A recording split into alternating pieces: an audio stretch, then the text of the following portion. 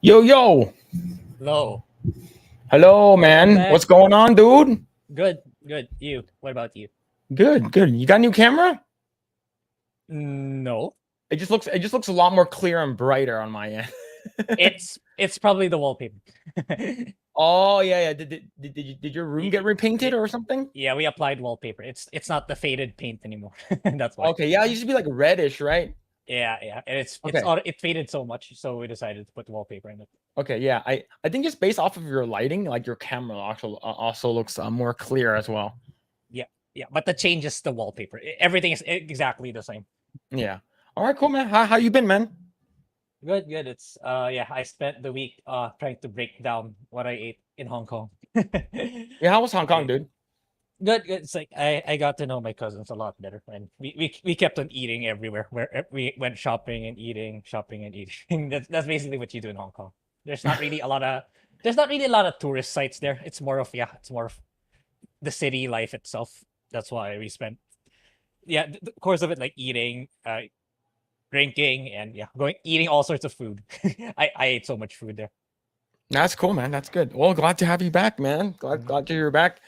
All right. So, yo, what's going on, chat? We're back, and yeah, there's a bunch of stuff we're going to be talking about. We already got some people who are rolling. You got Smooth the DJ who popped in early at 5 o'clock my time.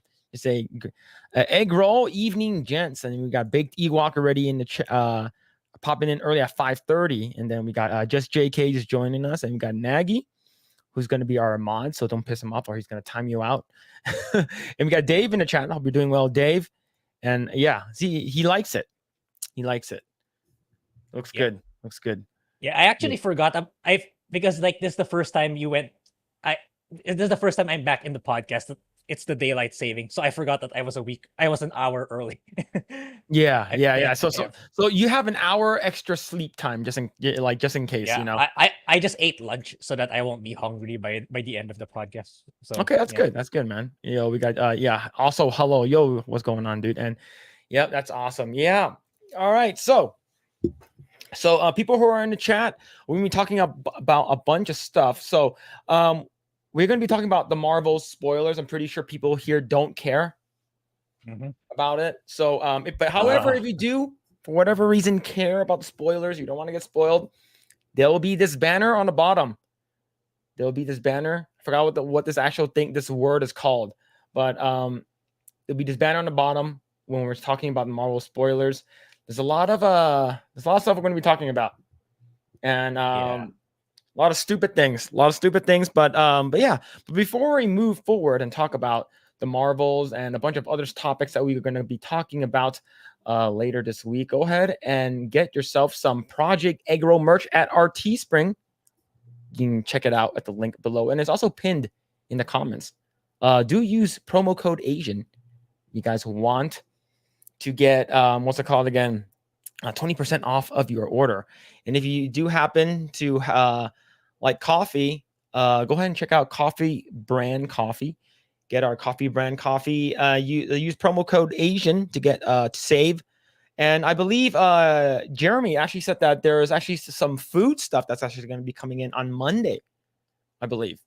Let me see if I can actually pull it up. So, yeah. for I kind of saw that in the email. There's gonna be snacks, I think. yeah, there's going to be snacks and stuff like that. So, let me see if I can find it. Here it is. Here it is. So Jeremy Hamley from the Quartering says a small sample of our Christmas gift box selection available starting Monday. So you're gonna get some kettle corn. I might get some kettle corn. My wife loves kettle corn. You get some sea salt, milk, chocolate, caramel. Get some of these salted peanuts and stuff like that. And yeah, this is gonna be pretty cool. I think dark chocolate pretzels and chocolate sunflower seed sprinkles. So if you guys want to get some of that, that's going to be available tomorrow, I believe, tomorrow. So yeah, all right. So do you want to just talk about it right away? The Like, do you just want to like Marvels. Yeah, yeah, sure. But yeah, while it's still fresh in your brain? yeah, I actually kind of don't remember the details anymore. That's how bad. That's how bad the show is. You watched it like a little bit earlier than I did. I watched it earlier today.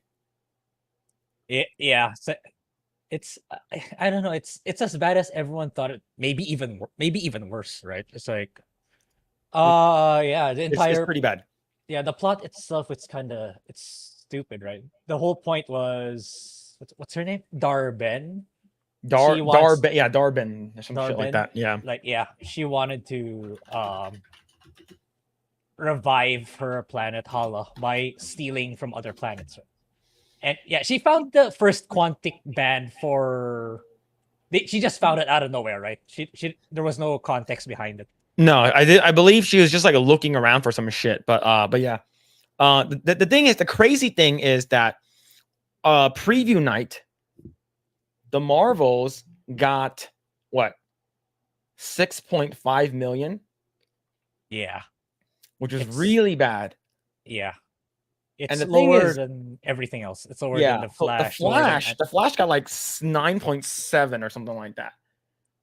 yeah. Now, did you like the Flash better? Yes, yes, absolutely. I'd rather hear Ezra go. Oh! I'd rather hear him do that again than watch the Marvels again. It's it's yeah. I'm making my top 5 best and worst movies. Right. I said it's worse than the Flash. Yeah. It's only I consider it better than the Little Mermaid and Indiana Jones. Simply for the reason because it doesn't disrespect a former character. It's just shit character from the start. That's why it's not worse than Little Mermaid and Indy. But yeah, Yeah. yeah. Let's see, Anonymous says Grae is back. He's too busy competing with no holds barred fights last week. Yeah. Basically going to Hong Kong and showing them what's good. Going through all the dojos. Yeah. Let's see. John Lightfoot says, quickly say everything before you forget. Yeah. Dave says, so many shills all over saying it's the best Marvel movie since Endgame. Since Endgame? Who what? No way. I'm gonna need some receipts on that. Because that is look, this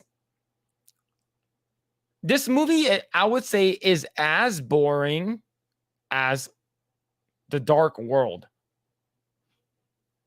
Like Thor: The Dark World. Like, it's as boring. Like, for me, I thought it was relatively boring.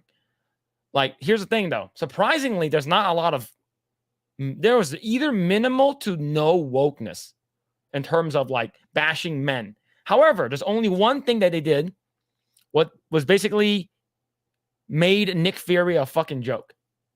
Like, that's what I got from it. What about you, Grae? How do you feel like this movie was woke, or was relatively woke, or not too much?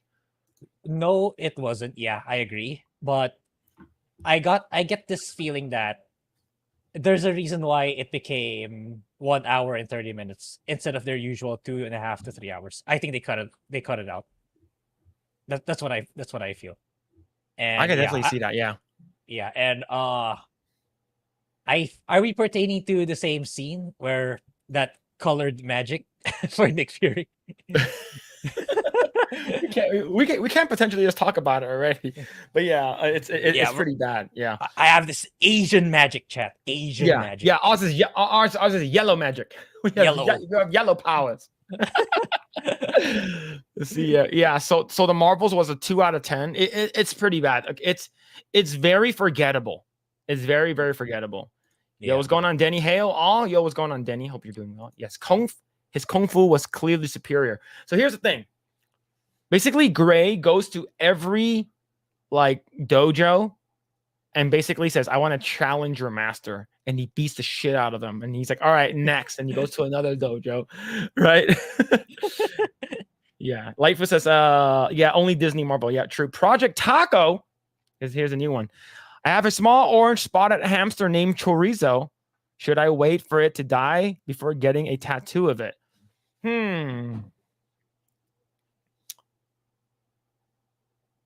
That's I'm not sure. That's up to you. Like, in terms of tattoos and stuff like that. Like I know people usually get the tattoos after like the whatever it's significant to them pass away. I'm not sure if that's a legit question, but yeah. But Project Taco, thank you. I love it. See, imagine how bad what they cut out was. Yeah, I want to see how if there was like deleted scenes or like Yeah, extended scenes or something yeah, like that. they should call it the Nia cut. The Nia, kind of Yeah. like the Snyder cut for Justice League. Yeah. Yeah, I can't fly. Well, use your you just freaking just fly. Just do it.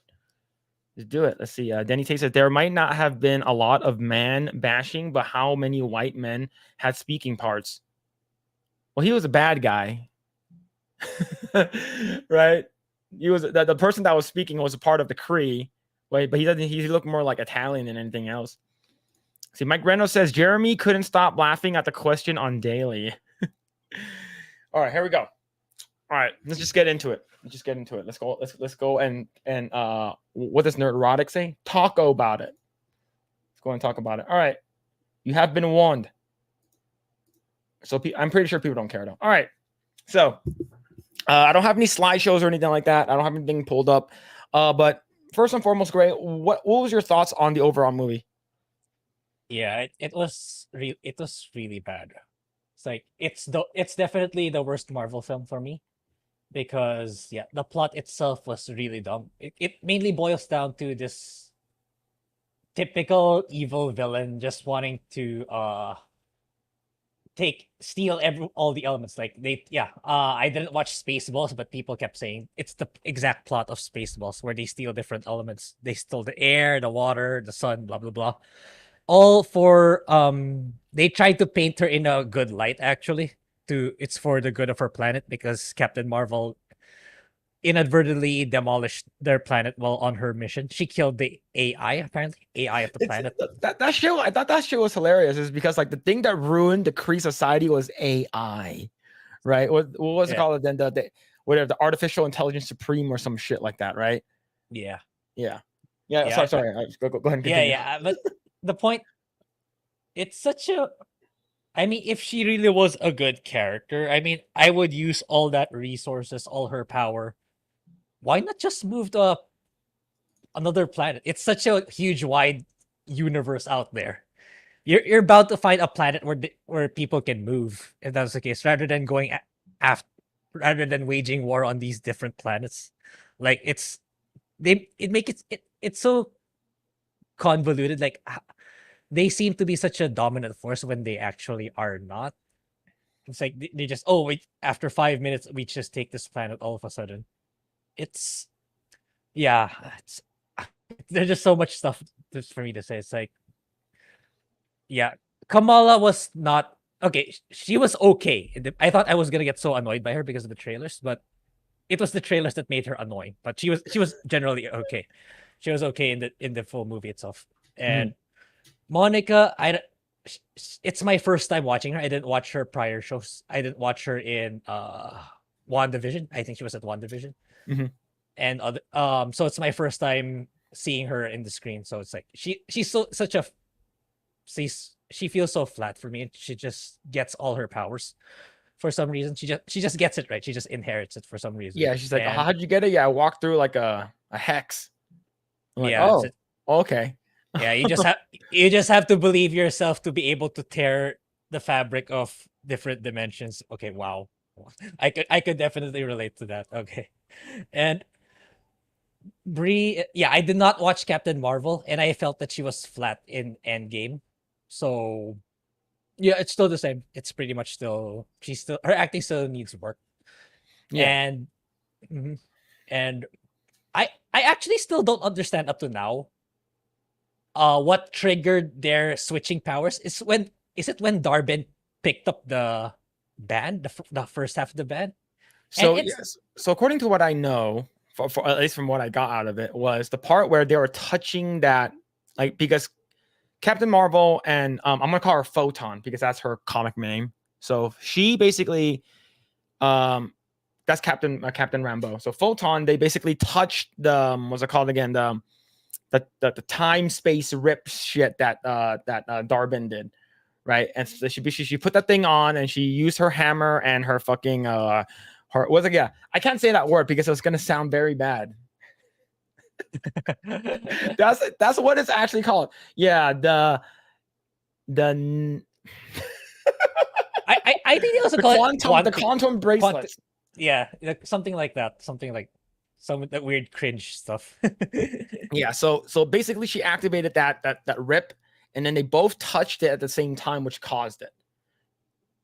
And Yeah. basically that's it. It's I think it's so stupid. Now here's the thing, right? I thought they were gonna dive more into the power switching, right? They did a whole montage of them like practicing it on the ship, but like they don't do a lot of it, right? Like Yeah. they don't do a lot of the power the switching. It's like Yeah. I wish they used more of that. I think that could have been really fun. Like that could have been like really, really, really cool. Like if they did it, but they didn't.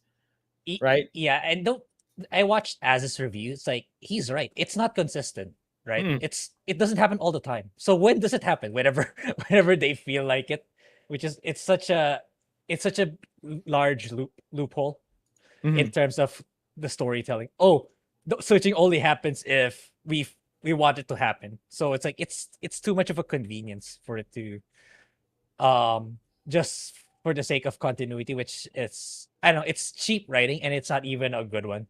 It's not it doesn't feel right in my opinion. But Yeah. yeah, I also didn't like the singing planet. That was so stupid. Also, Yeah. and like I was talking to what's it called again? I think Dave was the one who sent me a thing where I guess a lot of Korean people were like, "Oh, we gotta watch Captain Marvel," because I guess that the guy who was the prince is like a famous like K-pop singer. Yeah. So a lot of like the Korean people were like creaming their pants. It's like, "Oh, we got to go watch it. The pre-sales are going to be super crazy. It's going to be off the charts." It's like, no, uh, this movie, this movie's going to suck, and it does suck a lot. Is because well, it's what how many reshoots and how many pushbacks and stuff like that, and I guarantee it's over like $300 million just to Yeah. make it. Yeah. So it's I think that the character, okay, the issue with like Photon or Monica Rambeau, like, oh, the reason why she was very mad at Captain Marvel is because like you said that you'll come back, but you never did. And then me and my mom are sad. And it's like, bitch, grow up. Like, It, it's like, who cares? You're a yeah. kid. Like, if there was a kid who was like, I looked up to you, you said you were gonna come back and you did it. I'm like, bitch, shut up. Like, I'm saving a planet, man. Like, calm your tits. I'm saving a fucking planet. I'm saving a fucking civilization. I'm saving the scrolls. I'm making sure the Kree survives. I'm doing a bunch of this space shit. And then your bitch ass like just fucking complaining. Just sit down and shut up, right? And then she's like, oh, and then I was blipped, and then my mom died, and then like, shut up. Shut the fuck Yeah. up, man. Stop being a fucking bitch and complaining. All right. Yeah. So like is like for me, I'm like, okay, like that's what Captain Marvel should have said to her. Of course, not cussing her out and stuff like that, but it's like, look, the lives of the many outweigh the lives of the few, right? And she did this with what's it called again? When they were on that scroll planet, right? The refugee planet, where what's it called again? Darwin like rips the tear and stuff like that and try to suck out all of the whatever shit that's coming out from that planet. And then Kamala Khan was like, okay, we gotta save everyone. Why are we saving one? And she's like, we gotta save who we can and get the fuck out of here. And they should have maybe 5 minutes of them just talking back and forth with Monica Rambeau and Captain Marvel would have solved that, but that didn't happen. So it's like there's a lot of things that was misused. The villain, one of the worst villains in Disney, right? Yeah. Like Absolutely. in any Disney franchise, I'm including like Star Wars and stuff like that. She's so fucking forgettable. And Yeah. the thing is that Darwin was supposed to be a man in the comics. Of course, they got to switch it up, right? Because you got to get some woman power. You got to have more female bad guys and stuff like that. See, like what was the previous Marvel movie that we watched? Guardians 3, right? Yeah. Yeah. That villain was amazing. Yeah. You love to hate him. And then you have this villain that's a nothing burger. And maybe the reason why they brought her on was because she's married to Tom Hiddleston. Yeah, that was I just Right? found out this morning or last night. Yeah. I don't know, man. Yeah. It's just sorry, just me ranting about just stupid things. Sorry. Yeah. I don't know what to say either because it's so bad. It's like it's if you think about it, this villain Darben, she's like the exact same with Gravik in Secret Invasion, right? His premise was he was whining to Nick Fury, "Oh, you promised us to find us a home," when he was like 9 years old, and that's his reason for planning to wipe out everyone in Earth so that they can take over the planet. It's so stupid, man. Yeah. Yeah. What else? What was I don't even remember what else happened.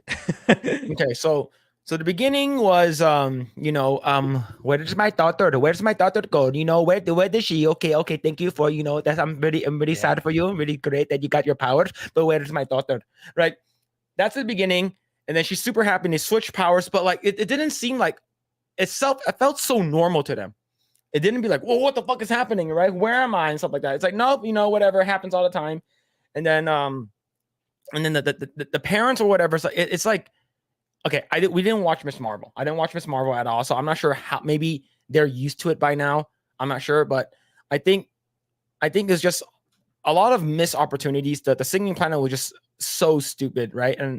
And she's, I'm pretty sure people are like, oh my god, Captain Marvel is considered a Disney princess now. Oh my Yeah. god, she's a princess. Yeah. And then you got the fucking cats, literally like what's it called again? What was it? Goose lays a bunch of eggs later on, and then there's like a bunch of cats and they're like sucking up people. It's Yeah. like Yeah. that was so dumb as well, man. Yeah. I don't Yeah. know. I forgot And about that one. like you have a what's it called, Nick Fury, who's like he's gone through a bunch of shit.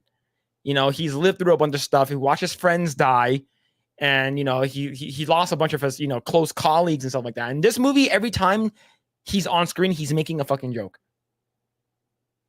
Yeah.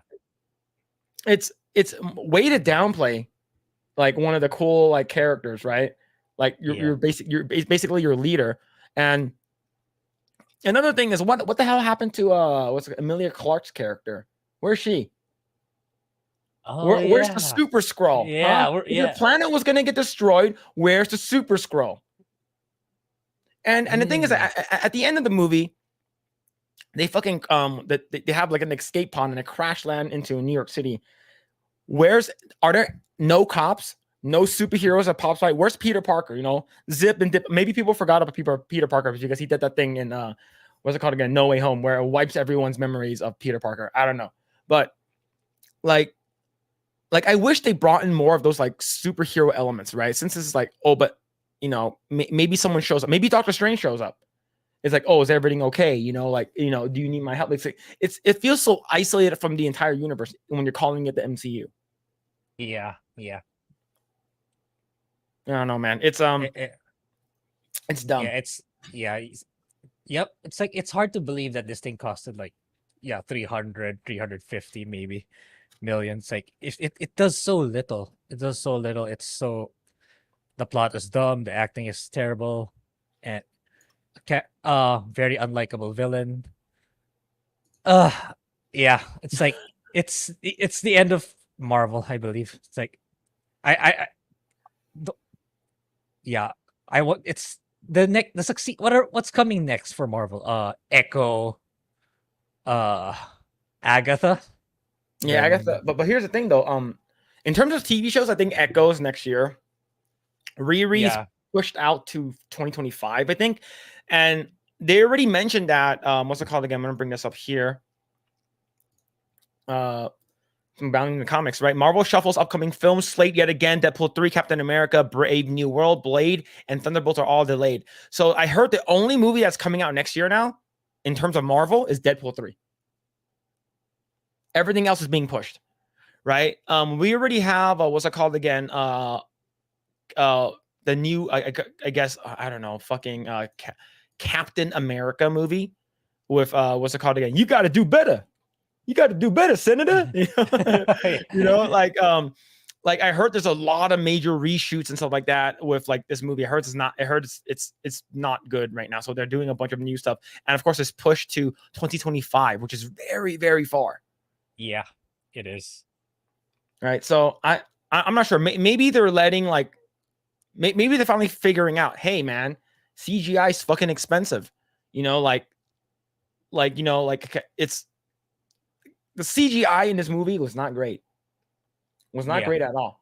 So I'm not sure what's going to happen with this one, but it's I just think it's done, right? I just think it's over. It's been done for a long time now, and the stupid post-credit scene. Yeah. I guess I wouldn't say a post-credit scene. I would say like right before the credits shows up. Oh my god, I hated this. It's like, oh yeah, I'm gonna go talk to Kate Bishop, Hawkeye's daughter, and like the whole thing was a reenactment of when what's it called again, the Avengers Initiative at the end of Iron Man 1. Right, so Iron Man 1, you see Nick Fury shows up, I'm assembling the the Avengers Initiative, and he brings up that shit, and then Kamala Khan does the exact same thing. It's like, oh yeah, I heard Scott Lang has a daughter, and some other. Oh my god, you already know. I forgot someone mentioned already. I saw a video online that the girl who played America Chavez in Multiverse of Madness basically made a video with Scott Lang's daughter, the activist, and basically saying, hey, when are you gonna have a movie with both of us in it? And then on the bottom says hashtag Kevin Feige, which is fucking cringe as fuck, man. And like okay, so the game I work on, the Young Avengers, which is what this movie is gonna be called. It has Miss Marvel, Kate Bishop, what's it called again? Cassie. No, Cassie's not a part of it.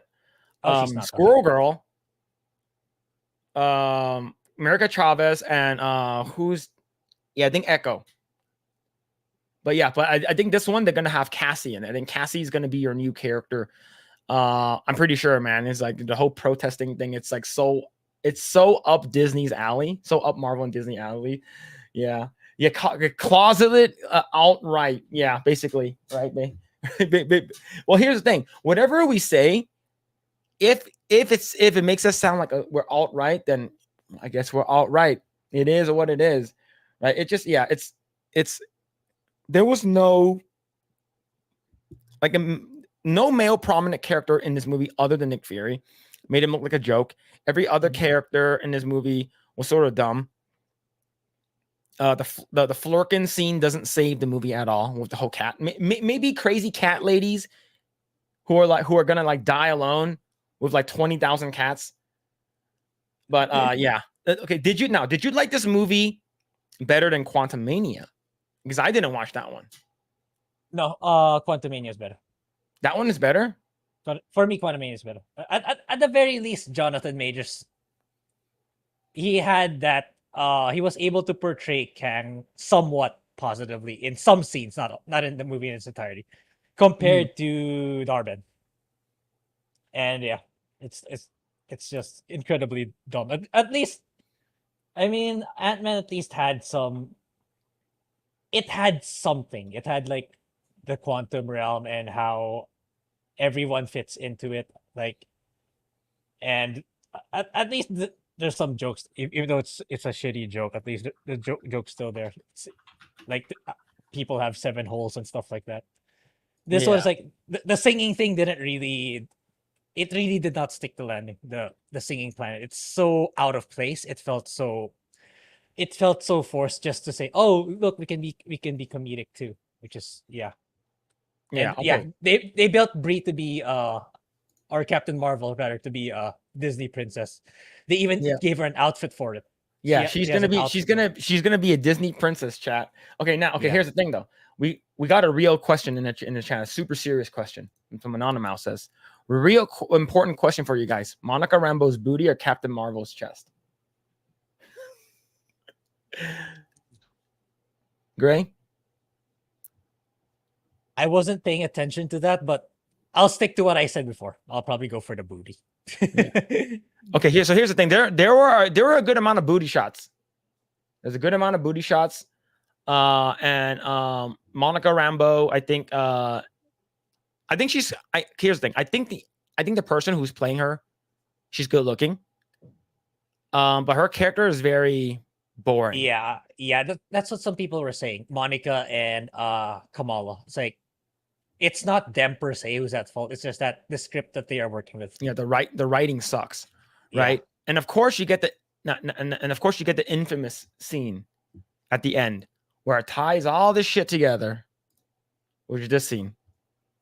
Right, I'm not gonna play it, but this is just a screenshot from Reddit. So, that's basically Kelsey Grammer Beast, and basically the what's it called again? The mom, I forgot her name already, and she's basically Maria Rambo. She at the end of the movie, it's like, oh shit, Darben is trying to like suck up our sun, so the Kree planet can have Ohala can have sun. Right, because their son is dying. So we're gonna suck up your son. They use both the bracelets and fucking the NGA bands, the Nega bands, to make that rip and tear into the time space continuum bullshit, right? And then they're like, oh, that's the fabric of the time, the whole multiverse bullshit. So she flies in. And then she absorbs the light from Kamala Khan and Captain Marvel, and she flies in to the other side and closes it with her photon powers, right? And at the other side, basically, it's the parallel universe to theirs, which is where the X-Men live, right? So now this is heavily CGI'd, of course, but Beast is like 7 foot tall here or whatever. That's how he looks like how he does in the comics, which is great. And but the thing is, this is not this.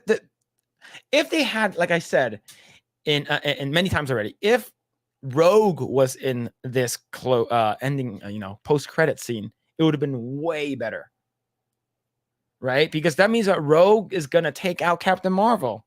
We're not gonna ever see her again. Tell me that her name isn't binary. I heard that's it, like her binary form. I'm not sure what it is, but like it's probably binary or something, man. I don't know, dude. It's yeah. You see, see, I suck up the sun, I open my eyes, and I suck the sun. Basically. Yo, Tim F, what's going on, dude? Yo, hail, dude. Hope you're doing well. But yeah, what do you think about the scene? Like, did this hit any like member berries for you? Did you watch X-Men 3, The Last Stand? I didn't watch. I watched some, but I don't even remember which ones. But X-Men doesn't really resonate a lot with me personally, and I saw that leak prior to me watching it, so it's like, oh, okay, so that's gonna happen. So, yeah, it for me. It came at a time when Panderverse is still fresh in my mind. So it's like it's 100. This movie is 100% spot on to what Panderverse is addressing. And it's like, yeah, I don't care anymore about the interconnectivity. Just tell me a good grounded story. It's like, oh, I don't care if this ties up to another movie and I have to watch like 10 other Marvel shows just so I can get the next movie. And like, oh, forget it. I'm not interested in the slightest. They try to like mitigate that, so people could like, you don't have to. Like I think in the beginning they did a lot of like backstory with what's it called again? Not Monica Rambeau, but Miss Marvel. Like they talked a little bit about her backstory and like, oh yeah, my grandma gave me this bracelet and stuff like that. And the only good thing about this movie that it's pretty short, but it still felt really long. Yes, exactly. It still felt long, even though it's only an hour and a half. Yeah. It's like for me, I thought Last Stand was boring, and they wasted a lot of stuff, but the thing is, The Last Stand at least had what's it called again? What's it called? When Elliot Page was a woman. Because Ellen Page played Kitty Pryde, right? And I look that movie had like weird action and stuff like that. Freaking Magneto lifting up the fucking Bay Bridge, the Golden Gate Bridge, and fucking dropping that shit. Like that was cool, but overall the story sucked, and it was just a mess. But what makes me extremely upset is that according to the official MCU, lore or whatever, this isn't the first time that the first mutant is not Beast that you see on screen. The first mutant is actually Kamala Khan, which is horse crap. Because Kamala Khan is supposed to be an Inhuman, right? She is not supposed to be like, oh, a mutant. She's not supposed to be a mutant at all, which is making me super, super upset. I'm like, okay, so basically the first mutant is Kamala Khan in the MCU. And she's gonna be, and we already saw what's it called again? Art Germ's drawing. Earlier this year. Where she is actually wearing an X-Men outfit, I believe. Let's see. Let me see if I can find that really quick, so so y'all have some context. Where's that fucking photo? It should be like all over the internet. Okay, but yeah, but she was basically wearing like the X-Men outfit, right? And yeah, let's see. Yeah, let's go ahead and bring this up right here. Right, she's get the fuck out of here. Right, so Miss Marvel, the new mutant. Yeah, she's going to be part of the X-Men now. So yeah, see, the thing is that her powers were embiggened. It wasn't this like light bullshit. But now I would say she's probably going to be officially a part of the X-Men when she, when the universe officially collides. Yeah. What do you think about this? I don't know. I just don't like. I'm not really invested with Miss Marvel, no matter how hard they try to push. Like, yeah, it's really pushing that identity politics, but not really an interesting character. At least in my opinion. It's like they've been pushing this for a long time now, even all the way back to the Avengers game, right? I know she takes the spotlight in that game. Yeah. But yeah, it didn't resonate with people. Her comics aren't doing well too, as far as I know. And her TV show is still one of the worst performing ones in Disney Plus. And now this movie, it's still. I mean, how many flops does Disney need to take before they stop pushing this? But they really want to go down this rabbit hole, in my opinion. Yeah. But yeah, time will tell. Maybe the Disney executives are in the position. Okay, if we just keep pushing and pushing, people will like this character. I think that's their mindset. Yeah, I think I think they're just hoping that people who are complaining about it just stop complaining. And hopefully they'll, people like, us will just fizzle away, fizzle away. And we're not going to be important to them. And because this is more for normies, right? These are people who don't care about what the official lore is, people who don't follow the comics, people who don't follow the original source material. But yes, yo, thanks Nagy for posting it. Yeah, we are also live on Rumble. So Grae, you're keeping an eye on the Rumble chat, right? Yeah. There's some people at Rumble. Yeah, cool. Yeah, yes, we see you, Rumble. Well, at least I don't. My eyes are a lot smaller, so Grae sees you guys. But yeah, is this? Let's see. Imagine if Ellen Page transitioned back to play Kitty Pryde in Deadpool 3. I don't think she's gonna be there though. I think it's too much issues to bring that up, right? Because you're debt naming her or him, whatever. Yeah, see. Cavatenio says, I thought Jesus was the first mutant. Oh man. Yeah. Let's see. Yeah, are you serious? She's an X-Men? Damn, that sucks. Yeah. Official X-Men character. At least in the comics. Which sucks, yeah. It's similar to your doctor putting a finger up your rectum and telling you get used to the way it feels. Well, if you don't drink a lot, you probably don't need a prostate exam, right? But yeah. But let's see what the Rotten Tomato scores is currently sitting at. Okay. Currently, the Rotten Tomato score, I don't trust Rotten Tomatoes because there's a lot of fake shit here. But this is what we saw earlier this week. Earlier this week it had like 52% or 56 or something like that, and all of a sudden, it shot up to not rotten. So let's go ahead and actually talked about this yesterday on my my stream. So that's all critics, right? And audience score. So top critics is 42. Right, and all audience is 73. So, I have a friend who's on Facebook who's like, oh, I went into it not knowing, had low expectations, and I was, thoroughly surprised. It was actually really fun, and it was goofy, and I was like, to be honest, did you consider this like a fun movie though? Like, was it fun? Like, if you turned off your brain, like, is it acceptable? Nah, not for me, not really.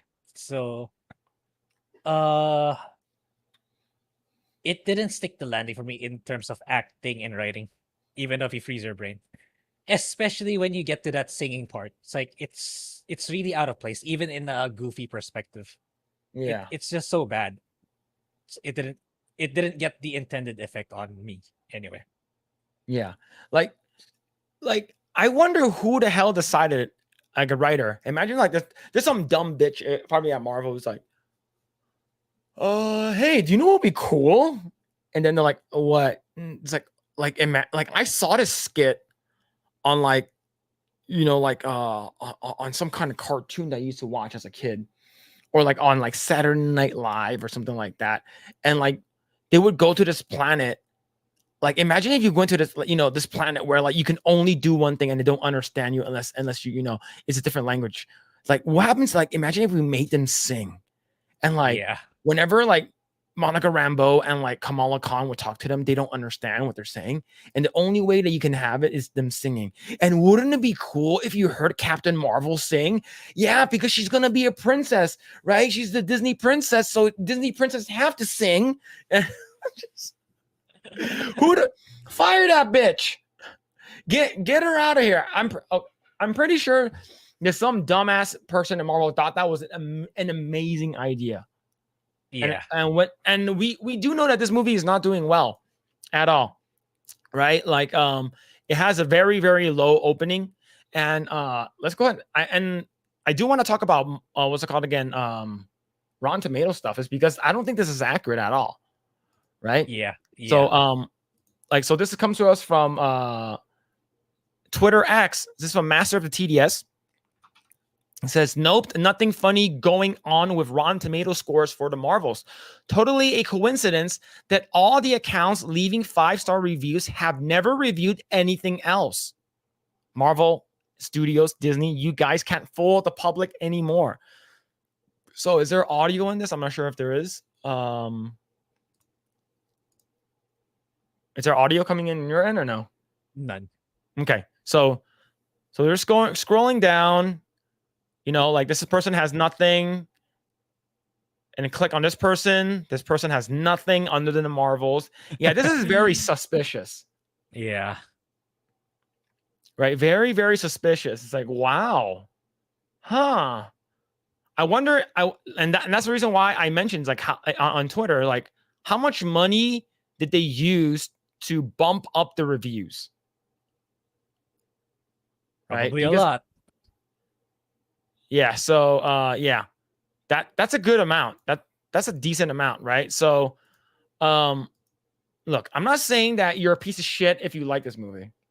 I would just judge you and say that I judge your taste and what you like, right? I'm not saying you can't like this movie. If you had a great time, good for you, right? But to me, I think this movie is just very boring. Right. Yeah. And the fact that the embargo for the reviews did not lift until the day before the preview night, which is Wednesday. Typically, people can start reviewing the movie like a week ahead. Yeah. Right. Like maybe sometimes even 2 weeks. But the fact that you can only talk about it and put your official review out there the day before previewing, it's pretty suspicious. And of course, you watched the Jeremy Johns video, right? What did he say? What did he say? I watched it too, but for people in the chat, what did he say? Yeah. The first thing he said was something to do with the writing being a joke, right? Something along that line. Like for Jeremy to say that, because Jeremy tends to be very generous when it comes to critiquing, even what we deem as the bad ones back then. Like he's still very nice. Oh, I think this movie did this right, did this, but for this movie, I think it kind of pushed him over the edge already. It's like it's too much. It's just too terrible. Yeah, I don't remember the exact words, but yeah, that he was going along the lines that it's just plain bad. Yeah. When I watched his review, he basically waited like the 10 seconds until it goes to fast, and then he says, "What the fuck?" But you can see what like he said, he is very generous. He gave Suicide Squad, he would buy it on Blu-ray, the first Suicide Squad, and of course he did it again. He said he is a good time, no alcohol required, or better if you're drunk or whatever. But yeah, he's relatively nice. Like he doesn't dabble into any of the woke politics stuff. But in terms of being a nerd and entertaining your audience and stuff like that, I do tend to agree what he has to say, right? And it's and I also watched Moist Critical's review. Like not like he basically put it out, I think Thursday morning or something like that. His moisty meter was 25% out of 100. That's pretty fucking bad, right? Like, and the thing is, like, he was relatively nice to some stuff too. Like, he said that, oh, this movie was okay and stuff like that. He's actually relatively nice. I'm not sure he doesn't pander too into like the woke stuff or anything like that. And he's not like he's a regular dude. But like, if you have anything bad to say about it, you're basically a piece of shit. And the thing is that there has been this whole thing all over the internet for this past week now saying that if you didn't like the Marvels, and the fact that if it does ever do bad, and it will, is men's fault. Now here's the thing. Grae, do you agree with that? The reason why this movie is failing is because of people like us, men. No, not really. And because these people forget that Marvel was built on men. Yeah, there are women who like watching too, but it's really dominantly a men. Marvel's former audience was mostly composed of men. Yeah. And yeah, it's like, and you're blaming the core audience. It's like it's the equivalent of Disney blaming families for their for their for their failing. That's a good comparison. Yeah, for their failing shows, right? It's like, yeah, you can keep doing that, but you have to suffer the repercussions financially, which they are, and they're still hell bent on going through with it, even though the CEO says he will stop it. He's lying. Did you know what IGN gave the Marvels? Oh yeah, an 8 out of 10. Yeah. Like what? Who were you not watching the movie? Yeah, I think GameSpot did the same thing. So these two large media entities are not reliable when it comes to movies. Just look, freaking stick to your lane. Just stick with video games. Like, holy shit, man. Okay, let's see what IMDb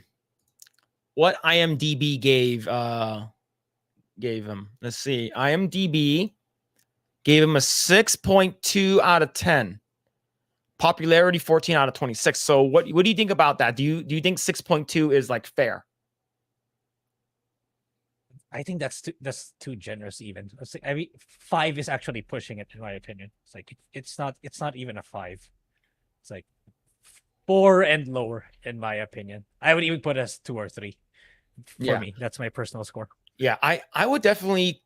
This movie is probably like a 3 at best. I don't think anything worked. I didn't giggle or laugh at any of the funny parts. I thought the CGI was bad at most of the time. I hated the fact that there's some stuff that could have done, but they didn't explore. They made Nick Fury into a joke. Like he's basically a joke character now, and it's dumb. Like you said, out of all the characters that that's actually most likable is the person who played Kamala Khan. Right, Kamala Khan is actually the most relatable character, maybe because she's like young and stuff like that. But she has she has the most personality. Brie Larson has that Brie Larson face, Captain Marvel face. Okay, now here's the thing though. Captain Marvel 1, she's a little bit more bitchy in that one, like more girl boss in that one for sure. Yeah, I can imagine. Yeah. Yeah, but now here's the thing though. If you guys didn't know, our long lost father, Mr. Alan Ng, followed us on Twitter, but he already got some backlash from his take. So this is his so I'm not sure if this that's I don't think that's his name on Rotten Tomatoes, but basically this person probably did it in Photoshop, labeled it pathetic, fragile little man from Film Threat. He gave it a rotten and it says 4 out of 10. Okay, so that's like 4 out of 10 is I would say is like fair. I think that's a fair score. A superhero movie clearly made and produced by people who have never read a Marvel comic book, but read Archie instead. It feels like it was made for teen girls and not actual comic book fans. That's where he's 100% right there. Because I read an article, and this is back in the day, like 2010 or something like that, how they do early screenings and like early fan showings and stuff like that. How they rate it and gauge it is for males between 18 and 30. I think 18 and 24, or 18 and 30 or something like that. I forgot what the ballpark is. If those males like that movie, it will do good in the box office. Is because what do we do as guys? Well, at least back in the day, we bring our girlfriends to the movies with us. So you get an extra seat you get an extra ticket, extra ass in the seat to watch the movie. And if the guy likes the movie, the girl will most likely like the movie too. Right? That's usually it. But the thing is that if this movie failed, it's not because of men, it's because the woman didn't fucking show up. It's your fault. Yeah. Yo, no way. He's in the chat. Yo, Alan. What's going on, dude? Yo, thank you so much for the follow on Twitter X. Yeah, yo, thank you. Hope you're doing well. Hope you're doing well. We had no idea that you were X-Ray Girl's dad. We had no idea. But yo, hope you're doing well. Hope you're doing well. Yeah, dad, Lock's dad, let's go. But yeah, like the thing is that it's not the men's fault that this movie is doing bad. It's because the woman didn't show up. Yeah. Right? I was reading somewhere, like, it's like, well, this movie's not meant for you, it's meant for women. All right, then where's your box office? Where are they? Right? Where are they? Yeah, right. Exactly. We know that Ulta beauty supplies is not meant for men. It's meant for women most of the time. Okay. Now, the thing is that if their store shuts down, are they going to blame men? Is Victoria's Secrets going out of business? Is it because of men's fault? No, it's because the women are not buying stuff from them or it's too expensive. So the fact that they're trying to blame this on men, right? Because this person right here says, when most of the negative reviews come from a fragile man that tries to gatekeep comic books for themselves, it's fantastic to see the Marvels continue to rise, right? And here's the thing, 62, let's say 62 is not good. It's not even certified. It's not even like at the top. Yeah, it's barely super fresh.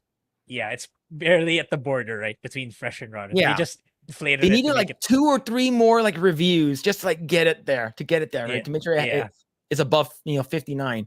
And it's not our fault if the movie is just not good, right? And like I mentioned, there's actually not a lot of woke moments.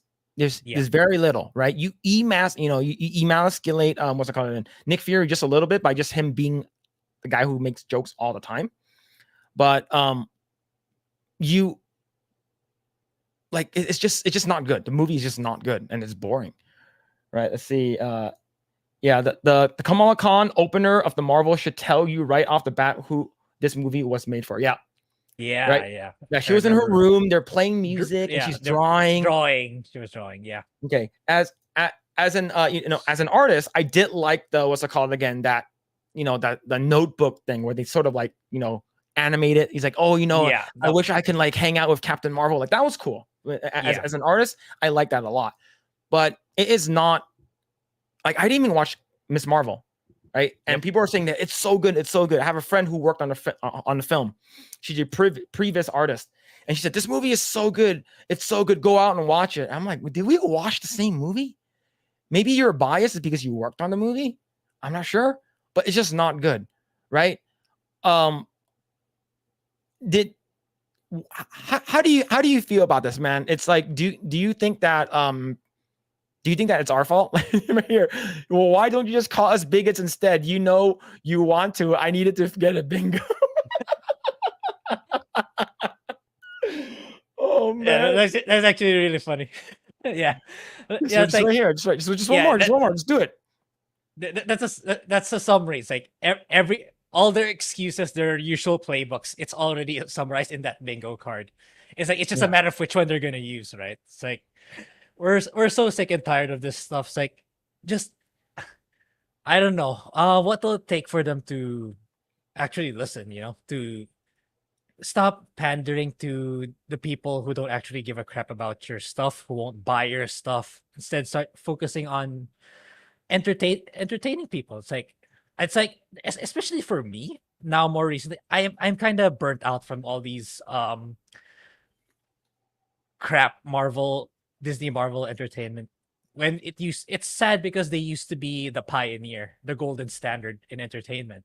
It's like, oh, hey, you want to go watch this movie? It's like, oh, I don't know, what's it about? It's like, oh, I don't know much about it either, but it's a Disney movie. Oh, it's a Disney movie. Okay, let's go watch it. That used to be the thing, right? It's like Yep. if you don't, you just tell the person it's a Disney movie. Oh, okay, it's gonna be good. Let's go watch it. Now it's like, oh, it's a Disney movie. It's okay. It's gonna be total crap, total garbage. Yeah. Yeah, it's like I'm my viewing pattern now. It's like switching to. I'm becoming more and more anime oriented nowadays. I it's like yeah, I've been posting, right, because of the Marvel, because of some other Disney show. I've watched Vinland Saga, which is amazing. Mhm. Now I'm watching Frieren Beyond the Journey's End. It's also really good. It's like it's there's such opposite sides of the spectrum for Japan and the West. It's like when I watch an anime, it's like they keep breaking boundaries in terms of storytelling. It's like the premise of Frieren, they were able to invigorate an epilogue story, because like it's the premise of Frieren is after they kill the final boss. It's like that's usually the more boring part, right? In the playbook. But they made it so interesting. They actually innovated in such a way that it suddenly became so interesting. It's like it's the plot is so simple. It's like 1,000-year-old elf, which is like kind of like Lord of the Rings kind of plot. But Mhm. everyone else dies a lot faster. So what happens if everyone else dies and you're still alive? Like what's your thought process? How do you value life?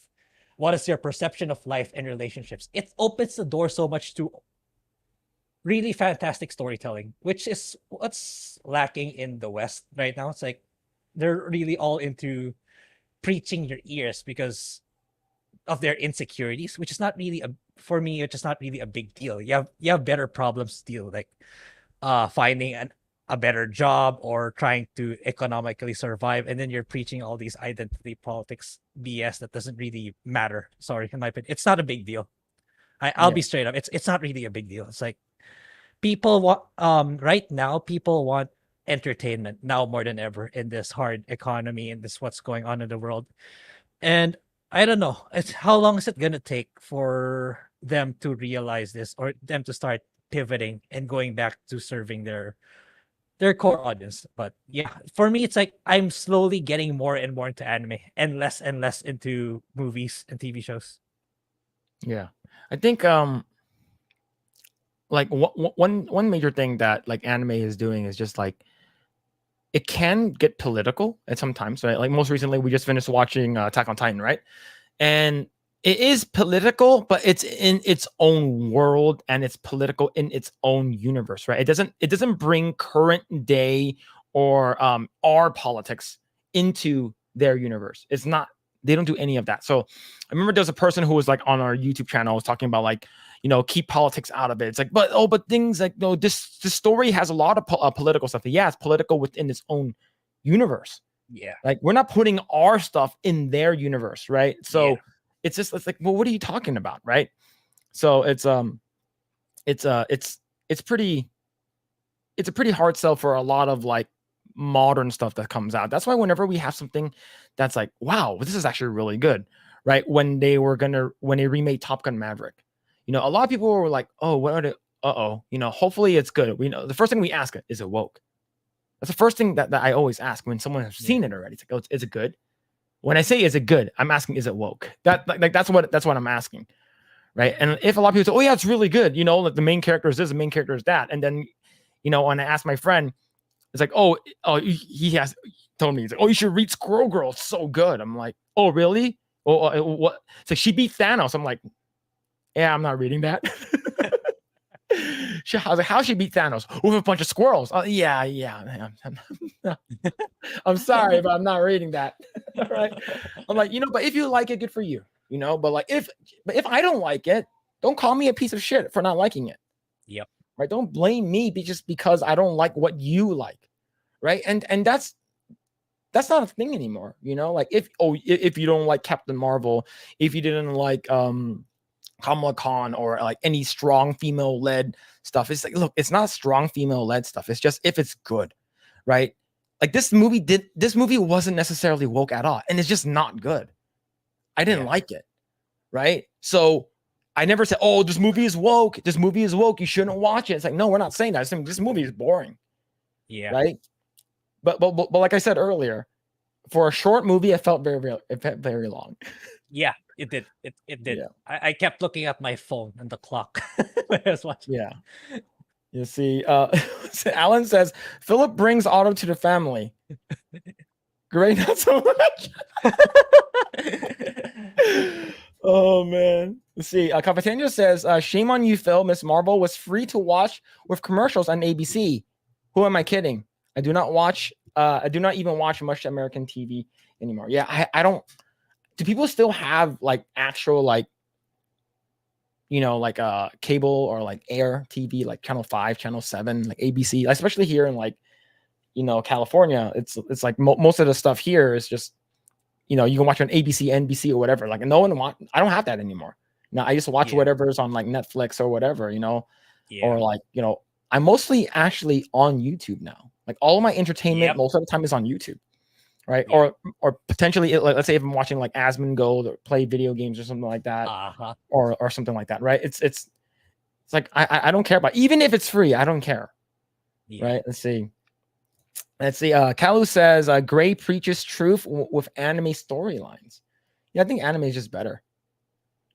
Yeah, anime is just better. See, I despise that line more than ever. Yeah, very, very overused. But Grae is right. People have been telling Hollywood how to take their money, but Hollywood said no. Yeah. Now here's the thing, though. There have been some good stuff that's been coming out, but it's sort of like the diamond in the rough, right? You get stuff like One Piece, that's Top Gun Maverick. You have like Oppenheimer, like that kind of stuff, like a lot of good stuff. Dune 2, that's supposed to be coming out next year and stuff like that. And but when you get like these big AAA, like hundreds of millions of dollars that's spent into the movie, right? Grae, like I didn't get to talk about it last week, but you're aware of what's happening with Blade, right? Yeah. I don't know. Is that even still pushing through at this point? How many? I think 5 or 6 director changes already. Yeah, that's insane. Yeah, I heard they are finally nailing down that they're going to get the Logan director to finish it. Okay, that's good, provided Disney leaves autonomy to that director. They don't step in. Yeah, that's my opinion. They don't step in. Yeah, don't but it's any politics in it. It's literally like, but the thing is that it's literally like what South Park said. Put a chick in it and make her gay and lame. And that's what they're doing with Blade as well. Like I heard that they're putting in like 3 other female, like strong female characters, and one of them is going to be a lesbian. It's like, what? Like what? You didn't have to say that. Like if you put in strong female characters in there, like that's fine. It's hopefully it does not take the the spotlight away from Blade. But it will. Yeah. I'm pretty sure it will. Wait, that news came after the announcement of this director from Logan or before? I believe that came. I think the Logan director might have came out relatively the same time. I'm 100% sure. So okay, maybe it's not him who directed that or who cascaded that. Maybe. I'm not sure. Yeah. Let's see. Let's just hope. Yeah. Yeah. Barbie made $1 billion, right? Like that movie made so much money. So Disney can't blame it on COVID or the economy, but Because look at Barbie. It's like it's for the females for sure. And look Yeah. at how it did. Now here's the thing though, right? That if you're talking about females, that movie was for females, and the females came out. The women came out and watched the movie. Exactly. Right. I'm pretty sure like men, it's like, hey, the girls are like, hey, how about this? Yeah. We watch Barbie, and then tomorrow we'll go watch Oppenheimer. And like, okay. Yeah. That's very likely the deal. Yeah. Yep. 100%. Yeah, Nana Mouse says I like Logan, but it is a movie I have no desire to rewatch. It's very depressing, man. Logan is Logan is a great movie, but it's also very depressing at the same time. I think the director who did that, 100. It fits in the Blade universe, in my opinion. Yeah, let's see. All right, so let's go ahead and talk about this right over here. See, this comes to us from Variety. The box office, The Marvels, gets grounded with MCU's second lowest opening day ever. So I'm assuming the first worst opening day is probably like what? Yeah. I don't know, Black Widow or something. Now that I think about it, imagine if Dune Part 2 kept its original release date. Imagine how much worse it would be for them. Oh, this movie will get zero money. Right? It will get zero money, right? Yeah. And okay, like it's like, oh, you're taking IMAX, theater spots away from the Marvels. Like, bitch, no one is going to watch the Marvels in IMAX. Okay, you're not freaking Chris Nolan, all right? You're not Christopher Nolan, where you're shot with an IMAX 3D camera. Okay, you have to watch it in IMAX. You're not doing something like Dune, where it's like cinematography is like insane and it looks really good. Production value is really high, right? But I guarantee you, Dune did not cost $300 million to make. Yeah. Right. So, okay, let's read this article from Variety. It says, what a difference 4 years make. When Captain Marvel hit theaters in March 2019, it landed what was then the 7th highest domestic opening weekend across the cinematic universe. So the Marvel Cinematic Universe entries with $153 million. That's insane. That's a lot.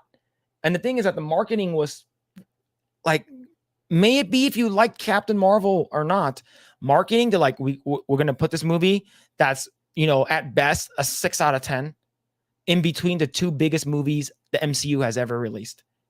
And it's going to get $1 billion. You could put Dark World in between those two movies and it'll make $1 billion. Yeah. You could put Dragon Ball Evolution in between that and it'll make $1 billion. Okay. If it's tied to the MCU. Yeah. Like any movie.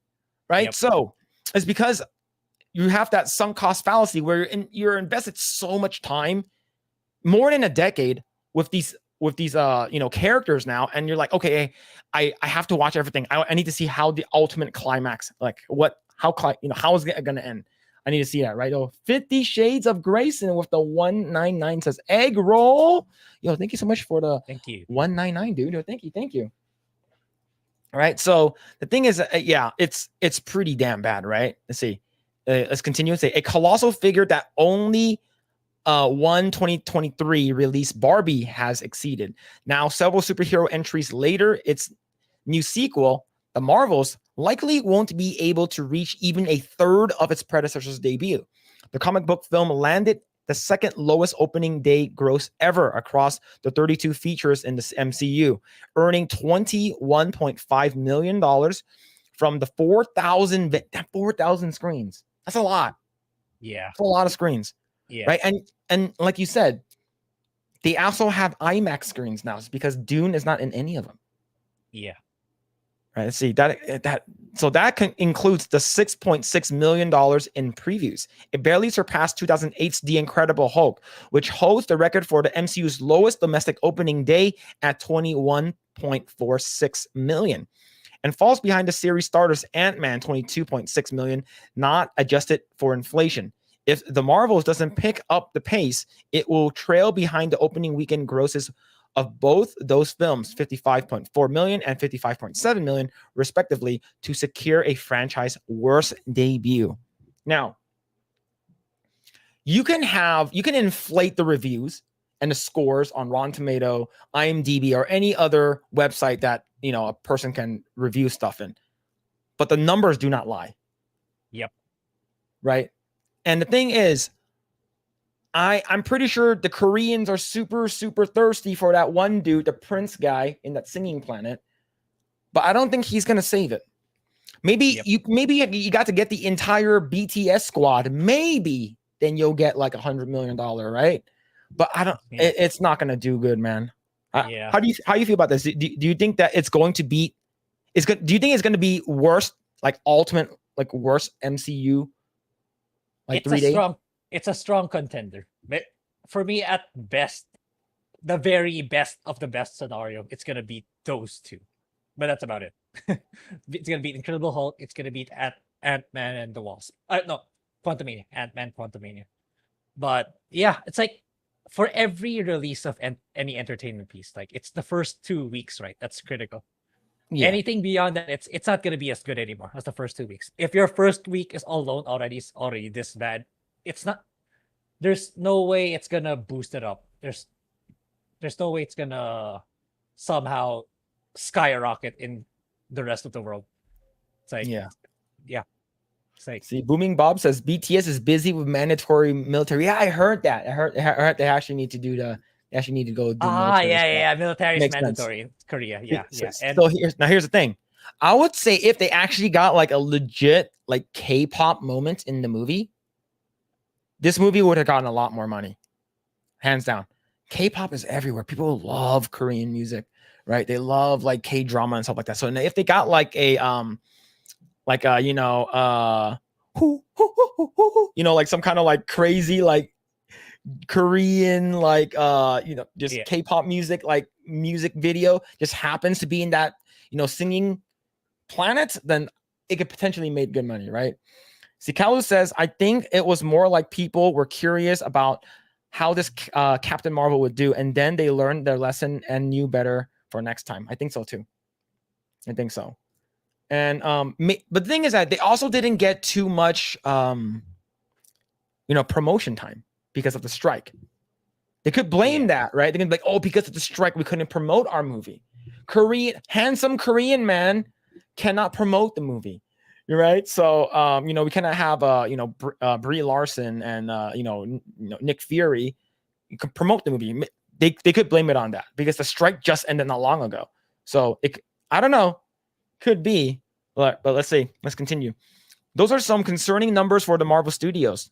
The once bulletproof production banner has earned nearly $30 billion at the box office since 2008, but has faced a downtrend in theatrical returns, various behind-the-scenes headaches in recent years. Even so, the Marvels hitting a superlatively low debut would come as an especially tough sting, given Marvel still scored two sizable openings from Ant-Man 3. Ant-Man 3 and then Guardians of the Galaxy 3. Yeah, see, Guardians of the Galaxy did good. And Quantumania. Well, Quantumania was basically considered the official Phase 5 movie, right? Yeah, it is. Right, so people are like, okay, we have to watch that now. It's a new phase. We got to watch that. Yeah. And then we get to see what's it called again? MODOK's butt, his tiny ass. But yeah, let's see. And there's also a hefty $220 million production price tag to count for the Marvels. No, it's more than that, dude. Definitely more than that. Yeah. But we did see that the 3D was not good. And 3D was not good. I think that but overall, I think I would say it probably will make back its money at the end of the day in terms of production value, not value, production price, and not marketing. I think that's it probably made like 200 million, 250 million. I would say that. Right. I don't know. Do you think so? Yeah. As far as I know, Ant-Man didn't do good either, right? I think it even lost money. Yeah, Ant-Man didn't do so well either. Yeah, I know Guardians did good. Yeah, because it's legit. The last probably for a long time, last decent movie we'll see for a long time because it was James Gunn who did it. Yeah. Yeah. It's it's everything that's going on right now is everything we thought of like a year ago when or whenever the first trailer made its debut for the Marvels. Like, oh no, this movie's gonna be so bad. This movie's gonna be. It's just a matter of uh we're so close to the bullseye. It's just a matter of how close are we to the bullseye. But it's just that we're incredibly spot on this time. It's like it's as bad as everyone thought it would be. And Mhm. yeah, it will be interesting to see how it does in the coming weeks, which Yeah. will probably be not so good if already the first week alone, because that first week is it's the most important because that's when it's first released. That's when marketing at its peak. Then the succeeding weeks not so much anymore. So Yeah. yeah, And the thing is that this week in the US is a holiday weekend, which is Veterans Day, right? So thank you for all the veterans out there. Thank you for everyone who served. Thank you so much for that. But you have Friday because we're observing Veterans Day yesterday, Friday. So you have Friday and you have the preview sales for Thursday and then Saturday and Sunday. So we will know how much this movie will make the first opening weekend by tomorrow, right? I'm pretty sure Odin, right? He'll probably have like the numbers out by tomorrow. I'm pretty sure a lot of these news outlets and entertainment outlets will have the news by tomorrow, right? And then Charlie Stevenson says, Phil, did the strike keeping the actors from giving interviews help the ticket sales? I would say there are people who will consider like, oh, I want to see, if they're gonna, be able to promote that, because that's when they go out to like promote their movies. People go out and give interviews to like the Hollywood Reporter, Variety, Deadline, all of these other news outlets. They usually promote their movies, right? Or they'll go out to like I don't know, Jimmy Fallon or some shit like that, the late night show. And it'd be like, oh, bring out, Brie Larson, what are you doing and stuff like that, and they talk about and they joke. And then it's like, oh, so what are you working on? He's like, oh, my movie's coming out. Go watch it and stuff like that. It's really funny. It's really good. Stay until the end. Stay until like they'll promote it as much as they can. Right. And a lot of people will consider it, right? Especially the normies. They'll be like, okay, I watched this person on, Jimmy Kimmel or whatever garbage late night TV, talk show, whatever you're listening to. And they'll use that as promotion, purposes.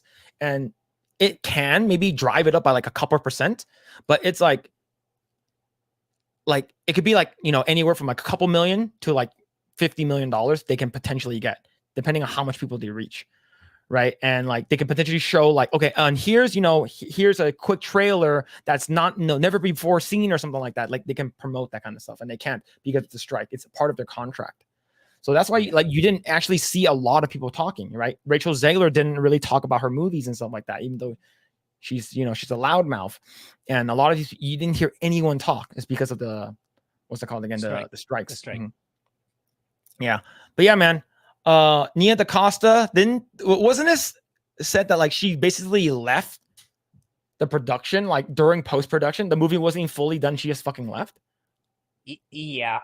I've at the same time, I actually think it's the norm. I agree with some people that it's actually the norm. It's just that the way she directed it all throughout was just bad. I think even though like Christopher Nolan or James Cameron, I think it's the norm for directors when it's almost done. It's okay. This is what you need to do for the remainder. Then they move on to their next project already. It's just that it isn't. For me, I don't make it a big deal. It's more of how they manage it in its entirety. That if they had established a good foundation already before they left, then the movie would be fine. It's just that it's from the beginning. It was already a terrible idea and terrible execution. Mm-hmm.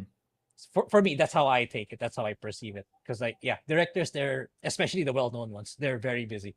They always have the next project to take care of. So, but is Nia DaCosta like considered really well known though? As far as I know, she is inexperienced. Yeah. Yeah. All right. Let's see. I do want to read some of this, right? Because it compares it to some of their stuff. Let's see. Also opening this weekend is Sony is putting out Journey to Bethlehem, a Christmas musical that takes it back way before the nativity of Jesus Christ. The Affirm Films production and projecting a 2.8 million from 2002 locations. Beyond Marvels is shaping up to be yet another quiet weekend at the box office. Universal Blumhouse's Five Nights at Freddy will nab silver despite its availability on streaming services Peacock. The adaptation from the popular horror video game series projecting another sizable tumble of 53% in its third weekend, adding 9 million to its domestic. Now, here's the thing, though. Taylor Swift's The Eras tour concert film grossed 1.9 million on Friday with 2848 venues and expected to make. So here's the thing, though. It's already made this much money domestically, right? And this is a concert movie. Yeah. Right? And I think it's just like, I'm pretty sure a lot of these concert movies are going to be a thing moving forward too, right? So yeah, this thing has no competition and it's still only made like 20 million ish this weekend. Oh man, this is really bad. Yeah. Yeah, it's I don't know. Like they used to be like so good, right? Do you remember like back in the day when like once you found out like at the end of Captain America, right? You're watching the post credit. You seeing Captain America punching the fucking sandbag, boom, boom, boom, and he punches it, and it flies like 10 feet away from him, right? And you're like, oh shit, and then like you knew that the Avengers movie was gonna happen. That was a fucking event, man. That was a worldwide event. Everyone was waiting for that. It's like, oh my god, this is finally happening. We're getting like all these superheroes that we grew up with. They're coming together. It's gonna be fucking cool. And they thought that they're gonna be their dick was gonna be so big. The hubris got to them. We're never gonna fail. We're Marvel. We're Disney. This is the legacy of Stan Lee. And Stan Lee's probably like, fuck, you guys are ruining my shit. I don't know, man. So do you think it's gonna? After everything, do you think it's going to even make back its production budget? I don't think so. I could be wrong, but I don't think so. It's like, if you did worse than The Flash, and The Flash lost a lot of money, right? I think it just made its production. Flash just made its production, I believe. Mm-hmm. And if you did worse, then you probably won't. I mean, for me, it's as simple as that, because it's like you have approximately the same budget, but you did worse compared to that other film. So you're probably not gonna make it even recoup your production, let alone break even. Yeah. Yeah. Man, it's sad how the mighty has fallen. Mm-hmm. All right, let's go ahead and read some comments. Let's see. Guy says, alas, as a white male, I had no significant representation in the Marvels, thus I couldn't go. Oh shit, man. Yeah, there wasn't, there's no representation. Oh, there is Asian representation, but he's pretty gay. So like that whole planet was like super gay. Like yeah, like I wouldn't consider it much of a Asian representation. Let's see, NC Omnum. Let's see, adjusted for inflation, the Hulk in 2008 made 31 million. It beat the Marvels when you adjust Hulk for inflation. No, there it is. There it is. Yep. There. Let's see. How dare you, Phil? They use Bollywood because Brie learned it for is it Basmati Blues?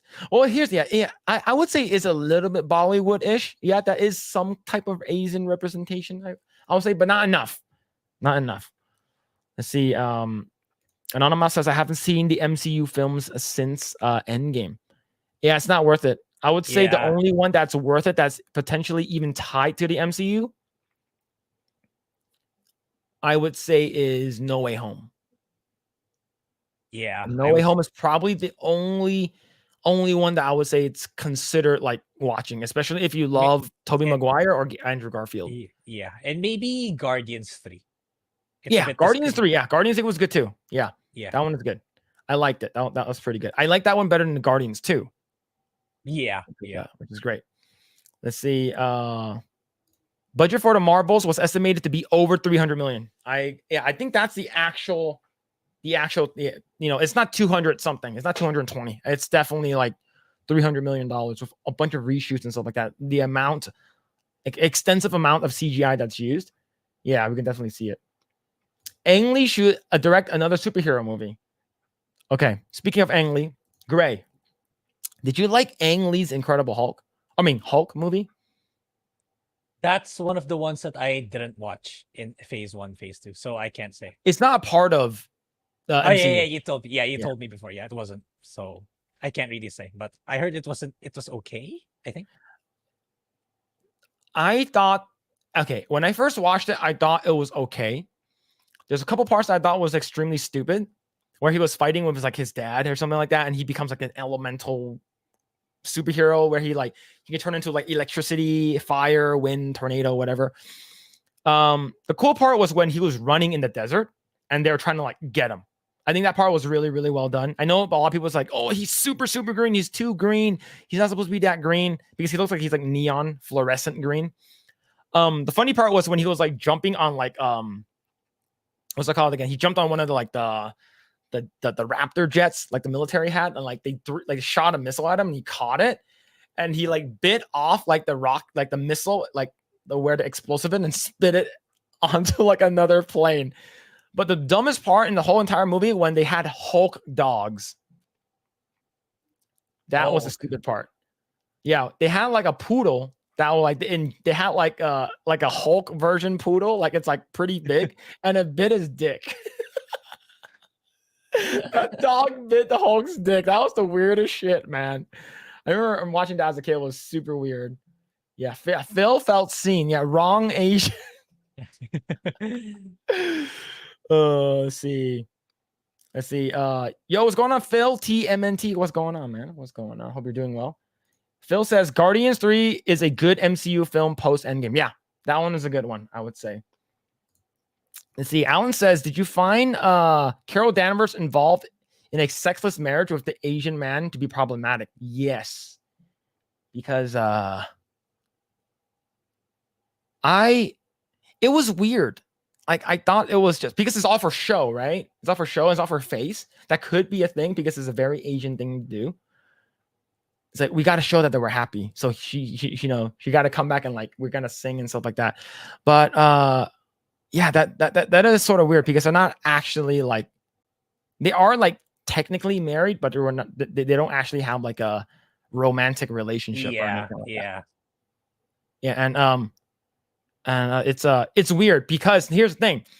I saw some people who were actually like trying to ship what's it called again? Valkyrie. King Valkyrie and Carol Danvers. Is because you remember after the Skrull refugee planet blew up, and then what's it called? King Valkyrie showed up, and King Resting Bitch Face showed up. Right? It's like, oh, we can relocate them onto Asgard, right? New Asgard, right? And then they held each other's hand, and then like she kissed her on the cheek. I believe she's supposed to be a lesbian or something like that. But like at the end, like they held hands, like for like maybe an extra second. There's some people online who are like, oh, Captain Marvel is gay. Right? I'm just like, oh my God, dude. Not everything has to be gay. All right. Everything doesn't need to be like that. But yeah. It's definitely sexist marriage with the Korean prince was definitely weird. Spider-Man was the last one I watched. Yeah, that one was pretty good. See, I probably check out No Way Home and Guardians 3 eventually. Yeah, I would say those are the only good ones. yeah. Let's see. Cavatino says, Phil, what would you rather do? Suck Brie Larson's toes or watch a 3-hour cut of the Marvels?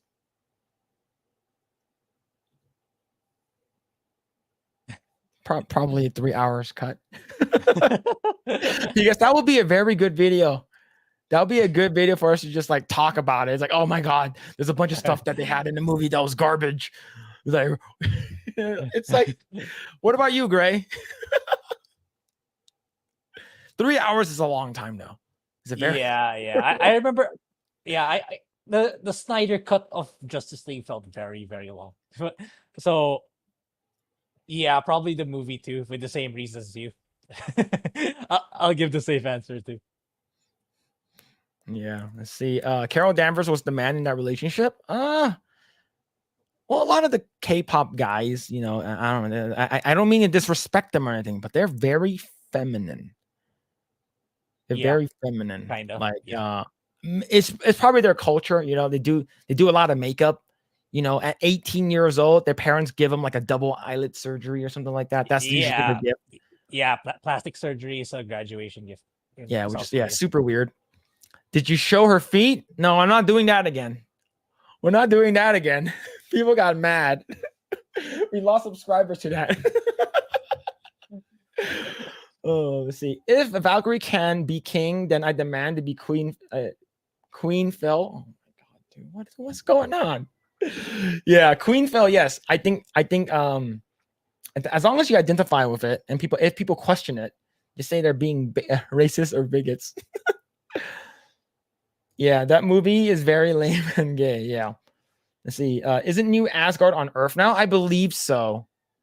If I'm not mistaken. I did not watch Love and Thunder.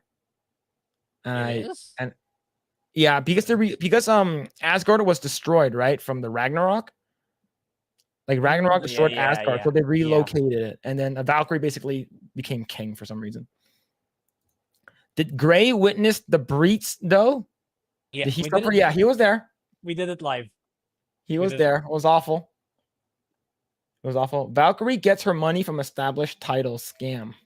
Established.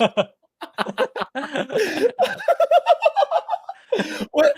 Wait, what? I know that established titles was a thing for a while, and then it disappeared. Was it like you don't legitimately own the land? It was just a piece of paper, right? Yeah, but they, in their defense, at best, they did plant the trees, but you don't own the land. Yeah. You can't call yourself Lord blah blah blah blah. Yeah, you cannot officially change your name to like Lord. You know, Lord Eggroll or something. But going back to the Marvels, yeah, this thing is. Here's the thing. Every time a movie does not do well, immediately the mainstream media, these news outlets, comes out and defends Marvel, defends Disney, Star Wars, or whatever it is that they consider like is a good thing, right? But this movie is so bad, not even like, Deadline saying the Marvel's meltdown, Disney MCU seeing lowest box office opening ever at 47 million. What went wrong? Another one, right? Basically saying that it's, this is not good. This is not good, right? We're expected. So the opening weekend this is the estimate. That's really low. Yeah. Man, this is, I guess it's our fault, huh? Mm-hmm. It's the men's fault, right? Yep. So this is the movie. If the movie does not do well, it's our fault. So it is what it is, though. But yeah, it's this is what you get. This is what you get, right? See, Thor: Love and Thunder, Multiverse of Madness, Eternals, and stuff like that. The fact that Eternals made more money, right? And like Eternals were probably like censored in like different parts of the world too, right? So they didn't show it in like Saudi Arabia or anything. Yeah. And I talked about this with one of my cousins in Hong Kong, and she doesn't remember there was like Eternals had a gay kiss scene, right? I believe so. Yeah, she doesn't remember, so it was probably censored in her version. Yeah. That it's also censored in China. China heavily censored that kind of stuff too. Like they don't want to show that stuff. So the fact that there's no censorship for this movie or anything like that, that it's what went wrong. We know it just, the movie sucks. Yeah. This movie guaranteed would have been better if it was written by AI. Yeah. Just go like ChatGPT, write me a better script for the Marvels. Yeah, they will. Like in a few seconds. Look, imagine if they didn't use Darben as the main as the bad guy. They used Emilia Clarke, right? Emilia Clarke, because there's a Skrull civil war, right, happening in that movie, and then she somehow blames everything on Captain Marvel, right? It's your fault. It's the same thing with Darben. Then it's like, oh, it's your fault, our shit. But then you have Super Skrull fighting against both of them, versus because Darben was not a threat whatsoever. She was not. Every time that Darben met up with those with Captain Marvel and the other two, she gets her ass handed to her. There's no competition. It's not even close. But if you have Super Skrull doing Super Skrull stuff, that at least that would have been a more entertaining fight. Yeah. Right.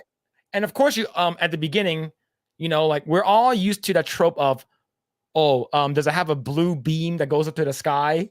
Every superhero movie has that. Yeah, this movie has that too. Yeah. So like every bad superhero movie trope is I'm not saying that it's present in this movie, but it's just boring. None of the fights were interesting. Like I said, if they dealt into the swapping places way more, it would have been at least a cool fight, right? It's because like someone mentioned in what's it called again, the Rumble chat, saying it's selective.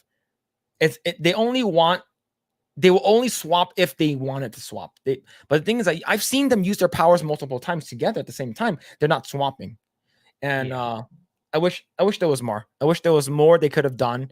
Like the reason why we're bashing it is because you had the opportunity to make something cool, but you didn't.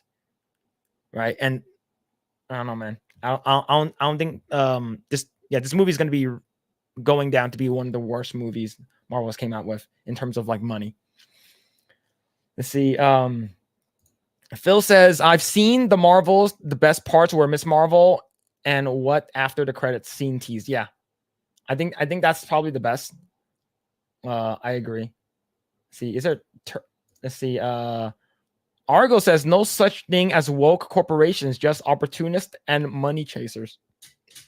Like these people that are working in like Disney and stuff like that, the company itself isn't too much woke. Is the people who are working there. Yeah. Right. I believe we talked about this a couple of weeks ago. Right. And the thing is, these people who are allowing it, like the producers, executive producers, the people at the top who okays these decisions from like the writers and stuff like that, they should have been like, yeah, I don't know, our characters doesn't do that. Yeah, you shouldn't do that. Like swapping out a character from making them from a man to a woman. Yeah, we shouldn't do that. We shouldn't destroy the legacy, and then make them put a chick in it, make her lame and gay. I think everything right now Disney is coming out with, it's just not good. Yeah. It's just not good. Let's see. Phil says, Emilia Clarke is the hottest Skrull. Bite me. She is the hottest Skrull, and the hottest Kree is Minerva. She was in Captain Marvel, but I believe she plays Circe in Eternals. I believe they switched her character. Like she basically played that character now. Let's see. Anonymous says, did you guys hear that Vince Gilligan has a new sci-fi series coming out? Really? I knew he was working on something new, but I didn't know it was sci-fi. And I know that Rhea Seahorn is gonna be in it. The one who played Kim Wexler in Better Call Saul. Okay. I didn't know it was sci-fi, but yeah, cool. I mean, I trust Vince Gilligan. Yeah, he has good story. He has very good story writing. Yep. Let's see. Phil says Phil is jelly because he wasn't able to play Captain. No, I would at least be more entertaining. I'll at least show more emotion. I would say. See, like Brie Larson almost has the same acting chops as Kristen Stewart, almost. In terms, but Kristen Stewart doesn't have, her face is all the same emotion. Let's see. Yeah, money chasers as they chase the money out of the company. Yep. See, Argo says that if they do believe it, they will get ousted to drive it into the ground. Yeah. Supposed to be an Apple TV? Is Apple TV free? No. No.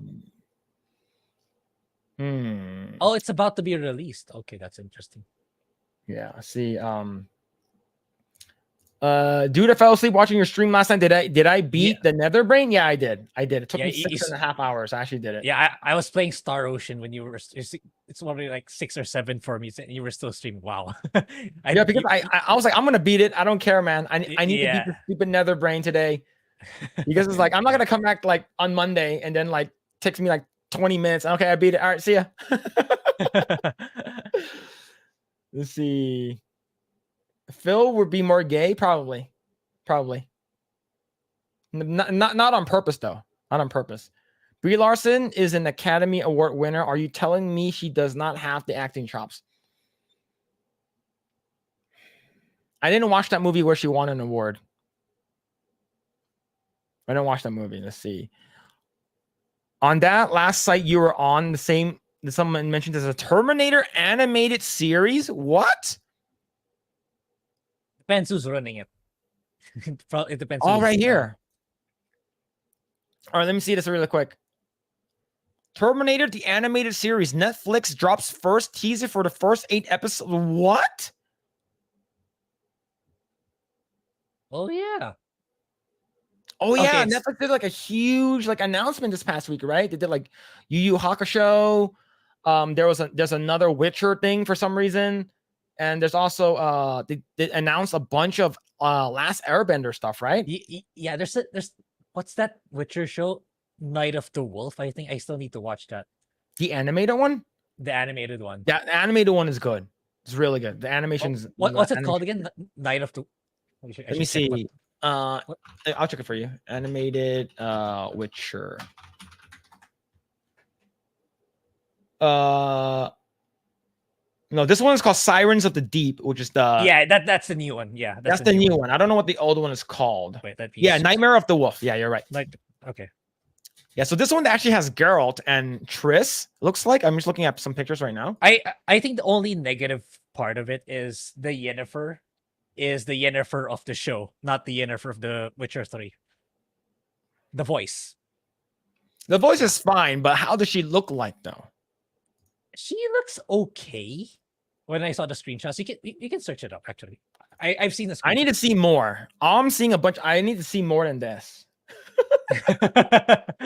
I need to see more than this. All right. But is who's voicing Geralt? The video game. The video game. Good. I like the video game Geralt. Yeah. Video game Geralt is great. Wait, so who's voicing Triss? Is it the video game Triss or is the one in the live action one? Oh, that we don't know. But yeah, that's gonna be highly I want to see what Triss looks like in this one because like they really changed her in the show, right? So let's see if they retained her as a ginger.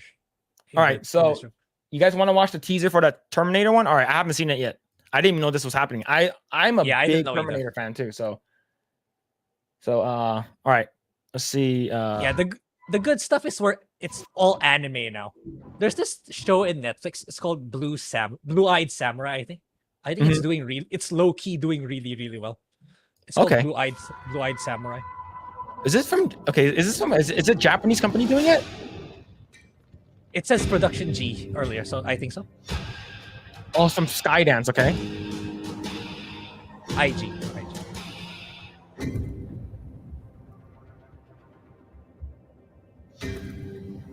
2 days from now, okay. It's not gonna show anything, huh? Just Yeah. Damn it! That was nothing.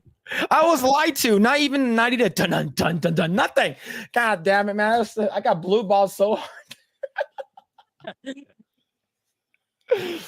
Oh man, yeah, literally blue balled, man. I was like, okay, at least show us like the the T800 skeleton. Yeah, exactly. At least show us that. No, nothing, man. We're not show you shit. We're not show anything. Oh. God damn it, man. Yeah, blue balled. See, IG makes good stuff. Okay, what did IG make? Studio IG? Production IG. Also, it's an animation production studio. Let me see what they do. Parappa the Rapper. Okay, I know that's a video game. Let's see. I'm trying to see what I know. Yeah, I know Haikyuu. Haikyuu. I heard of that before. Oh, they did an Attack on Titan Junior High. Oh, so that's the one. That's the one. Yeah. So Attack on Titan Junior High, Ghost in the Shell, Arise, alternative architecture. Welcome to the Ballroom, Magical Circle, Guru, Legend of the Galactic Heroes. I don't know what that is. Psycho Pass 3, Moriarty Patriot. Yeah, okay. I'm not familiar with their work. Yeah, I don't. Yeah, I only see like a couple things. I've seen Haikyuu. Haikyuu, I've seen a couple things about that. So OVAs, what did they have? Batman Gotham Knight. Collaboration with Warner Brothers. Okay, IG worked on 2 episodes. Okay. Oh, have you seen Gotham Knight? No, anything associated with Gotham Knight is actually that I've seen is actually pretty bad. So now, have you seen Animatrix? A little bit. So it's the same thing, but with Batman. Okay. So it's basically like different animation studios did different episodes. So like there's a 3D one, there's a 2D one, there's a heavily Japanese like style animation one. There's one that looks like super wonky, but yeah, it's actually pretty cool. So all right, I'm definitely looking forward to it, man. Like if that's the case, Star Wars Visions. Is that the Japanese like Star Wars looking thing? I remember there's like a space opera. Hold on, it was Star Wars Visions.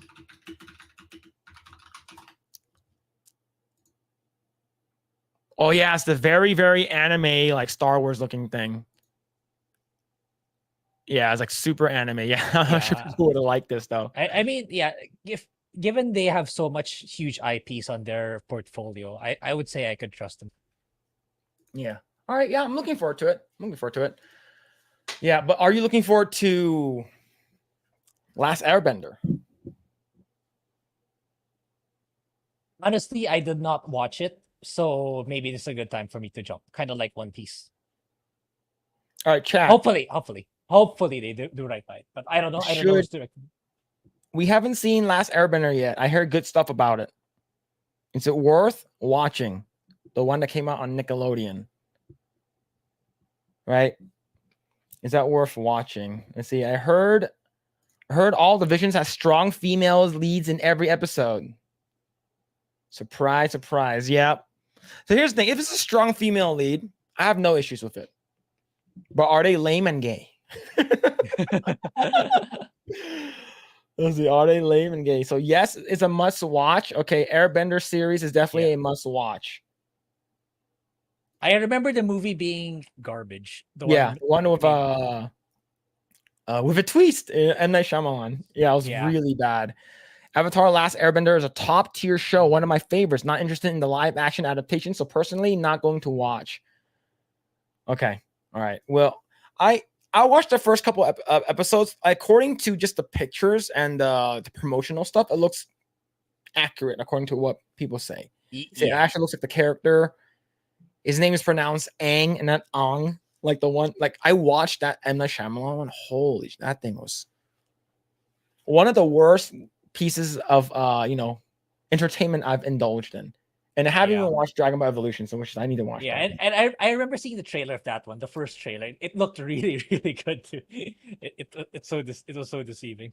Yeah. Let's see. Charlie Stevenson says the Airbender series was great as a kids show. Yeah. Speaking, Empty Headed says, speaking of Avatar series, has there been any more news on a new series involving the Earthbender?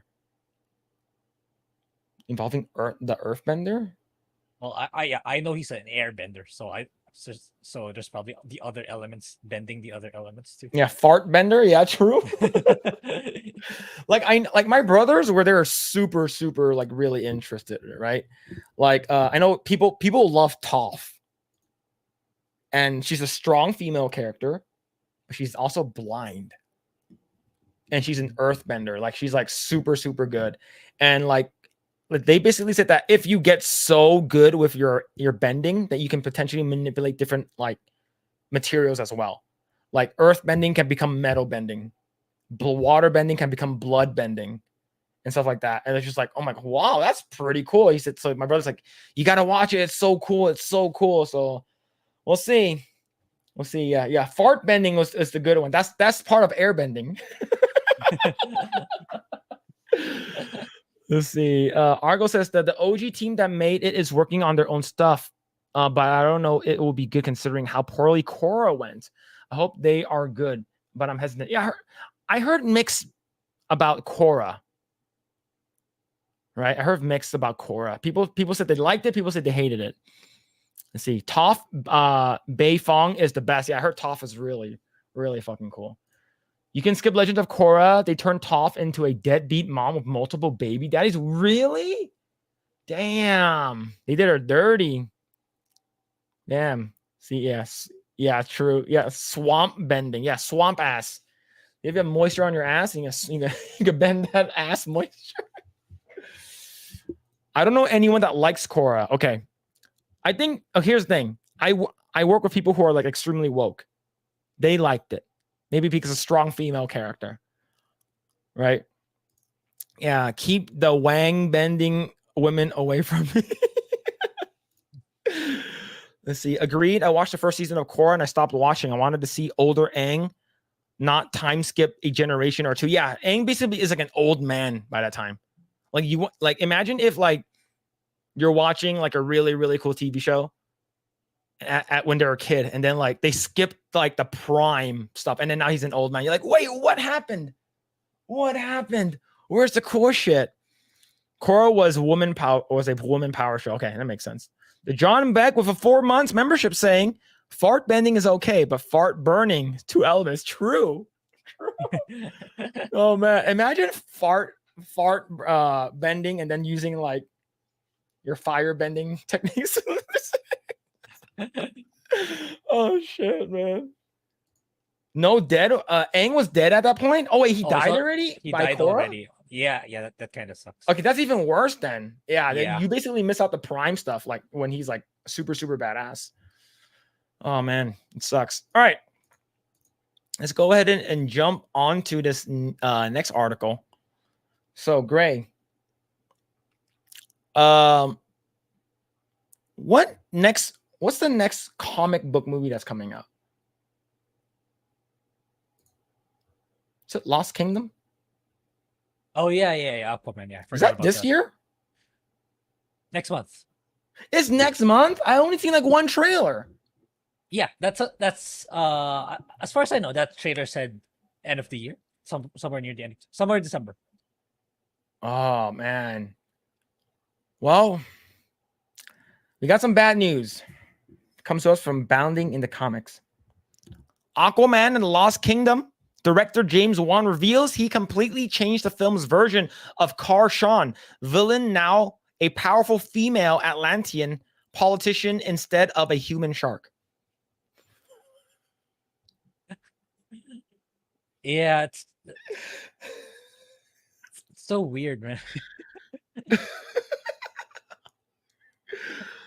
Well, we already know what they're trying to do. We already know what they're trying to do already, right? We basically we have this. We're basically this is basically it. Uh-huh. Yep. Put a chick in it and make her lame and gay. So, yeah. So instead of getting like something like King Shark, like a half human, half shark, that could have been fucking cool. No, instead we're gonna have strong female Atlantean politician. Yep. Shark and politician, the same thing. Yeah, Shark, Hillary Clinton, probably. All right, let's see.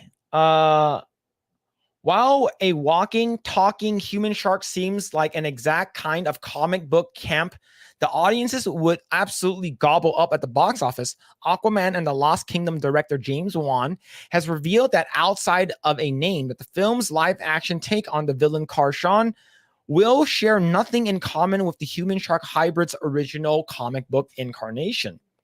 Damn, this would have been fucking crazy. Yeah. Holy shit. That would have been insane. It would be like King Shark, but like times a million. See, first introduced in the DC Comics canon 1963's Green Lantern, Kar-Shan originally began life as nothing more than an ordinary tiger shark. However, after being bombarded with radiation thanks to a nuclear reaction experiment gone awry, the fish suddenly traversed evolutionary aeons in matters of minutes, became a man, and evolved into an evolved past man. Okay. Oh, whoa. Shark. Oh, it looks so funny. Look at Shark Man. Let's see. Yet, despite the physique, advanced brain power, and extremely powerful mental abilities granted to him by his new humanoid form, Karshan still found himself a slave to the baser instincts.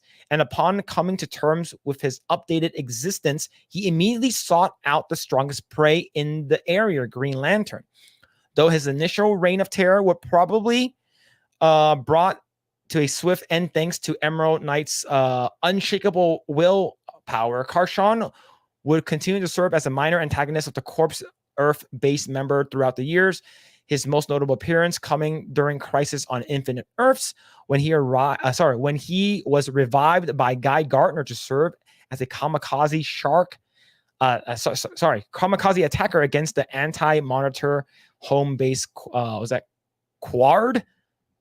Well, unfortunately, Karshan DC's overabundance of shark-themed villains left the D-lister a little bit room to swim in the publisher's canon. A brief dalliance with the newly revived Hal Jordan in the fifth 6 issues of, oh man, this is so stupid. But now he's got no way if that person. But yeah, before I move forward and read the rest of this article, what do you think about him, Karshan, being a female now? Why didn't they just make this new female character instead of using the name of or replacing the villain? You could have just added this new female character in if you wanted to do your usual DEI thing. That's how I see it. It's like you didn't have to sacrifice Karshan. You could have, maybe Karshan would have been kept in the sidelines until another Aquaman movie. Yeah, and as far as I know, this Karshan character is also in the Suicide Squad game. Am I correct? No, I believe that's King Shark. That's a different. Okay. I'm interchanging it. I'm getting confused with the shark characters. All right, here we go.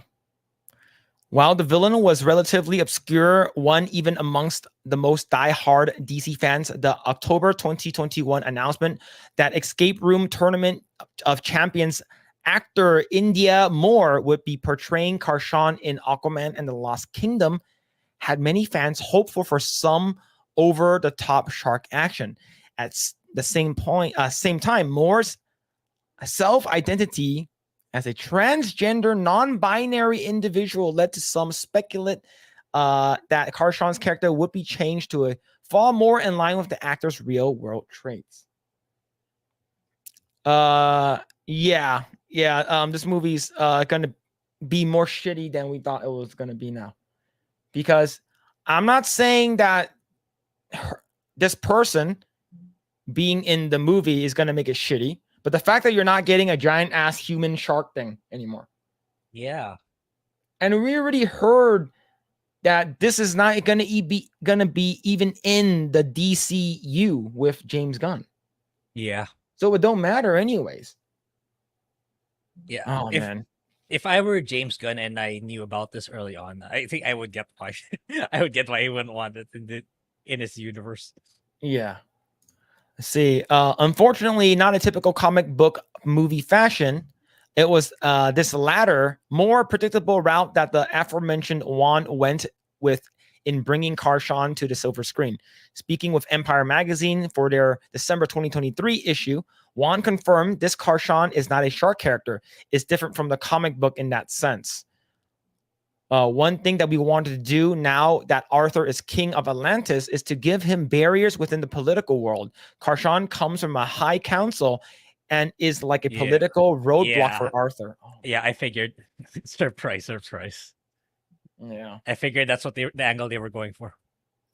Yeah, see, John Beck with the $5 says maybe they have to change away from shark because of VFX unionization and higher costs. Maybe. That could be true.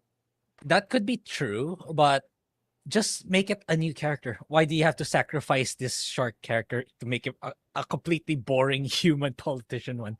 Just insert that, name her whatever, a new villain. You didn't have to use Karshan as a character for it. That's my opinion.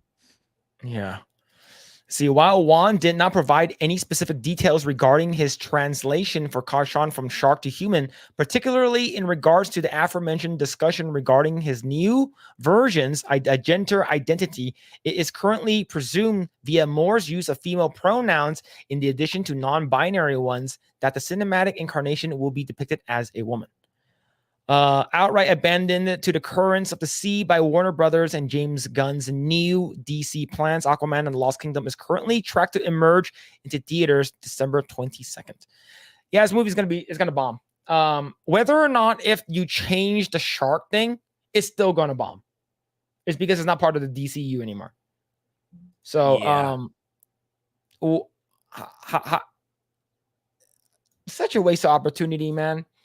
Look, I don't care if the shark does not look that cool. I actually don't. If the human shark thing looks really, really cool, that's great. But is the story going to be good? Right? Like, how wacky and goofy was Doctor Who? Right? When I first watched Doctor Who, it was super wacky, goofy. 3D was not great at all. It was like some of the costumes were like funky looking. But I enjoyed it nonetheless, is because it was entertaining. Now, if this thing was like, okay, campy, like animation, this doesn't look that good, and you probably have the same animation shark looking thing from the Suicide Squad, the one that's directed by James Gunn. If you have something like that, just a lot bigger, I think people will be fine with it. You don't have to make it look fucking insanely super realistic or whatever, but in terms of story-wise, if they're going to do that, it's just a missed opportunity. But overall, I think this movie is just it's gonna suck donkey nipples, man. Are you? Yeah. But we have to watch it. Yeah, we do. Are you looking forward to it? Not really. It's like this feels like DC is like just giving up on it. Okay, just throw it out there and see how it'll do. That's how I feel. That's what they're doing to it. Do whatever. It's not gonna do well anyway, so we might as well just not exert the effort anymore. That's why up until this point we only got one trailer. Like, yeah, they're doing the bare minimum. Yeah. See, let's go ahead and read some comments. Let's see. Nagy says, "What's the point of putting a girl in it if she's the villain, though? Does that still empower a woman?" What do you think? I think in a sense that they're gonna try to insert some ideology in her lines towards Arthur, maybe towards his masculinity and stuff. That's an angle that I see that they can insert their virtue signaling on. Yeah, I think. Now here's the thing. I would say I agree. I think they're going to make Aquaman look like a piece of shit. Yeah. They're gonna make him like, wow, you're an asshole. You're a terrible king. You're a terrible ruler. You shouldn't be. They're going to say that you let a bunch of people die. You did this, you did that. You're not a good king. You know, because this person's from like a higher council, it looks like. They're gonna make him look like a little bitch. Yeah. Right. And then Aquaman's gonna go to his room. He's like, what's that smell? Lifts up, pulls the sheet over, and he's like, "Why is there dog shit on my bed? Mira, where are you?" Oh man, I can see that. I can see that happening. See, Andy says, "Was it because of James Wan, or was it because studios make him change it?" I think it's studios. Yeah. Because James Wan is pretty, like, when it comes to his horror movies that he direct. Like, it's good. Like the ones that he actually direct are really, really good. I actually really like it. But in terms of this, I would say with the whole new direction, and I'm pretty sure James Gunn doesn't want them to spend more money than they need to, since this does not tie into their whole universe.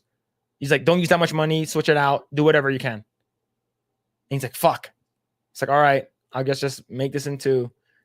Put a chicken in and make her gay and lame. Let's see. Argo says, yeah, nobody would have cared if they made a new character. Yeah, I think if they made a new character, it would have been better. Right? You're basically giving these people, like it's like sloppy seconds, man.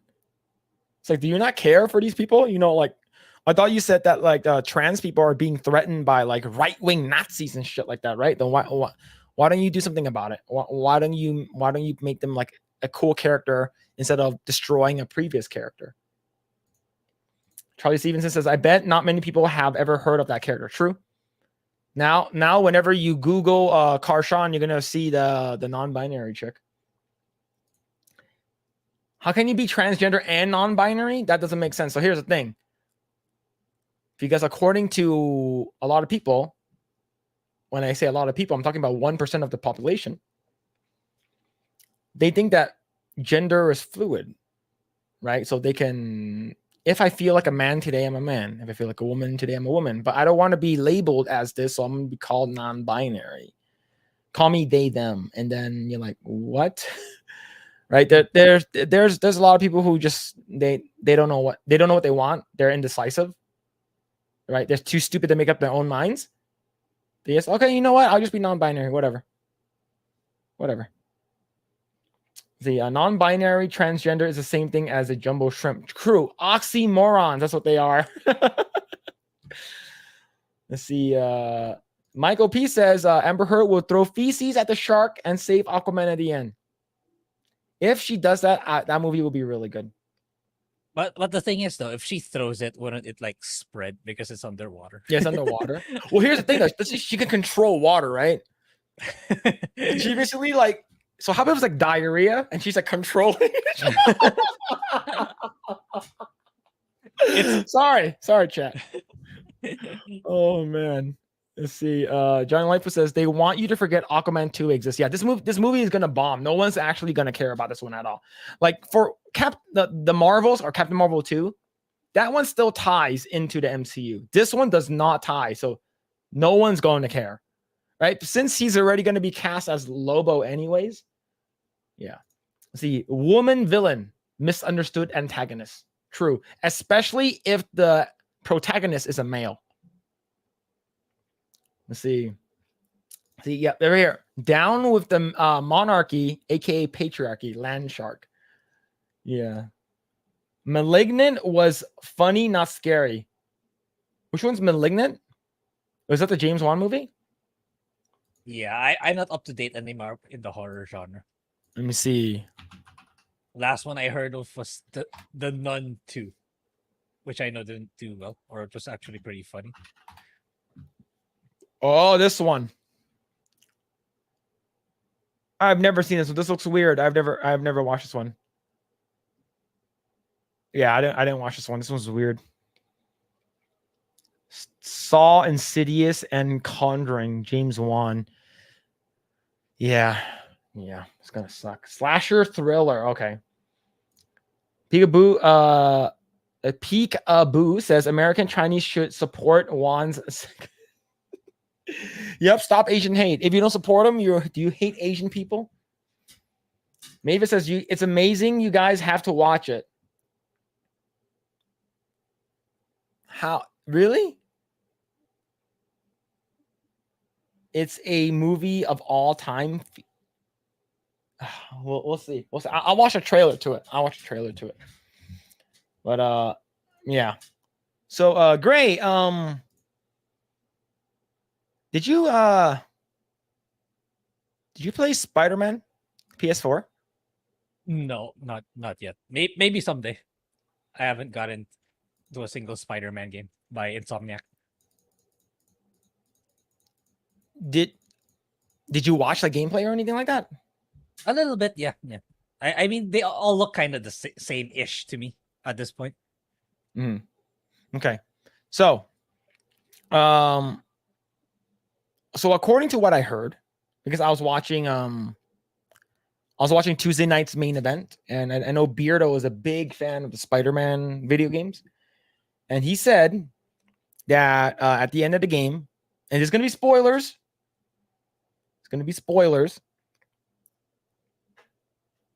Okay, I'm gonna say spoiler now. So at the end of the game, Peter Parker sort of retires. Yeah, that one I know. Yeah, right. He basically says that, all right, I'm not gonna be Spider-Man anymore. I'm gonna peace out. I'm gonna relax or whatever it is.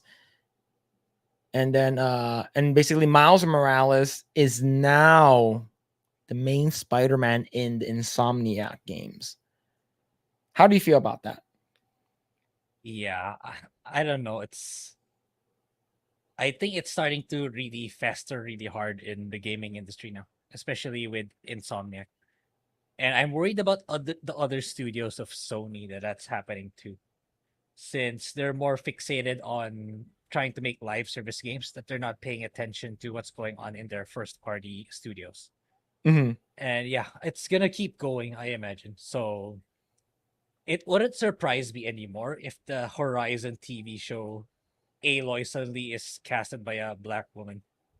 I get a feeling that's gonna happen, actually. Yeah, I think. Well, here's the thing, right? Like half of your production team has to be half diverse.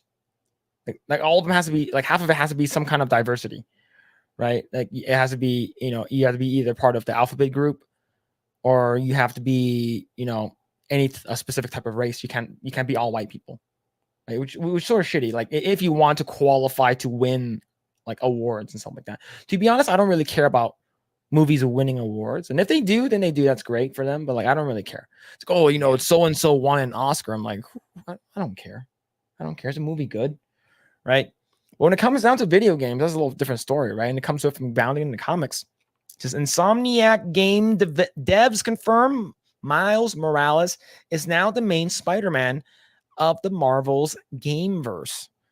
And Nagy, you're in chat. Did you like? You said the game was good now, but did you like the Miles Morales parts? Right? Was Miles Morales like the character you wanted to play as, or did you prefer to play as Spider-Man, like Peter Parker Spider-Man? Right? Because Miles Morales is not Spider-Man; he's Miles Morales, right? So, like for me, if I'm playing a game that says it's called Spider-Man, I want to play as Peter Parker. I don't want to play as Miles Morales. I don't care that he has, an additional, cloaking, invisibility, or lightning powers. I don't care about that. Yeah, Right. that's another thing. It's like I was watching another streamer play Spider-Man 2, Mm-hmm. and one of his feedback says Miles Morales is actually stronger and easier to use compared to Peter Parker. I'm pretty sure they did that purposely. Yeah, Right. I'm not sure if that's the general trend among those who are hardcore players of the game, but that's what I watched one streamer play, and that's what he said. Yeah. Okay. So Nagranol respondent says, I don't mind Miles in 2, but I prefer playing as Pete. And I think that's the consensus, right? It's like if I play as him is fine, I guess. Right. But he's not Spider-Man. Just like Captain Falcon is not Captain America, right? Falcon is not Captain America, right? Riri Williams is not Iron Man. Iron She's Man. Ironheart, right? And what's it called again? Shuri is not Black Panther, right? T'Challa is. So that's always been the thing for me. And these characters are so much bigger than any of us. They're larger than life. And why do you have to like break another person's character to raise up your character that you want to promote? I think there are ways to do that without having to, make the other character not as cool. Right. But let's go ahead and read this article. In furthering Marvel's ongoing effort to push Peter Parker out of his own identity, Insomniac Games has confirmed that following the ending of the Marvel Spider-Man 2, Miles Morales will now serve as the video game series' main version of Spider-Man. To be honest, this costume looks funny. Yeah. I know the origin of that costume. You want to know? Yeah, sure. It looks like crap. It's for a sponsorship for Adidas. They inserted it at the last minute. I found that out in one of the comments. That's the only reason why that costume exists. Okay. I know you want to highlight the hair, but like, I guess I of course this is subjective. I think it looks funny. I don't think it's cool. I've seen a couple of other costumes in the game that looks cooler, but like this one is like, what? It looks weird.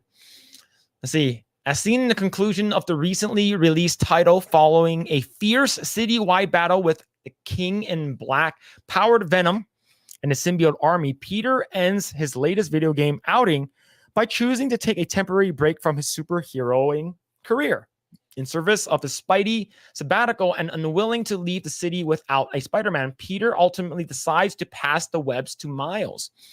However, when Peter tries to communicate this decision to Miles face to face, the unprecedented nature of the situation leaves him tongue-tied and tripping over his words. Laughing at his mentor's typical roundaboutness, Miles eventually cuts off Peter mid-stammer and assures him, "I got this. All of it," he adds, gesturing out towards the Big Apple. "Go be Peter Parker for a while." Choking back tears. Choke him harder, daddy. Peter then fights back his tears, asking, "Are you sure it's a big city?" To which Miles playfully affirms, "I can handle it as long as I can still call you for advice." So he's basically going to be like, what? What's it called again? Terry McGinnis in like Batman Beyond, and Spider-Man Peter Parker. He's going to be like the Batman telling him what to do. Do you know what I would love to see though for character development? Let's say you're playing Spider-Man 3, right? You're playing as Miles Morales. Halfway through the game, he fucks up royally. People died. His girlfriend's dead or whatever. And, it's like shit's going down. Cops hate him. And he has to call Peter and it's like, "Dude, I fucked up. I need you back now. What can I do?" And he cries like a bitch. He cries like a fucking pussy to him. He's like, "I fucked up, man. Oh, man, don't messed up, dude." And then Peter's like, "Yo, stop being a pussy. Grow the fuck up. All right? You're a black guy. Your dick's supposed to be bigger than mine. As right now, you look like a Chinaman. All right? So why don't you just grow, stop being a bitch and stuff happens. Is what you do with your powers. With great power comes great responsibility." Right? And basically, like, it will make him more human, right? Instead of him being a badass, I'm Miles Morales. I can lift up Thor's hammer, that kind of stuff. I don't know. How do you feel? Am I being too mean? That your proposal is actually pretty good in terms of if they keep it concealed, at least for the whole marketing thing. Like, yeah, we already know they're gonna put Miles Morales as the main guy in Spider-Man 3, but keep it a secret that Peter in like mid game, he's actually a playable character for the rest of the game too. Actually, I would think that's actually cool. Like, yeah, if something goes down really hard and for some reason you cannot play as Miles for a while, so Peter has to step up, put in the mantle again, then you play as him. I think that's actually pretty cool. Yeah, like sort of like what they did with Resident Evil 2 remake. They did right? that with Devil May Cry 4, because that's the first game where you're introduced to Nero. So you play as him for like the first half of the game, but something happens in the story that Dante has to take over. So you play as Dante again. Then at the final chapters, you play as Nero again. Something like that would be pretty cool. Yeah.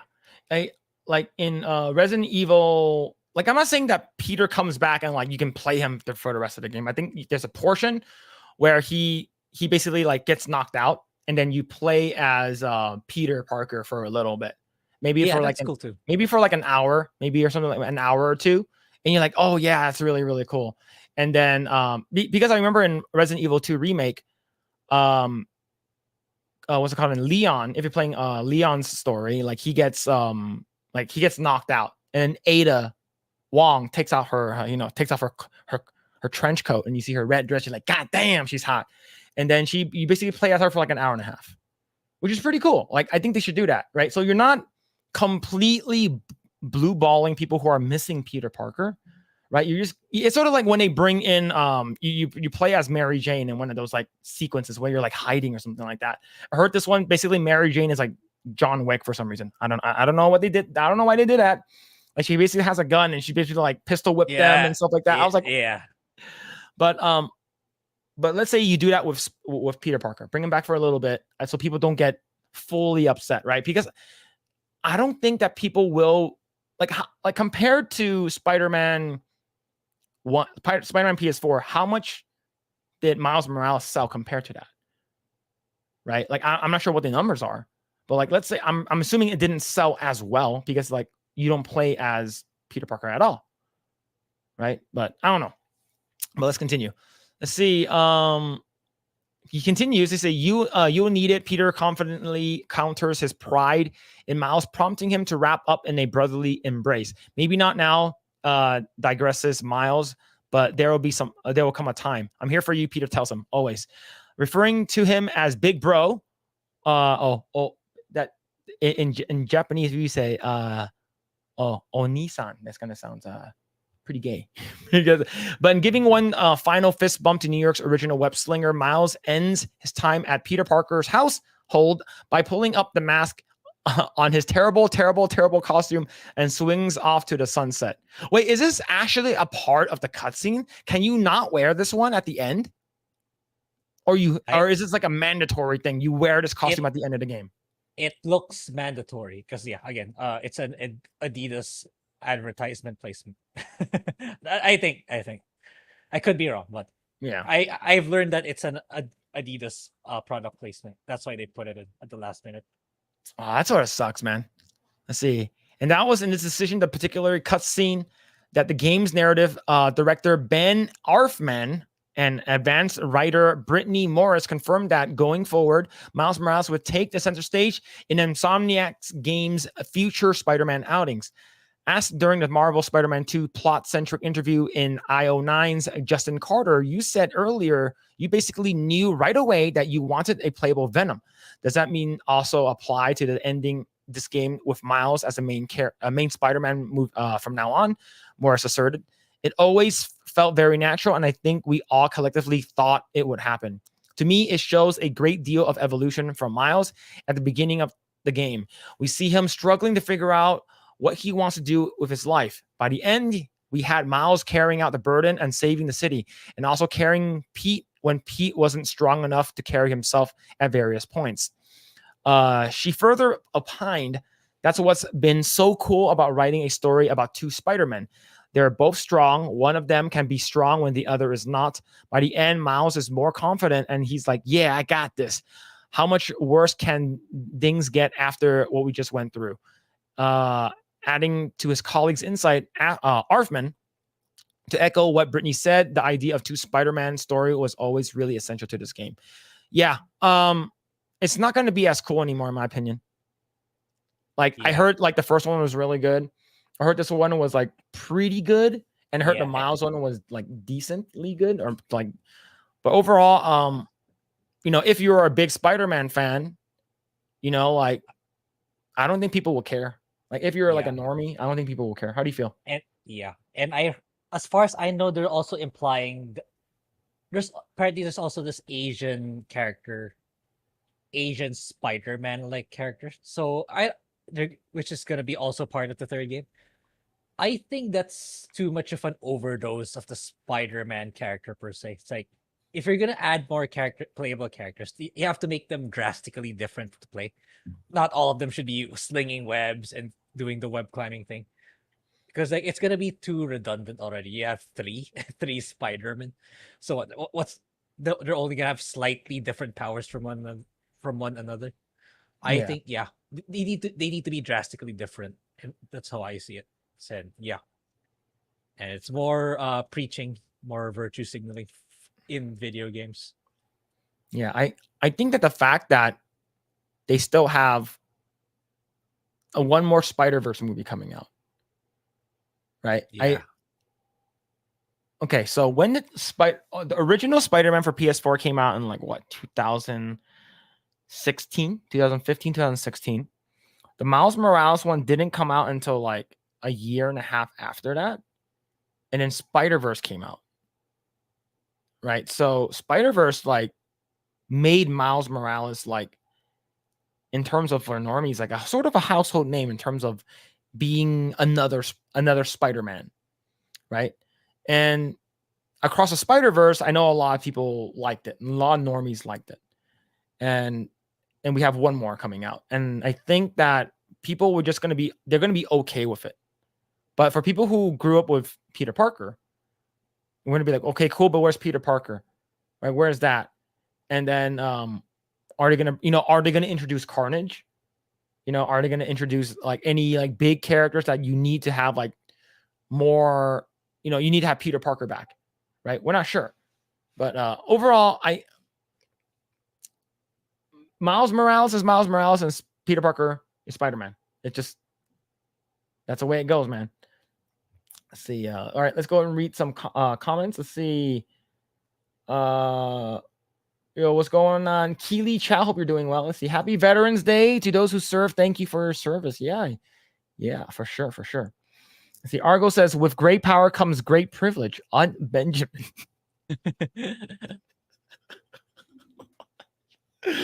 Oh shit, man.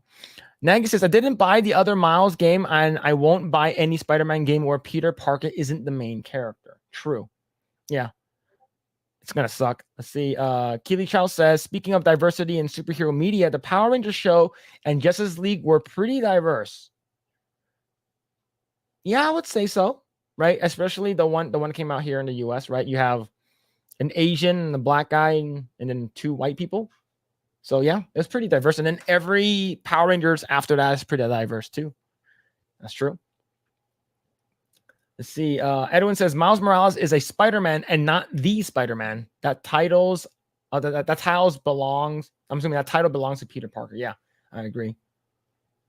Let's see. Michael P says, I'm not going to buy a Spider-Man. Buy Spider-Man 2 now or 3. Just play as Just let us play as Spider-Man. Yes, I agree. Yeah, Wesley Snipes is Blade.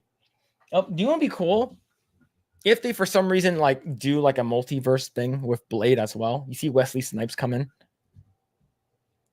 and would it fit though? Because like, isn't Blade more darker in tone compared to the others? Yeah, okay. So according to what I heard, the first rated R MCU movie official is Deadpool 3. The second one is Blade.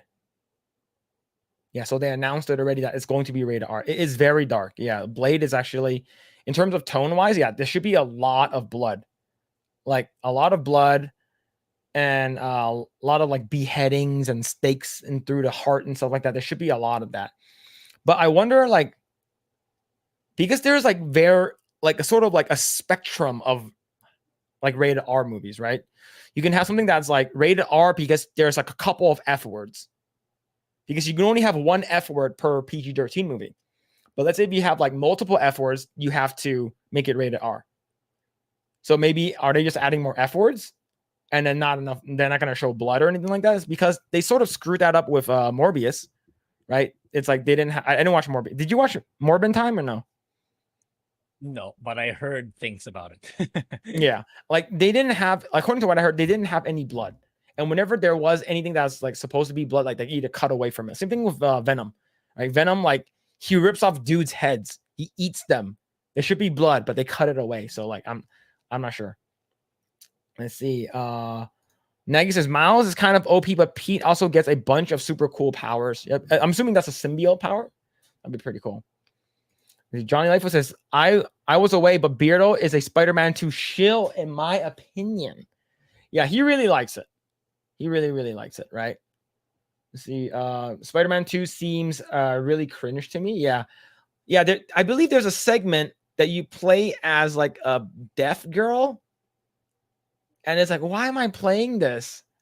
It's like, I'm already playing as Miles. I'm already playing as Peter Parker. And I'm already playing as, Mary Jane. Yeah, I think that deaf girl is Miles's girlfriend, if I'm not mistaken. So they're really ticking those check boxes. Yes, all right. All right. Person who's part of the disabled group.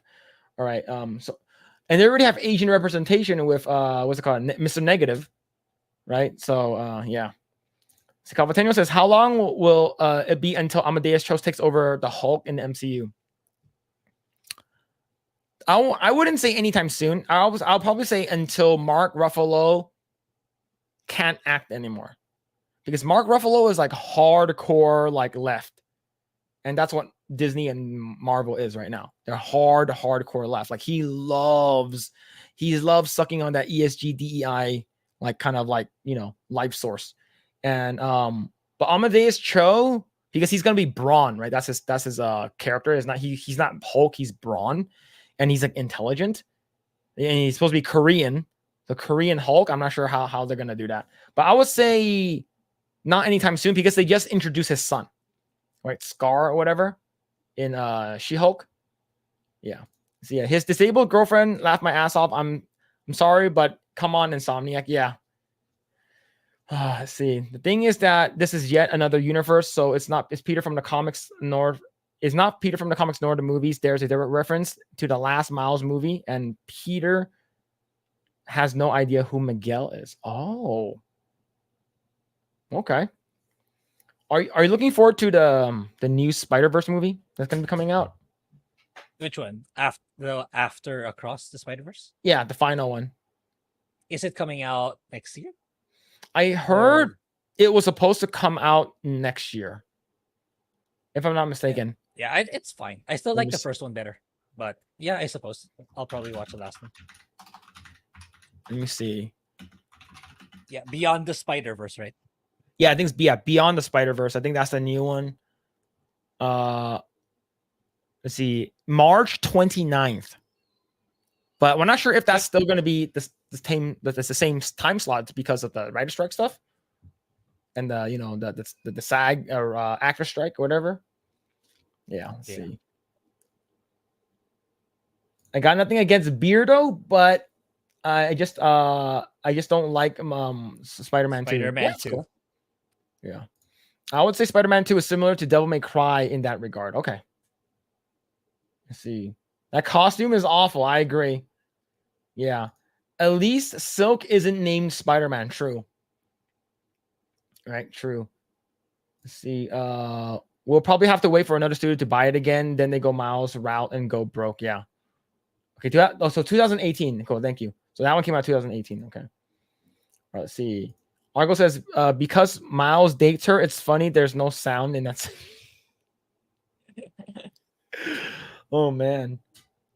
See, was watching Max von Prestley's channel yesterday, and they talked about a current what if comic book about Blade being bit by Dracula, made into a vampire.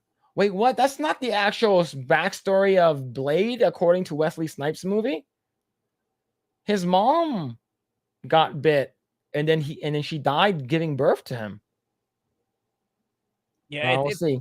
That's why it said what if that happened. But the thing is that what if stuff, they like the what if is like a part of the universe though. It's like a what if, even though it's a part of it, it's like an alternate side of the universe. Yeah. Oh well, we'll see.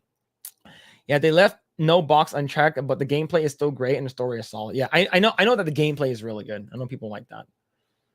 All right, let's see. All right, let's talk about this one. Let's move from that one to this one. All right, Grae. I know we talked about this a while ago, but I'm gonna ask again. Let's see. Did you like the Super Mario movie? Yeah. Pretty good. Yeah, it's still my top one, I believe, in my list. Did that come out this year? Yeah, it came out this year. I felt like last year, man. I only felt like it came out a long time ago. No, it's only a couple of months. Yeah, I think it came out like March. Like March?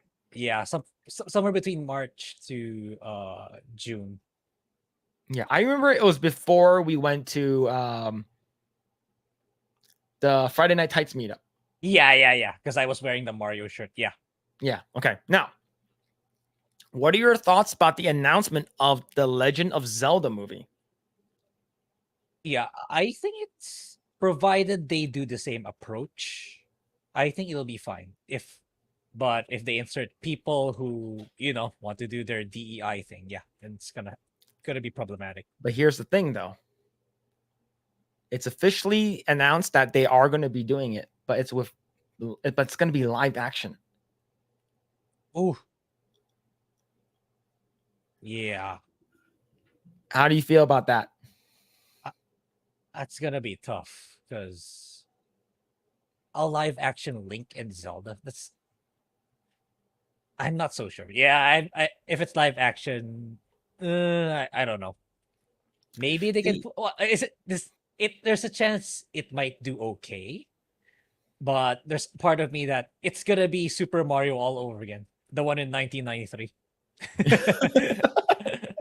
see, the thing is that if they do a live action Zelda movie, you can't really have a Nintendo cinematic universe with Yeah, this Zelda in it, this Zelda and Link and Ganon. You can't have it in there.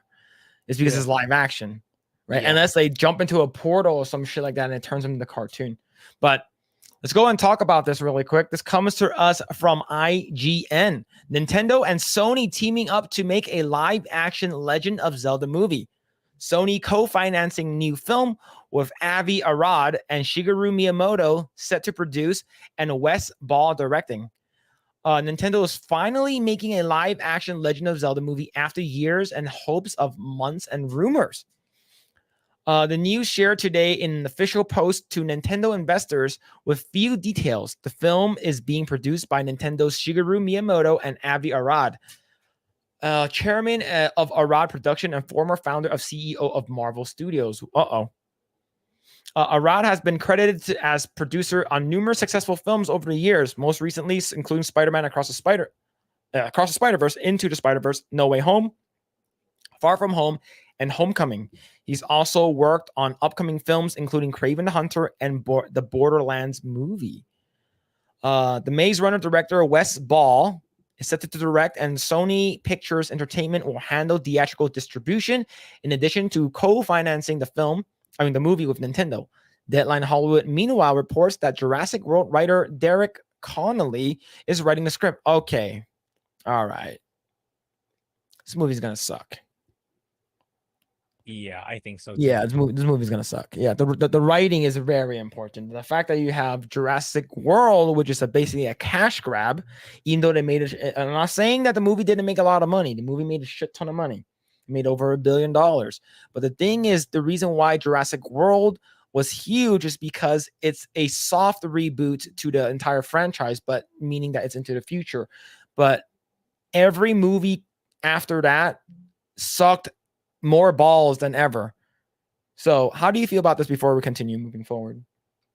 Yeah, I'm not exactly the biggest Zelda fan, but I would rather they stuck to the formula what made Super Mario's movie worked. Honestly, I would be much more excited for that. They just followed the source material, and yeah, they applied the same playbook. It's literally just follow Super Mario's movie and make it into Zelda. That would have worked wonders, in my opinion. That would have been really great. Maybe not as good as Mario, but still very good. But now that Yeah. they're making it live action, it's like, oh god, it's like, yeah, they need to prove it that they can work. It's like One Piece is like once in a blue moon. It's like even the incoming Yu Yu Hakusho live action, I have reservations if it'll work out for Netflix. Yeah. Uh, yeah, that we'll see, but I'm not optimistic. Yeah. All right. Let's continue. See, though the press release indicates that development is just beginning, in a tweet X post today, Miyamoto indicated that the project has been in the works in some form for many years now. Earlier this year, rumors abounded that a live-action Legend of Zelda movie was in the works, but the word on Hyrule Street was that the Universal involved, or perhaps Illumination, rather than Sony. The rumors were fueled by the Tears of the Kingdom developer themselves, who expressed that they were interested in making a Zelda movie after the success of the Super Mario Brothers movie earlier this year. However, Eiji Aonuma said at the time, it's not just me being interested in something that makes things happen. Unfortunately, a Netflix series was reportedly canceled after leaking into the internet. So this is Miyamoto. This is a couple of days ago. This is Miyamoto. I have been working on a live action film of The Legend of Zelda for many years with Avi Arad-san, who has produced many mega hit films. I have asked Avi-san to produce this film with me, and we have now officially started the development of the film with Nintendo itself heavily involved in the production. It will take some time until its completion, but I hope you look forward to seeing it. So, if it's heavily being developed by Nintendo and closely overlooked by Miyamoto, who created Zelda and Link and stuff like that, I can see it working. However, we do know that there's ESG and DEI shit already creeping into Japanese sphere. Like, what's it called again? I think it was Koei Tecmo. And we do know like Capcom has some already, Square Enix already has some, right? And I already do know that there are some people who are already wanting casting, saying that they want a queer person to play Link. Yeesh. Yeah, and they want a trans person to play Zelda. Yikes. So the thing is, I do know there are a lot of LGBTQ folks who are very, very big fans, big fans of what's it called again? The Zelda stuff, right? Because they grew up with Nintendo and stuff like that, right? So I'm gonna switch over to this really quick. Fan casting queer stars to play Link and the Legend of Zelda movie. Which queer character would be iconic? Twink. Oh man, but yeah. So the fact that this potentially can happen makes me very, very hesitant now. Right? There are a lot of people. Here's the thing, though.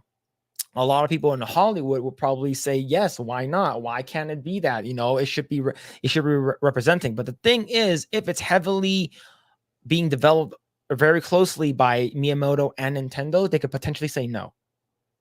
Yeah. Right. So how do you feel about that, man? Yeah, I'm with you on that. But if I were Nintendo, I would just follow, yeah, again, like I said earlier, I would just follow the playbook of Super Mario. It's proven it works. And you can, like what you said, you can build a NCU, a Nintendo Cinematic Universe out of that. So why go out of the way of taking on bigger risk that has a good chance of backfiring? Right? It's like, yeah, I would have rather just stick to what worked, especially now that given today's economy with so much layoffs going on. It's an unnecessary risk to take, in my opinion. Yeah. It's like, yeah. I mean, well, good that Nintendo is still heavily managing how it goes. Because imagine if they just outsourced it to like Netflix. They would 100% make Link a black guy. Right? Link, Yeah. like would be black. Then the producer's like, why don't you focus on something else? Kind of like how they did with Castlevania.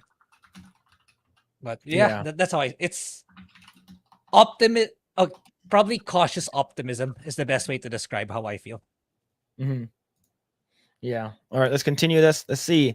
Unlike the Mario movie, however, the Zelda film is live action, meaning casting characters such as Link, Zelda, Ganon, and others will take an entirely new dimension. The Super Mario movie, while well received, did undergo pre-release criticisms over the decisions to cast Chris Pratt as Mario. A Zelda film would presumably be held up to similar fan scrutiny. No, it's going to be even harder.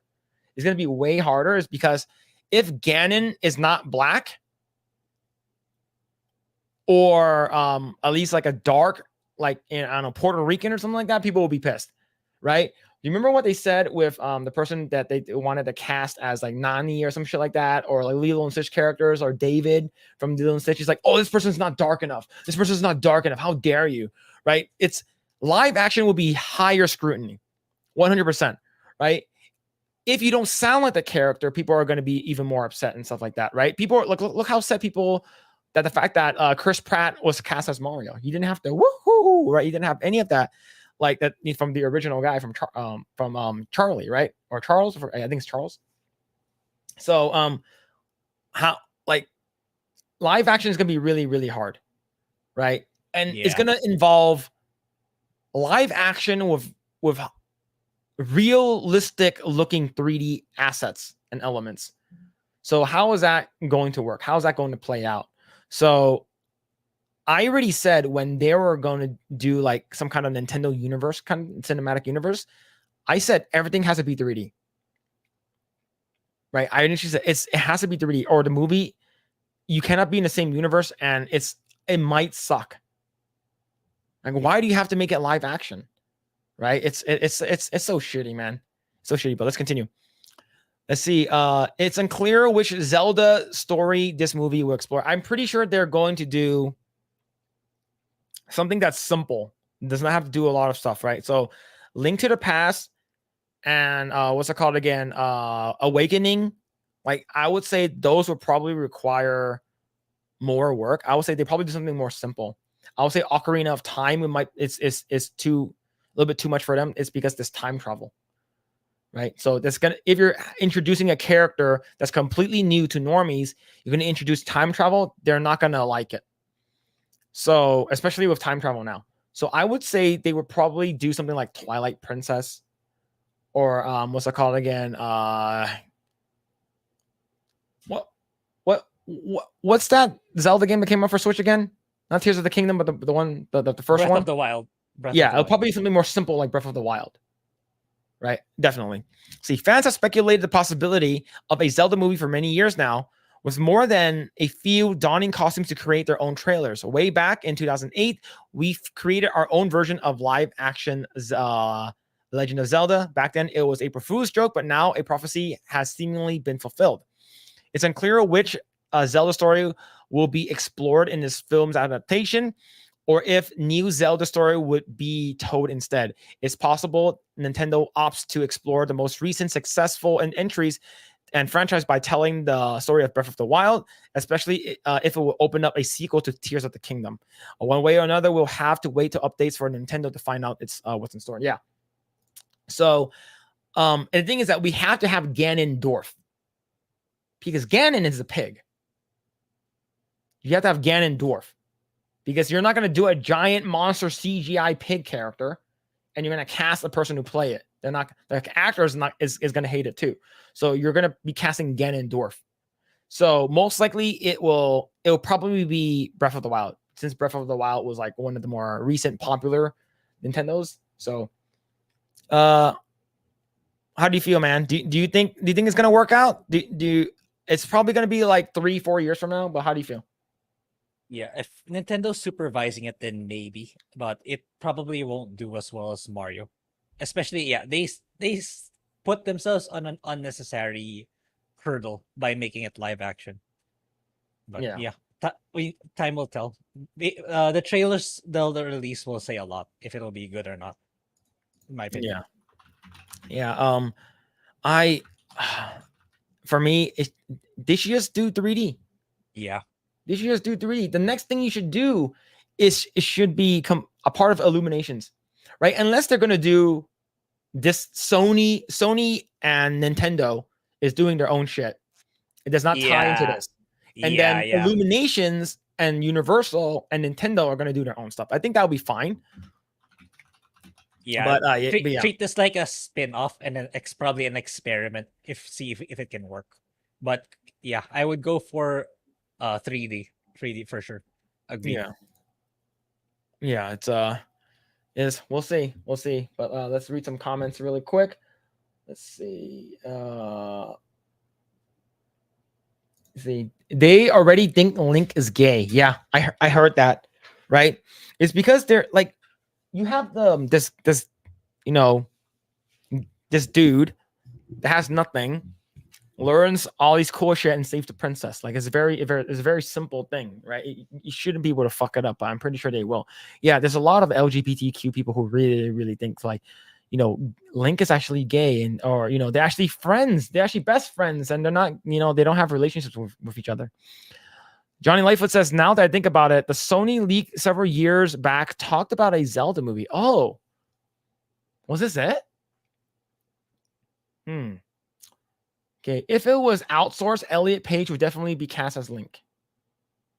Please no. Please no. There are some people who are already thinking that, Tom Holland would be a good Link. We'll see. But Ganon is a bad guy. So Ganon as a black guy in an African region, laugh out loud. They're not gonna. They might change it. I'm not sure. They might change it. You don't know. They might make Zelda and Link black. Yeah.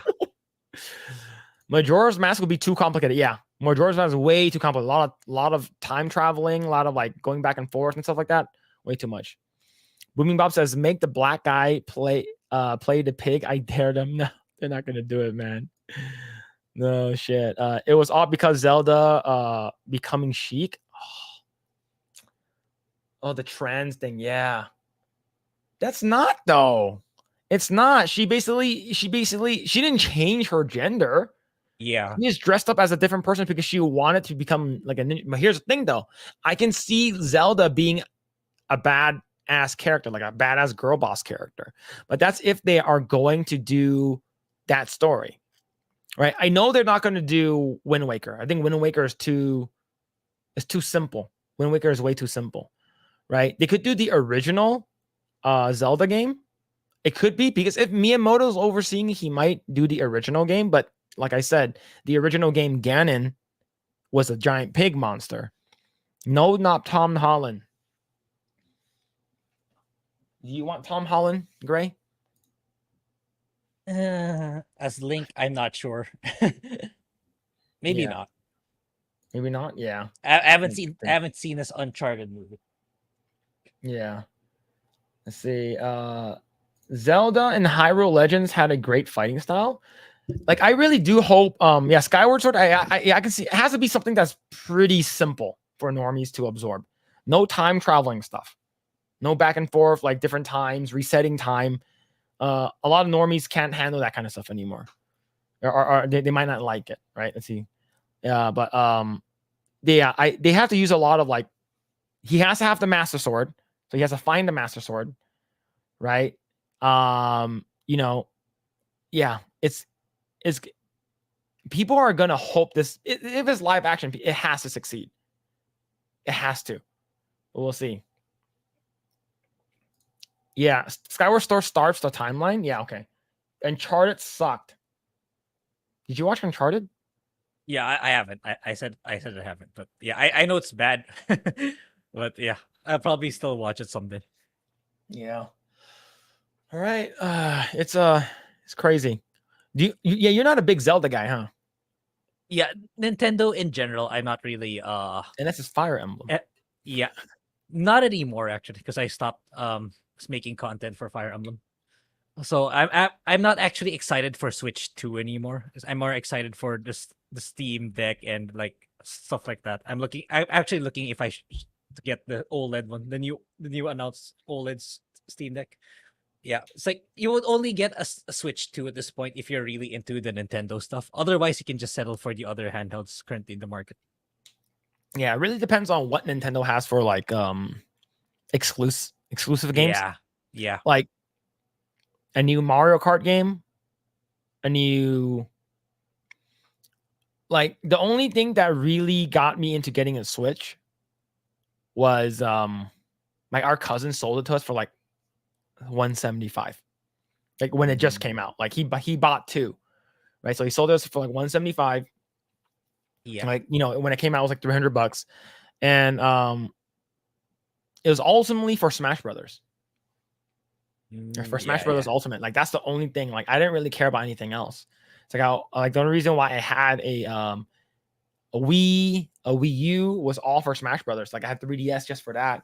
But the fact that they're importing a lot of like they're porting a lot of what's it called, older games or HD remakes of these other games. Like I like that. But like if those aren't on the other consoles and it's only on Switch, like it has to be something that I have to really like, right? Yeah, and the thing is, Switch is what started the trend of. That's what made these companies see there's really a market for high definition graphics in a portable setup. Mm-hmm. But now that Valve made their own, Asus made their own, and many other companies are making their own, the Switch 2 is going to be facing a lot of competition. Wait, is that officially confirmed? What, the Switch 2? Yeah, we know it's coming out, but is that like confirmed by them? It's like, oh, it's coming out like next year or some shit. My gut is telling me the bare minimum is still announced next year. But yeah, it's even then, even though they have like super beefy specs, like it's PS4 graphics. I mean, the Steam Deck already does that, in my opinion, at least as is. So that's what the value proposition for the next gen Switch is: Nintendo's exclusive lineup. Because otherwise, you just settle for Steam Deck, ROG Ally. Because like you can play so many other games with those. Yeah. Let's see. Confitano says Phil, Uncharted was banned in the Philippines because of the West Philippine Sea conflict. That's why. Okay. I see. What is that? I It's like I don't know what that it's is. yeah. I imagine he's talking about the 9 dash line with like it's a dispute between China and us, like how much of the sea is theirs and ours. Their theory is like, which practically says the entire West Sea is theirs, not and none of it belongs to the Philippines. It's basically that kind of argument. I don't go deep into it, but essentially that's what it's about. It's the argument of who owns this part of the sea, and China's like taking up everything. Yeah. Let's see. Okay, that makes sense. Let's see. Booming Bob says Twilight Princess is too confusing. Some with I'm assuming that's same with Link to the Past and Ocarina of Time. Yeah, I would say so. Yeah, because doesn't Twilight Princess he turn into a wolf? I believe he turns into like a wolf, right? Johnny Lightfoot says I'm a huge Nintendo fan, so I got them all. Yeah, I'm a huge Nintendo fan too. Yeah, but to give credit to Nintendo, the OLED makes a huge difference when playing portably compared to OG. So that's why Do I'm you have looking the into. OLED? I have the OLED. The difference is big. The difference is very big. So Okay. I imagine it's gonna have the same effect with Steam Deck versus the new OLED one. Okay. Let's see. Confitano says I just got the Sephiroth amiibo in the mail earlier this week that I bought on eBay. Wait, are this like? Here's the thing. I know that the amiibos are like super, super, super delayed, like by 2 years, right? I heard that they're officially shipping the Sora one recently. Like it's like for me, I originally wanted to get all the amiibos, but I'm like, fuck, that's like 50 or 60 of them, man. And they're not Yeah, they're cheap. Like expensive. they can get Yeah, man, you they can are spend like expensive. thousands of dollars, especially like for the really, really cool ones. Yeah. Let's see. Johnny Lifewood says Switch 2 is a great area. We could be getting 4Ds allegedly. 4DS. Yeah, what's that gonna look like? But Yeah. yeah, I think they would go for Switch too. Yeah. We'll see. Let's see what Nintendo comes out with. Man, the fact that you're literally playing PS3 graphics On a on handheld. on a Switch. And like Nintendo is gonna be Nintendo, right? It's like, oh, we're not about graphic fidelity. We're not about that. We're about the gameplay and stuff like that. Yes, we get it. How many times have you re-released Mario Kart 8 already? Right? Like, Yeah. and people still buy it. And none of the games ever go on sale. Like the official Yeah. Nintendo games, there That Mario Kart's still 60 or $70. yeah. They depreciate super, super slow. And yeah. If ever they do. So yeah, that's the reason why I kind of veered off from Nintendo stuff. So I'm not really excited for anything Nintendo as of now. Yeah. So Johnny Lifeo says the 40S is there were patents for it, really? To be honest, like they would probably just add it to the Switch. Like Switch is already handheld. They don't need another handheld like device anymore, right? I know that the DS sold a shit ton. Right? They sold a shit ton, right? Yeah, they do go on sale, but not too much, but they do. Yeah, it's rare. Yeah, very rare. All right, cool. Let's talk about it's a different topic. So I guess Grae. So you mentioned in that like we were talking about topics to talk about and stuff like that. You said that Kevin Feige might be leaving like Marvel Studios. Yeah, in exchange he might take over Star Wars. That's a rumor that I watched earlier this week. Okay. And I don't know, man. It's like, given especially what how the Marvels is doing, is he really the best guy to take over Star Wars? Maybe he's better than Kathleen Kennedy, but that's not saying a lot. It's like, if Kathleen Kennedy's over here, then Kevin Feige is like over here. Yeah.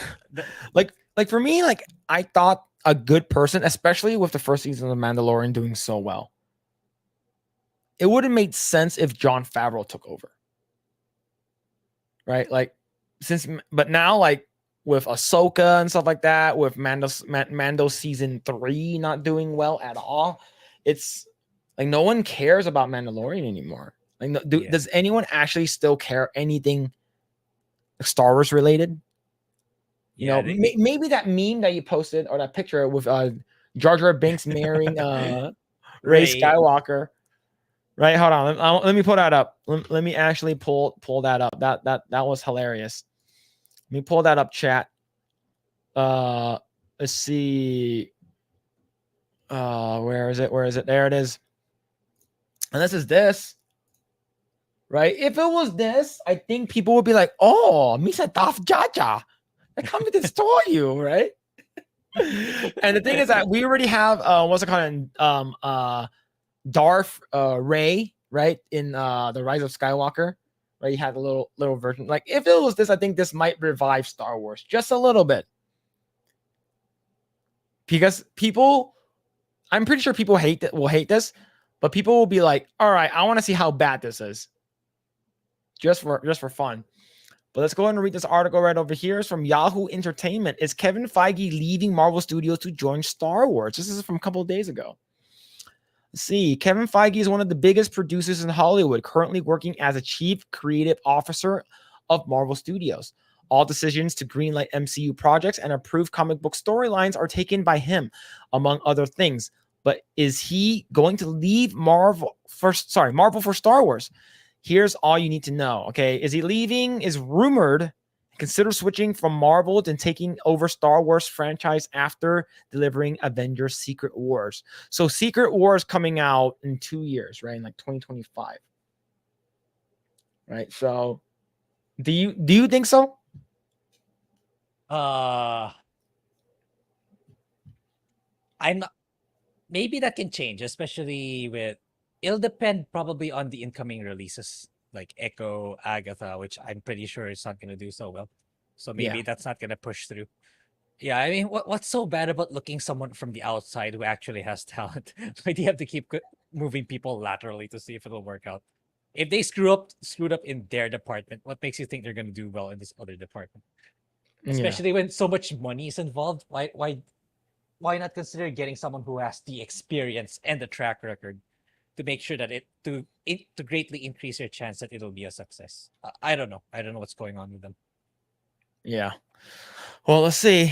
While My Time to Shine Hello has proven to be a credible scooper with reliable sources, this rumor must be taken with a grain of salt.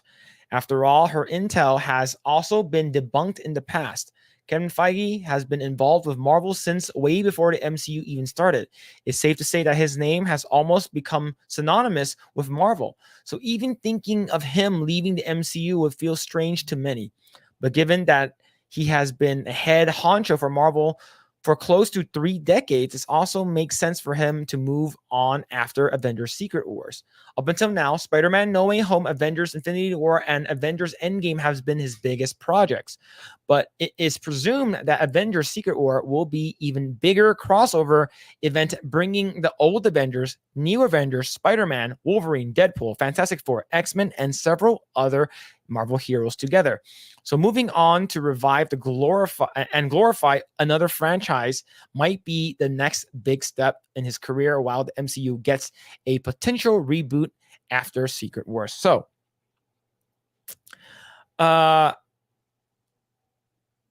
this is going to be a big event, right? But by that time, will people actually still care? Right? You have one movie that's releasing next year. You haven't even talked about Fantastic Four, X-Men yet. So the only thing that you have is Daredevil. And we already know, speaking of old Avengers, right? I heard that Robert Downey Jr. is rumored to be coming back to reprise his role as Tony Stark. So if with these like multi-universes and other bullshit, they're going to bring back Steve Rogers and stuff like that. So is that going to happen? So, so this movie is definitely not 2025, right? Let's see. Secret Wars release date. Let's see, when is this? 2027. in 4 years will people actually care? What do you think, Grae? Yeah, probably not anymore, in my opinion, because like they need to reboot everything and take time off for like at least 2 years, in my opinion. But yeah, if they keep going down this path they are going, by then it's just another talking point for us. Those that's their major customer, YouTubers shitting on their shows. Yeah. That's how I see it. Yeah. Like next year, Daredevil. And then you get some TV shows here and there. You get Echo, maybe Daredevil. Blade is, TBA, TBD and stuff like that. You still need to do Fantastic Four. You still need to do X-Men. And X-Men is going to be huge, right? So you have 2 big movies. Are you saying that you're going to release in 2025 X-Men and Fantastic Four will be coming that year? Or X-Men 1 year, Fantastic Four 1 year, and then a big movie in 2027, right? So we usually get like 1 to 2 movies max when it comes to like one studio, right? You get like at the beginning of the year, or maybe during the summer, maybe February or something like that, you get like, I don't know, like Fantastic Four. And then at the end of the year, or maybe during summer, you get that. But the thing is, with VFX unionizing, it's going to be really, really expensive now to even have those. So I think by the time no one will really care. And maybe, by the time it'll be so bad that like Kevin Feige is like, I just want to get the fuck out of here. I don't know. Who do you think can be like the leader, or like the CCO, or like the of Marvel? Yeah.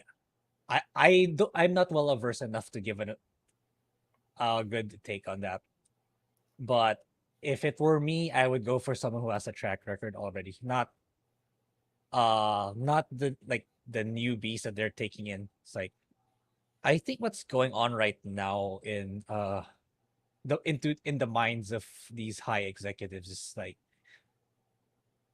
it's sort of like their ego too. It's like, oh, because I gave a chance to a nobody and it turned out to be really good. It's because it's not necessarily they want to build that narrative for themselves, that it's not necessarily through experienced people. It's just like, it's my ability to pick the right person, not necessarily through experience. Like what they did with Rings of Power, they chose complete nobodies to do it, despite the cost. So they need to stop doing that and actually get people with experience and actual track record of building up good characters and stories. And that's what they need to do. It's like, if it means that they have to stop making movies and shows for like a year or two, then I suggest do it. If maybe, if like, to compensate, make some animated shows in the streaming services or something like that. That's how I would approach it. If it Yeah. were me, if it were me. Do you think the Russo brothers would come back? Mm. I think it's a big risk for them to come back. They already left it on a good note. So if they come back True. and then True.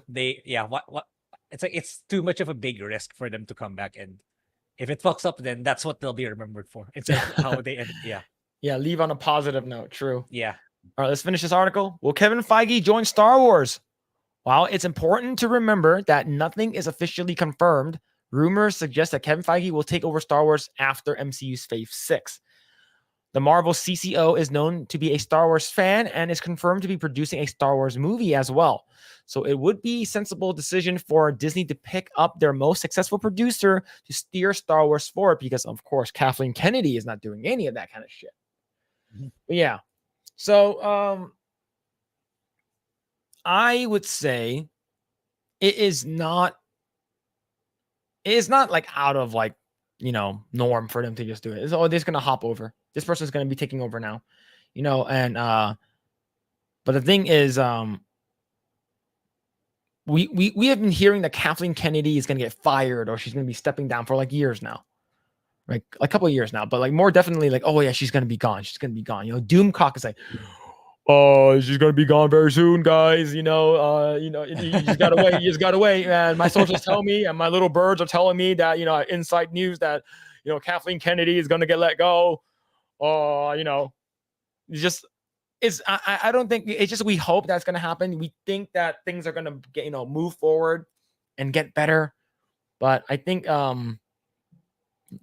Disney especially has left a really, really bad taste in a lot of people's mouths for a long time. But yeah, it's gonna suck. It's definitely going to suck, man. Let's see. But yeah. So wait, so is there another one for like Disney theme parks? Or what's going on with that? Oh, in the theme parks, I read this earlier from Jay and Ryan. So people in Disney, I don't know which Disneyland or this, because of the long line. I think people are literally taking a shit while waiting in line.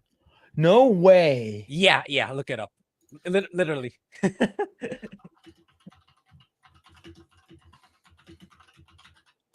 Okay. All I Googled was people pooping in line Disney. First article that pops up is from a New York Post. No way that's true, man. Is this that like China? I can see it at China. Because okay, so according to what I heard, when Disney Shanghai opened up, they have a lot of really, really cool rides. I believe Pirates of the Caribbean there is fucking crazy. It looks really cool. Their Peter Pan ride is really, really cool, right? It's and they had the Tron ride there, which is like awesome. Now it's over at Walt Disney World. People would change their babies on top of the trash can and leave the diapers on top of the trash can.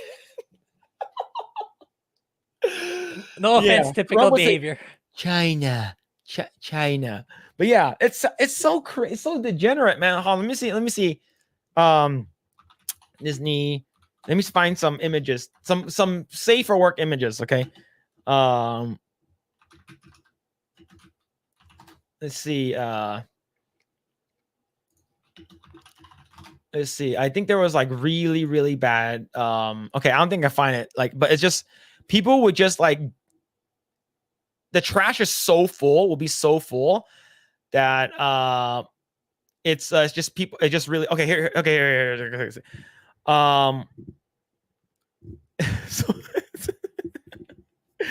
So over here, here's one article, right? So it says Chinese visitors welcome Disneyland to town by defecating in the bushes.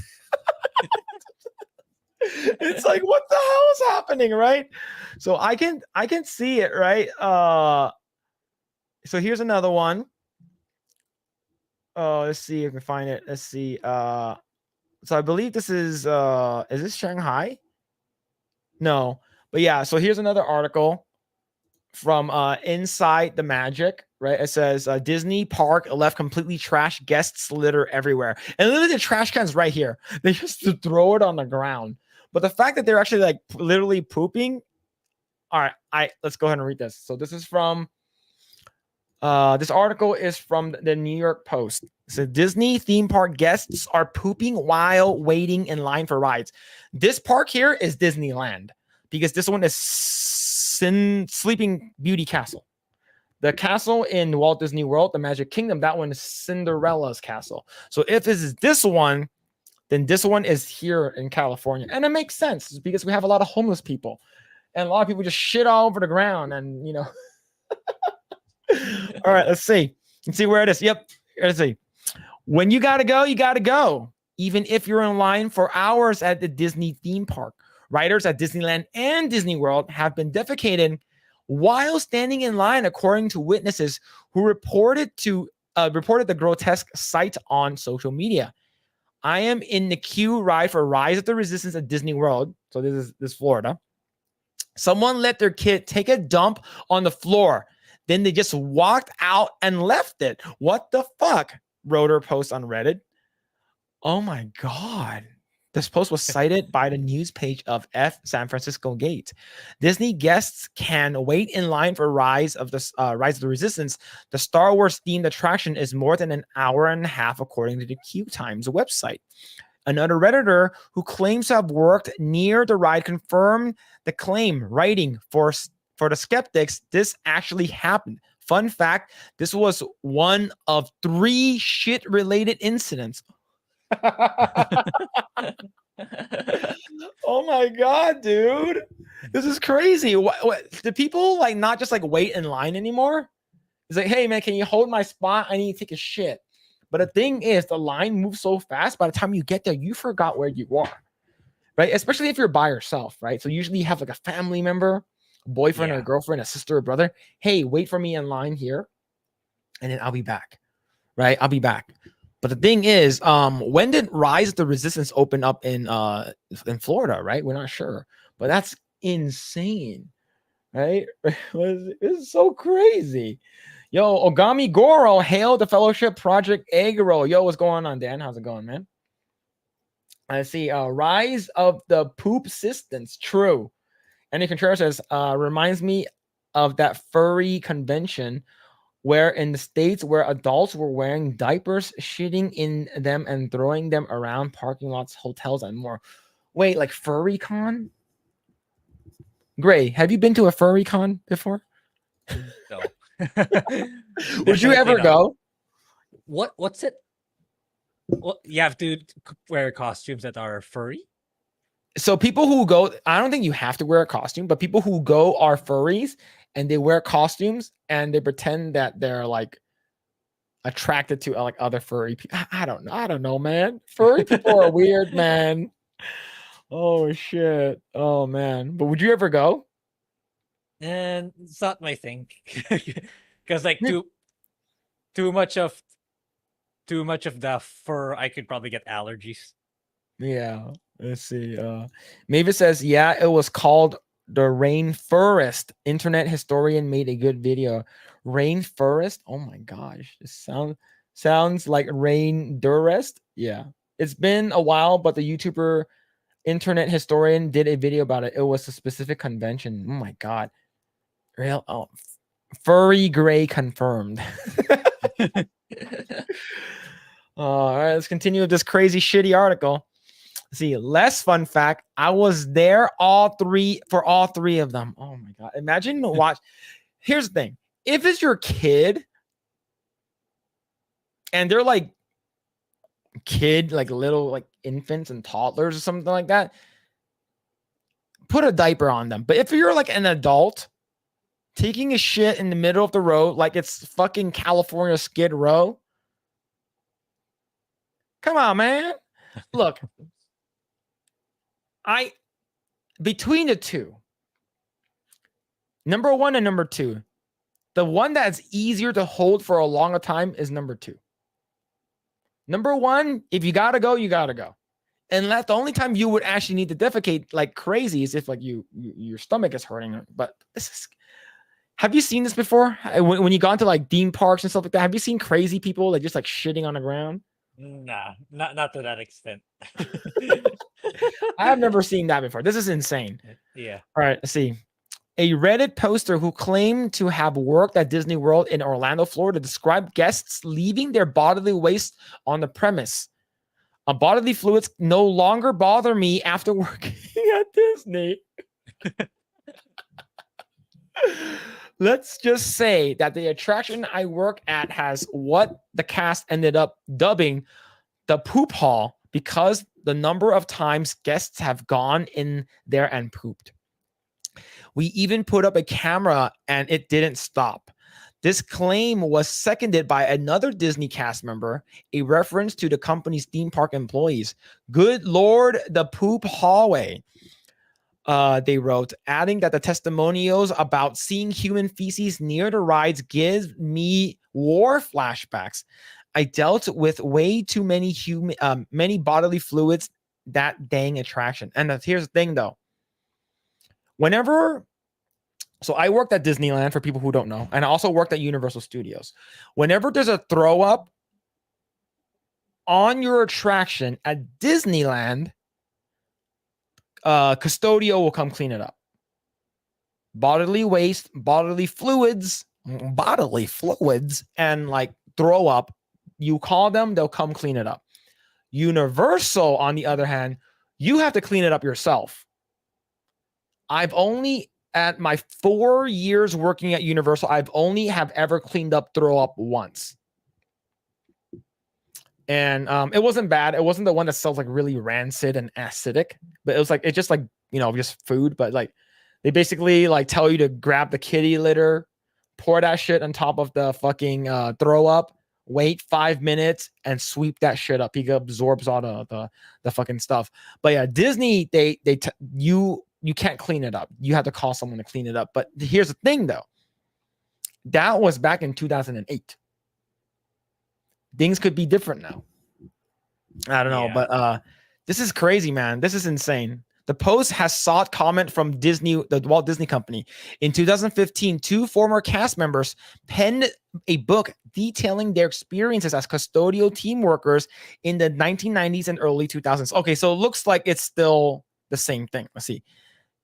Ken Pellman and Lynn Barron, the author of Cleaning the Kingdom Inside Tales of Keeping Walt's Dream Spotless, wrote that spotting human race triggered a protocol known as Human Code H.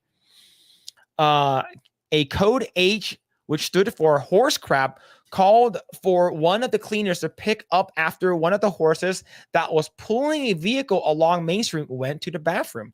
Pellman and Barron recalled that eventually they started picking up human feces as well.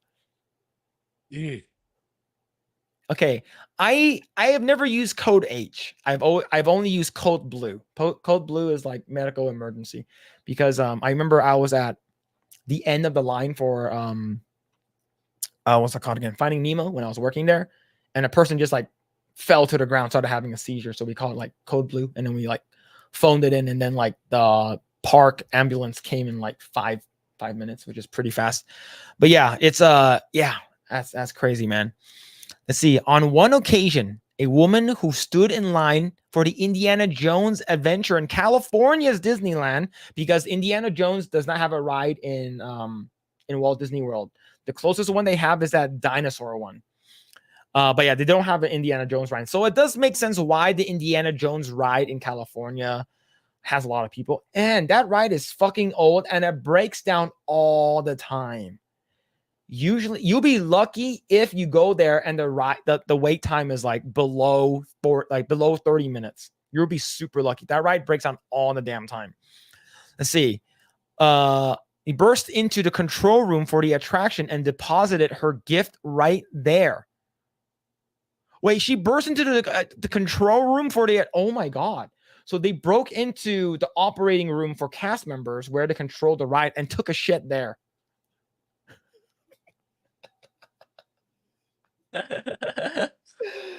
Oh man, dude, these people are crazy. It must have been challenging for the ride operator to stay at their post in there before it was all cleaned up. Yeah, and the thing is that you have to have an RO stay there. You have to have a cast member stay there and put up signs and stuff like that to make sure people don't walk over it or walk near it, man. Oh shit, dude, that's insane. Disney guests who need to use the bathroom during notoriously long wait times can alert a cast member and have their place held in line.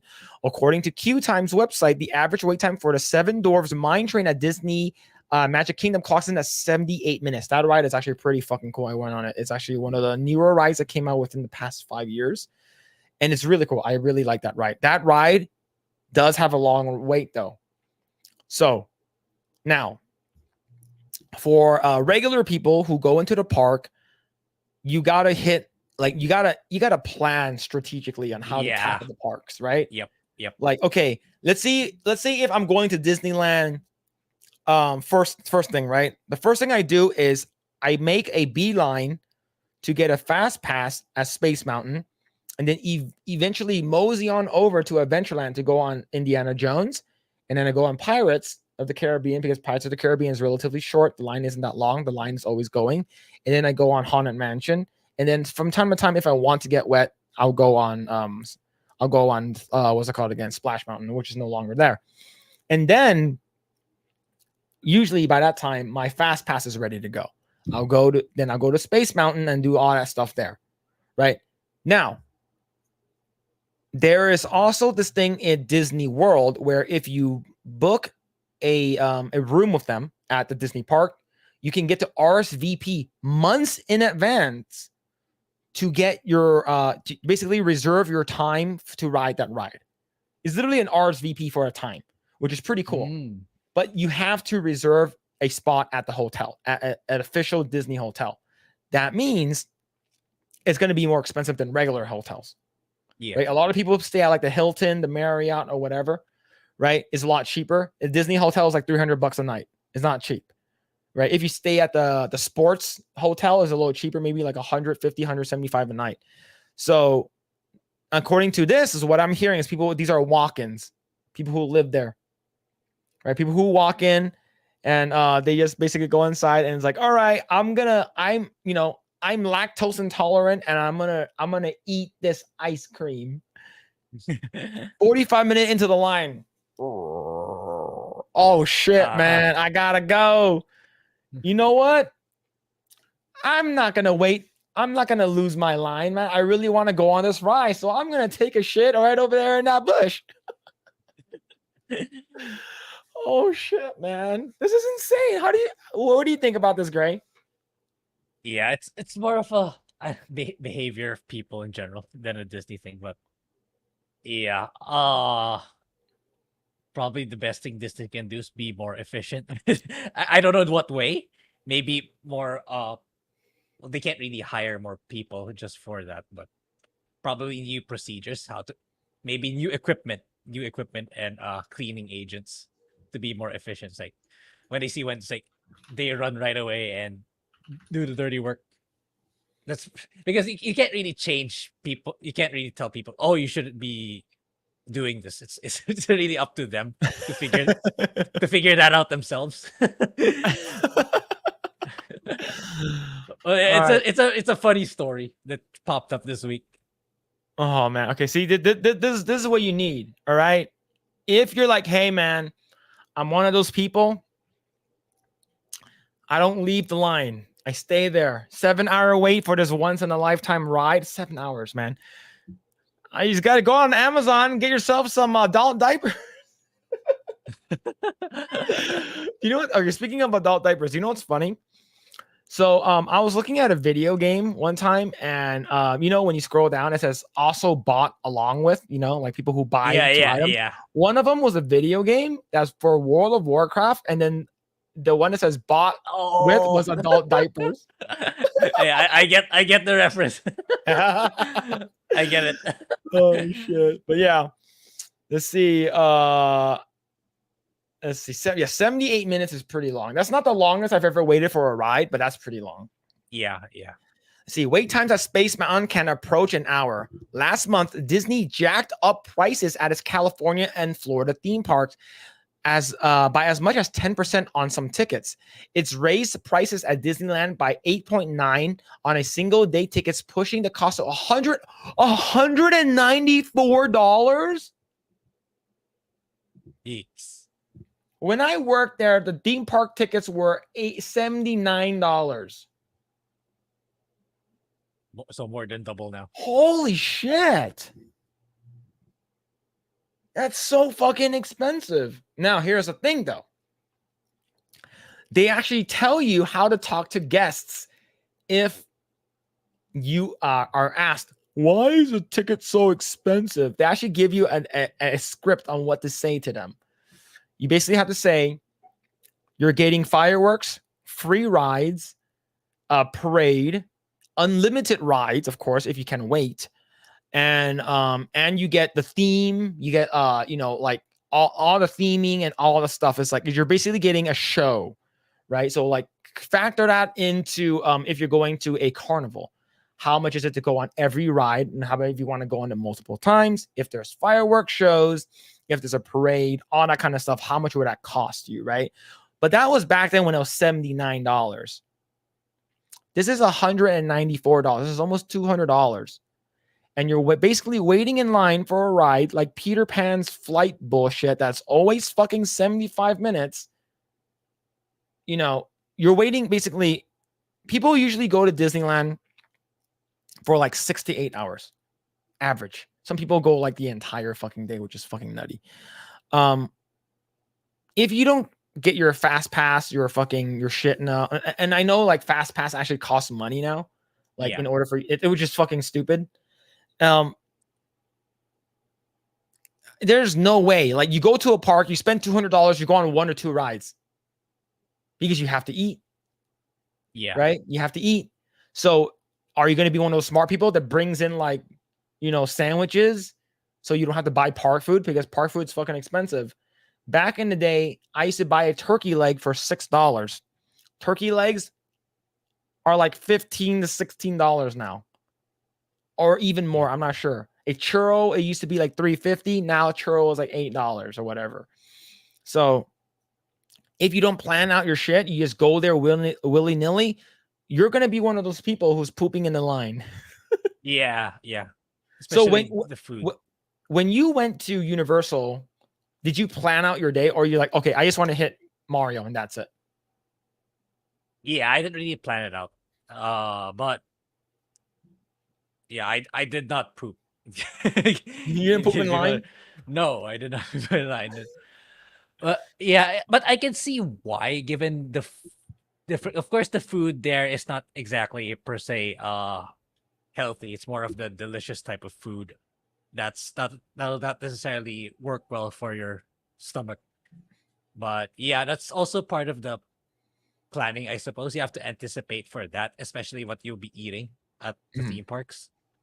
And yeah, definitely it'll help a lot if you plan it out on, okay, in this time I'll take fast pass for this ride, then I'll move to this ride. It'll definitely be more efficient for it'll be definitely be more time efficient, and you'll make the most out of your stay if you plan it out for sure.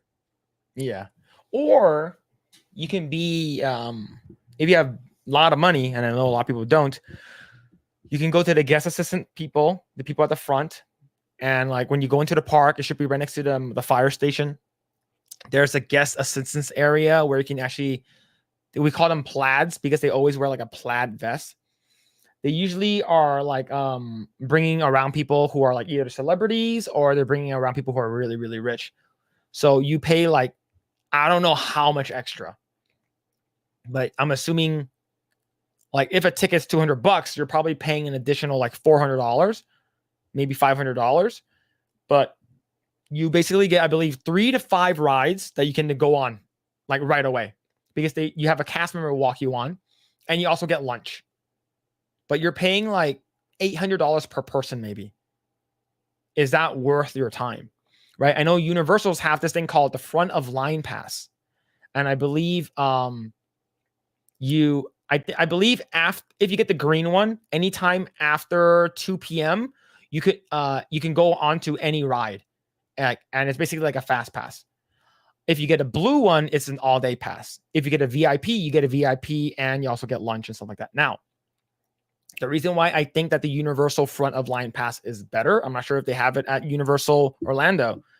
The reason why I think it's better is because you're, instead of paying, a ticket for Universal back in the day is like $100 when I worked there, maybe 120. A front of line pass is like an additional $100, which is not a lot more if you think about it. But you can go to every ride that's in the park for an additional $100. And do you know why I know this is a good deal? Grae, do you know who Lamar Odom is? No, not Lamar Odom. Who's that guy? That's Meta World Peace. Do you know, from the Lakers? Definitely. Oh, don't ask me. He's like, what's basketball? Yeah. Is it Lamar exactly. Odom? That was his name. Ron Artest, right? Yeah, Ron Artest. So Ron Artest he played in the Lakers for a good amount of years. That guy came into the park. I knew exactly who he was. That guy did not pay for the VIP treatment. He only paid for the front of line pass. If a millionaire like him can do that, then I know that the value of the front of line pass for Universal is way more valuable than a fast pass at Disney.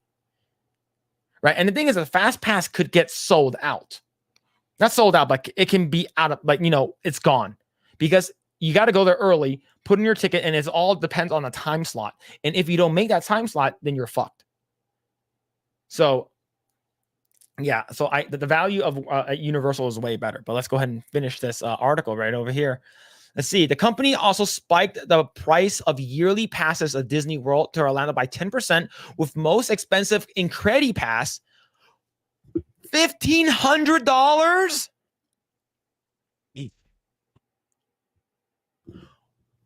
Who's paying for this?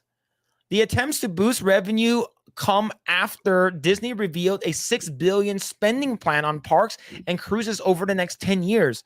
A plan that, amid dwindling cash reserves at the company, had worried some Wall Street analysts with its a long road to pay off. And we do know that Disney World, according to Drunk 3PO, has been relatively empty during the weekdays. And it's only busy during specific days, right? You want your park to be busy all the time. Yep. Right? But that's crazy, man. That's crazy. But yeah, the longest I've waited in line for a ride is 2 hours and 30 minutes. And that was the first time I did it was at Universal, when Flight of Passage first announced that it was launched. And I believe we went the following year for the Harry Potter ride at Universal Orlando. I waited 2.5 hours, and I waited 2.5 hours for, is it called Flight? No. Harry Potter and a Forbidden Journey, I think that's what it's called. The Flight of Passage is Avatar's ride. So I went on the Avatar ride in Florida, and I waited almost 3 hours for that one. But that's a fucking long time, though. It's crazy. Yeah. Danny Brooks, analyst. But yeah, man. It's the thing is, I know that the one in Shanghai was crazy. I remember the first time I launched it, there are people that are really trying to jump the fence because they're over capacity. So whenever the park is at capacity, they basically stop selling tickets. There are people like legitimately trying to like jump the fence and try to get in, which is, of course, it's Chinese people. Yeah, of course, I can see it. But this is a crazy article, man. This is crazy. It's actually really funny. All right. Let's see. Let's go ahead and read one comment here. Okay, this is a weird one. Let's see. Okay. Mavis says, how does a guest clean up vomit themselves? Does someone give them a mop and some paper towels, or at least? Yeah. So usually if you throw up, you tell a cast member about it. It's like, hey, or someone does. Someone usually does. But usually if you throw up, like I would be like, hey, let's say I went to the park with my sister or my brother or something like that. I'd be like, hey, I'm sorry. So sorry about this, but my brother threw up, or I threw up in line. It's like right over there. So wondering if you can call Custodio to get it cleaned up. So usually when you do that, immediately the cast member will grab the caution sign, or caution dado, whatever that sign is, the yellow sign you put up. That's how you're gonna slip. So they usually put that there. And then they wait for Custodio to come. Custodio could take anywhere from between 10 to 15 minutes for them to get there. So yeah. Let's see. Cafeteño says, when liquid diarrhea attacks your sphincter, there's no stopping it. And do not eat many sugar free candies. I do not eat sugar-free candy. I heard it's actually not good for your butthole. Grae, do you eat sugar-free candy? No, I don't think I did. He's like, I'm sure I eat sugar-full candies. All the sugar. What does it do? What does sugar-free candies do? Okay, so I believe Andy Contreras just asked that. Let's see. Wait, what does sugar-free candy do to you? I stopped eating candy in general a long time ago, but what does sugar-free do specifically? Cafeteño responded with, eating too many sugar-free candies is similar to ingesting a laxative or using enema. Is that true?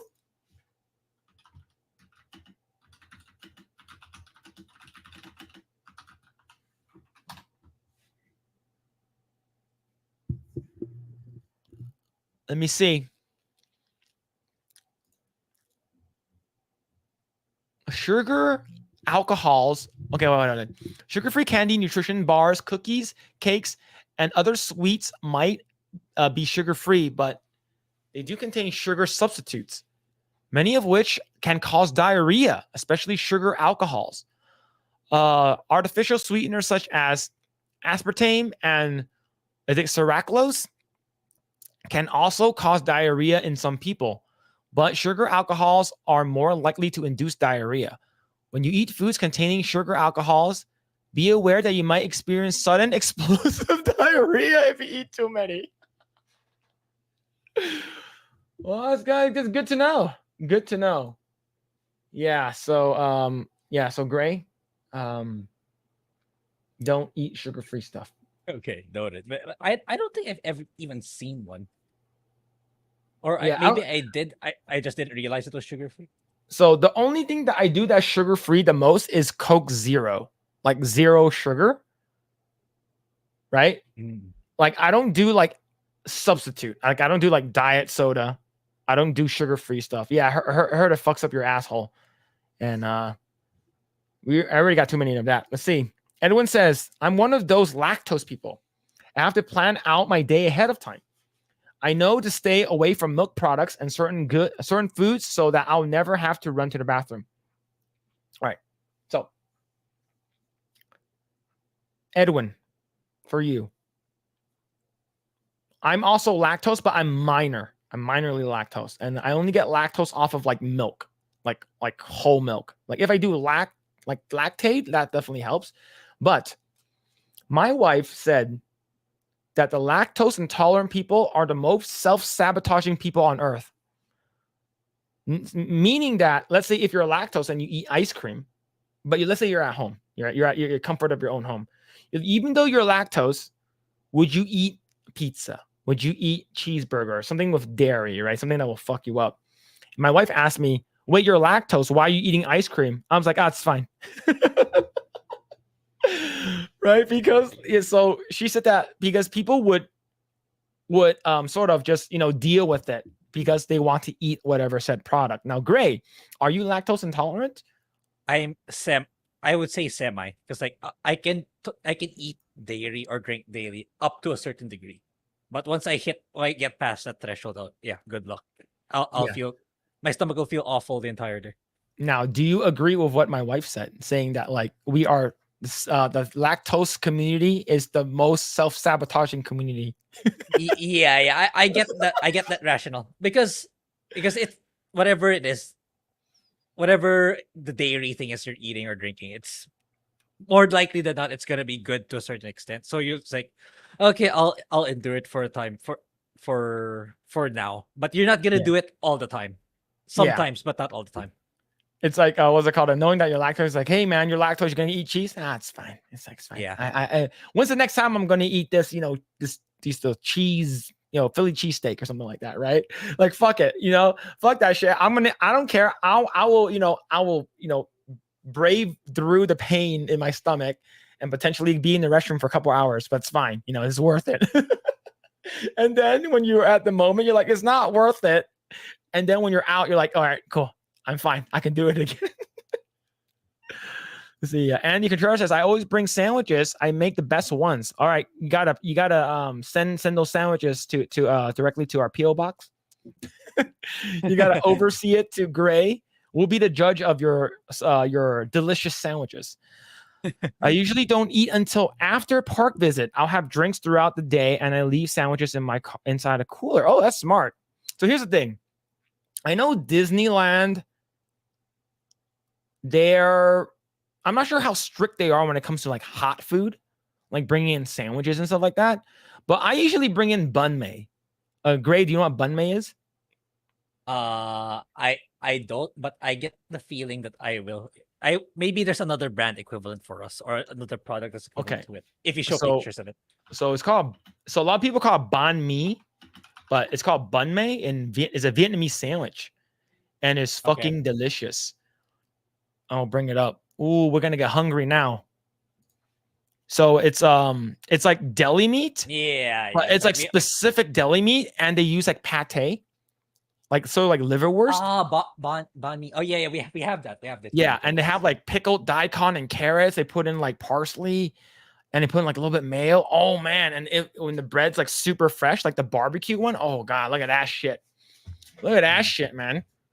But yeah, like we usually bring these in. Like Bunmei is super fucking good. Like we bring that in, and they're usually cool with it.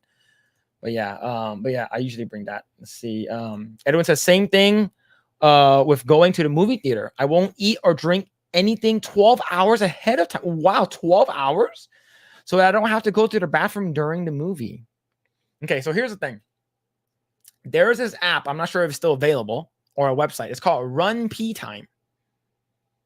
And it's basically a movie that that I believe people put in like for instance Titanic. Titanic's a fucking long ass movie, 3.5 hours or some shit, right? Like that, right? Mhm. And people would put in their own things. Okay, between this time and this time, when Jack Dawson says my dick is small, within 5 minutes he's going to be talking about how small his dick is. Go to the restroom because that does not further the movie. That's an example, right? So Okay. go ahead and check that out. And I believe is a website. So it actually is like, okay, and basically it also gives you a synopsis of what they talked about. Right. So, but yeah. So the Run P Time was a lifesaver in some like very long movies. See, Mavis says, and then if they get caught jumping the fence, their entire family goes off to the gulag. True. And they have to get publicly shamed and humiliated in public. And then they have to apologize to Xi Jinping for basically being a bad person. Dragon Panda says, yo, I have like 9 Coke Zeros a day. I usually have like 2. 9's a lot. I usually have like 2. And it's usually when I'm eating something extremely oily. Like soda is really good. Yeah, because it's really good combination. Yeah, Mavis says, I drink a lot of diet Dr. Pepper and my poop hole is okay, I think. That's good. I'm glad you're okay. All right, so let's talk about one more topic. Grae, which one you want to talk about based off of the stuff that you have? Let me see. While you look at that, let me answer this question. See, Danny Brooks says, I don't know if you already talked about this. What did you think about the new Ghostbusters trailer? Oh, Grae, yeah, did you a new see? one. Did you see it? Frozen something. I forgot the name. Yeah, I think something. Ghostbusters Frozen 3. Elsa Strikes Back or something.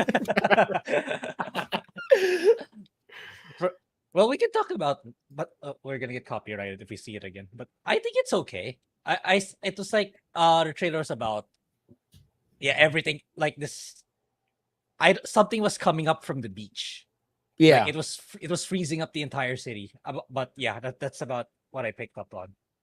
But it has like Paul Rudd in it, right? And yeah. the guy at Agents of Shield. I forgot the actor's name, but he's also there. So And we also had what's it called again? Finn from Stranger Things. That's on that too. okay, yeah. I Yeah. think it's gonna be probably gonna be better than the 2016 one.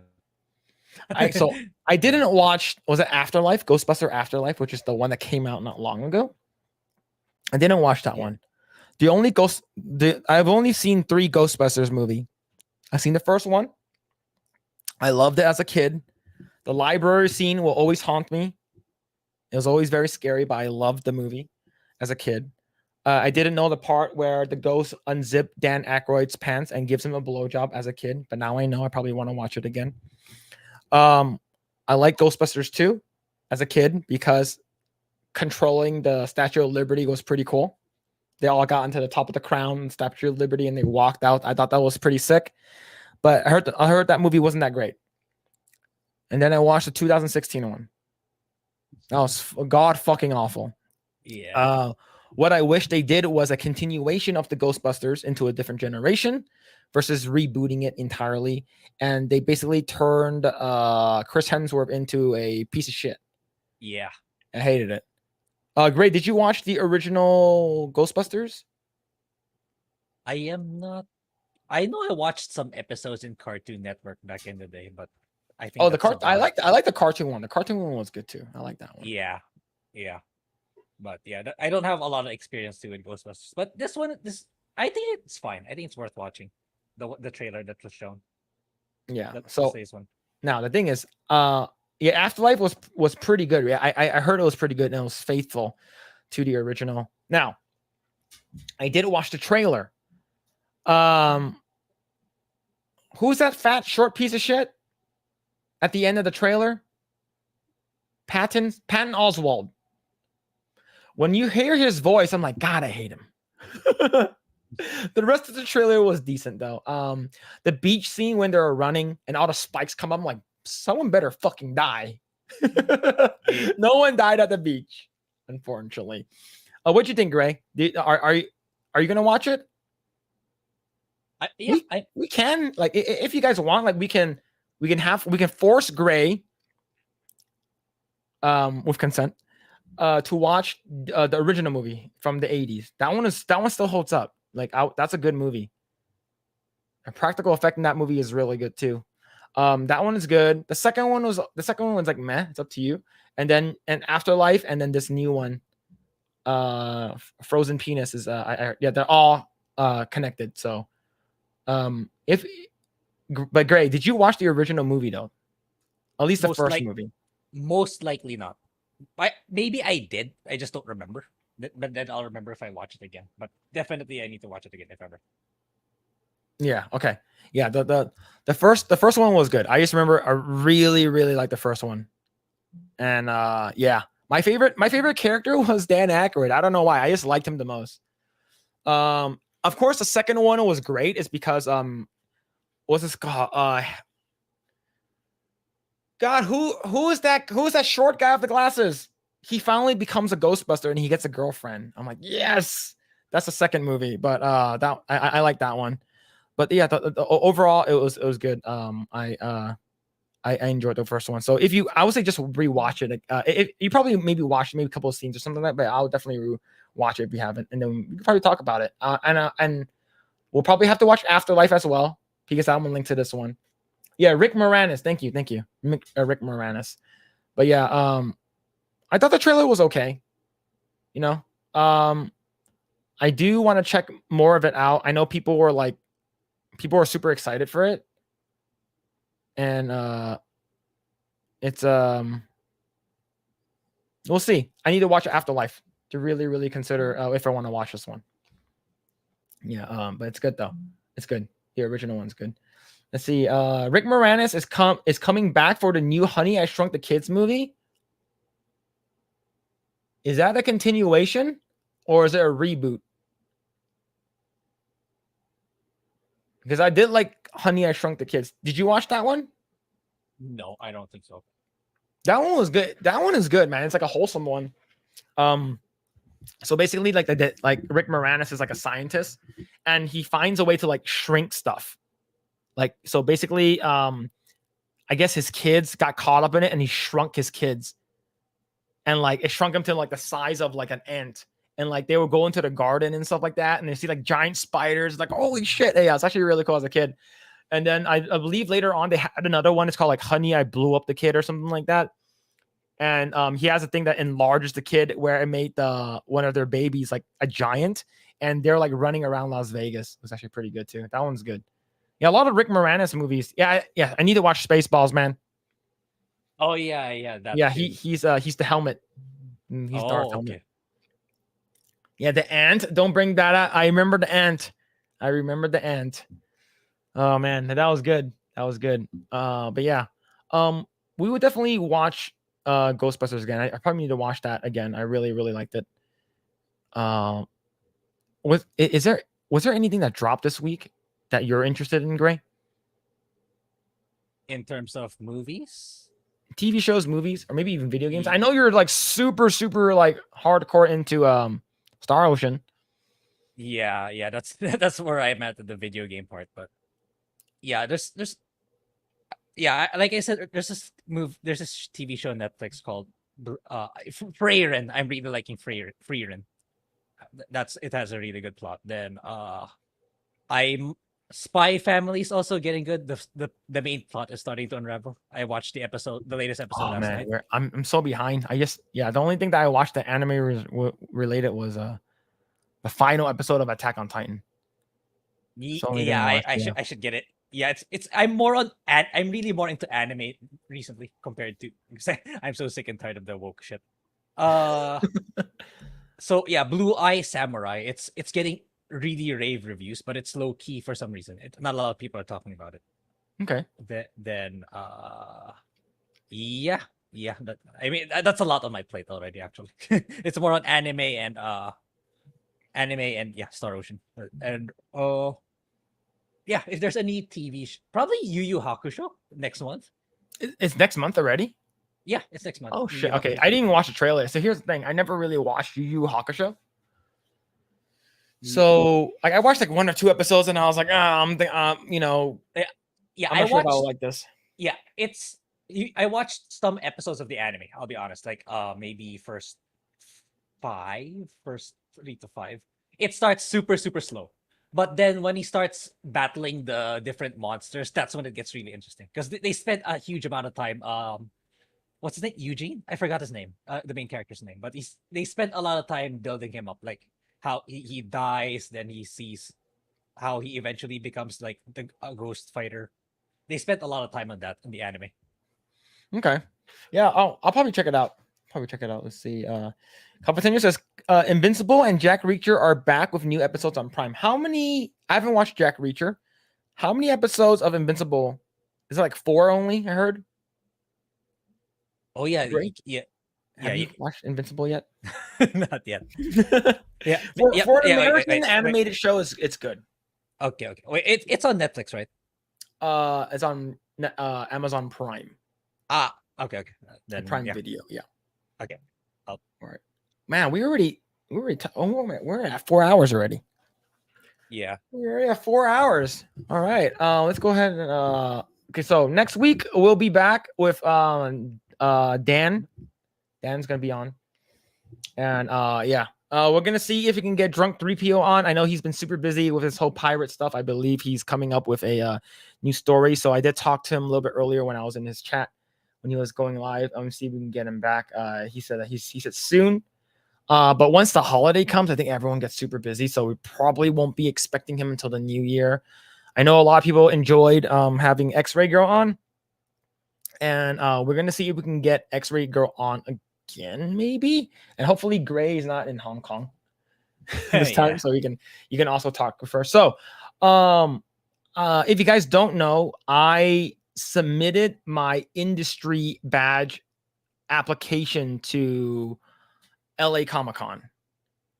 So I know I'm late, but it looks like I'm gonna be meeting up with X-Ray Girl and Alan Ing to have dim sum. Yes. So yeah, it's gonna be at the end of the month to I believe December 1st or to like December 1st to December 4th. So it looks like that's gonna be a thing. So so I'm gonna see if I can have an industry badge so I can just go in for free without having to pay. It's not that expensive. I believe the badge per day is like $100. But I'm probably gonna go one day and just check it out because I don't want to get sick and get the con flu. So yeah, I've never actually been to a Comic-Con. I still get my my renewal for industry badge for San Diego Comic-Con every year, and I have never gone. Even though I'm approved to go, I just never gone. I'm like, fuck, it's too fucking far. I have to find parking and I have to find a hotel. Like, and then I'm probably gonna get fucking cancer by touching some guy's like armpit sweat or some shit like that. Like, I don't want to go for that reason. But yeah, I get it. I'm that way too, honestly. Yeah, see. You see, Andrew Contreras says, I saw a teaser for Reacher where he stomps on a car and a car bag goes off. Never seen it, but interesting. Okay. Oh, he's talking about the airbag, I'm assuming. Invincible, I've heard great stuff. And J.K. Simmons is in it, right? Yeah, so definitely on my watch. Yeah, J.K. Simmons is Omni-Man. And Omni-Man, it's funny because Omni-Man officially released for Mortal Kombat 1 as DLC character, so it can cross-promote with Invincible. I believe that that character just dropped for DLC. Invincible season 2 has 8 episodes. Okay, good. Because I heard it was like 4 only. Okay, good. Because the first episode of Invincible, Grae, if you don't just watch the first episode. Okay. If you're like, I don't like this, stop watching it. But I guarantee you the first episode is gonna hook you. Especially the ending of like the last like 5 minutes of episode 1 is fucking crazy. Fucking crazy. Yeah. Okay, cool. Would Phil's wife allow him to check out AVNs? What's that? Yeah, I was gonna ask what's an AVN? Is it like Asian video news? Yeah, I was like virtual network. Yeah. What is that? I'm gonna need what the acronym stands for. Adult video. I don't know what N is. Adult virtual network, whatever that means. Yeah, we'll see. I don't know if to be honest, my wife is actually pretty. She's pretty chill. She doesn't care. Like as long as I don't like do anything illegal Yeah. or cheat on her, like it's usually like it's cool. It's like she doesn't care. Like I look at like big ass anime titties. She'd be like, oh, she's hot. She'll come in and oh, she's actually really hot. You know, but I don't know Yeah. what AVN is. But yeah. So Grae, what are you gonna be doing? What are you up to, man? Yeah. Yeah, I'm kind of busy right now with Star Ocean, but I'm still thinking about how to go about my other about the other stuff. I'll let you guys know probably next week because something's coming up this week. Yeah, for now I'm with Star Ocean and yeah, doing some other stuff on YouTube. That's more of the AI, so I don't think I should be I should be promoting that yet. Uh yeah, at Star Ocean, I'm so into it that they added so much new features to it. Like I spent the entire while you were streaming yesterday, I spent the time grinding so much. Like it's like the story expects me to be like level 50 or 60 at that point in the game. I'm like almost at level 100. That's how much grind. Just to be sure, I beat Yeah, the boss. yeah, just to be because like they added so many new stuff in it that gives you such an edge compared to the OG. That's why I was able to get it that far. Like you multiply your EXP to ridiculous levels. So I kept taking advantage of it. So yeah, so that's I'll try to see what I can cover in terms of anime and TV shows, but my primary focus right now is Star Ocean. Maybe next week I'll provide an update next week what I plan to do. All right, cool. And where can people find you? Yeah, you can find me at the Grey Blade channels, and yeah, I usually just tweet also using our X page for stuff that I like to talk about, or our community tab in Project Eggroll. All right, cool. Yeah, and all of Grace's links should be down in the description below, per usual. What is this? So Cafeteria says this is an adult show, a award show for adult content creators. Oh, okay. As long as my wife can go, she's cool with it. Because most likely she will tell me, "Oh yeah, she's hot. Oh yeah, her ass is nice. Oh yeah, she has nice boobs," or something like that. Like, she's like my wife is like, she used to be friends with like strippers and stuff like that. Like she's super cool. But yes, you can find me at anywhere, Mr. Phillip Chan. I just finished reading Baldur's Gate 3 Dark Urge Tactician yesterday, and I'll probably be checking out RoboCop Rogue City on Monday and Wednesday, and then on Friday I'll be checking out Mario RPG remake. No, not remake, remaster. I haven't played Mario RPG before, so I'm really, really excited. So go ahead and follow me there. I'm on Kick, YouTube, and on Twitch as well if you guys want to follow. And we will be back next week. We're gonna be going live with Dan. Dan will be on. We're gonna talk about random shit. There's gonna be a bunch of stuff. We're gonna be talking about. Hopefully, there's a lot of news. We're going to talk about a little bit more about Captain Marvel and stuff like that. But thank you guys so much. If you guys haven't already done so, go ahead and like, share, subscribe, hit the notification bell for whenever we go live or whenever we drop a new video. The crazy thing is, one of our videos that the X-Ray Girl was in got 20,000 views, which is insane. It's just a lot for us. Insane. Like, right? The video next to that is like 2,700. So she set quite a standard. Yeah. So now, like, if we don't hit like at least 10,000 on a video, that video is a fail. That's a failure of a video. So please go ahead and check out our videos. We will be turning our videos into segments and stuff like that. I will probably eventually have to watch Dragon Ball Evolution and give my take on it, and I'll reach out to our editor. I know that he's sort of been lax on some work recently. Have you been reaching out to our editor? No. It's like okay. Yeah. We'll talk about it when we're done. Yeah, but anyways, chat, thank you guys so much. We'll be back next week. Yeah, Thank you. Thank you. Go ahead. And if you guys want to follow us on Rumble, we also go live on Rumble. Thank you, everyone who's been watching at Rumble. We really appreciate it. I heard Rumble is going to get more, what's it called again? Like features and stuff like that. So I'm looking forward to it. And I know that like there are big people who got like, for some reason, demonetized or got their channel completely removed. Most recently, Ricada Law got this channel removed. And I know he's on Rumble now. So yeah, just in case, we always mirror our stuff and go live on Rumble as well. But thank you guys so much. We will see you guys next week when Dan comes on live with us. Take care, guys. See ya.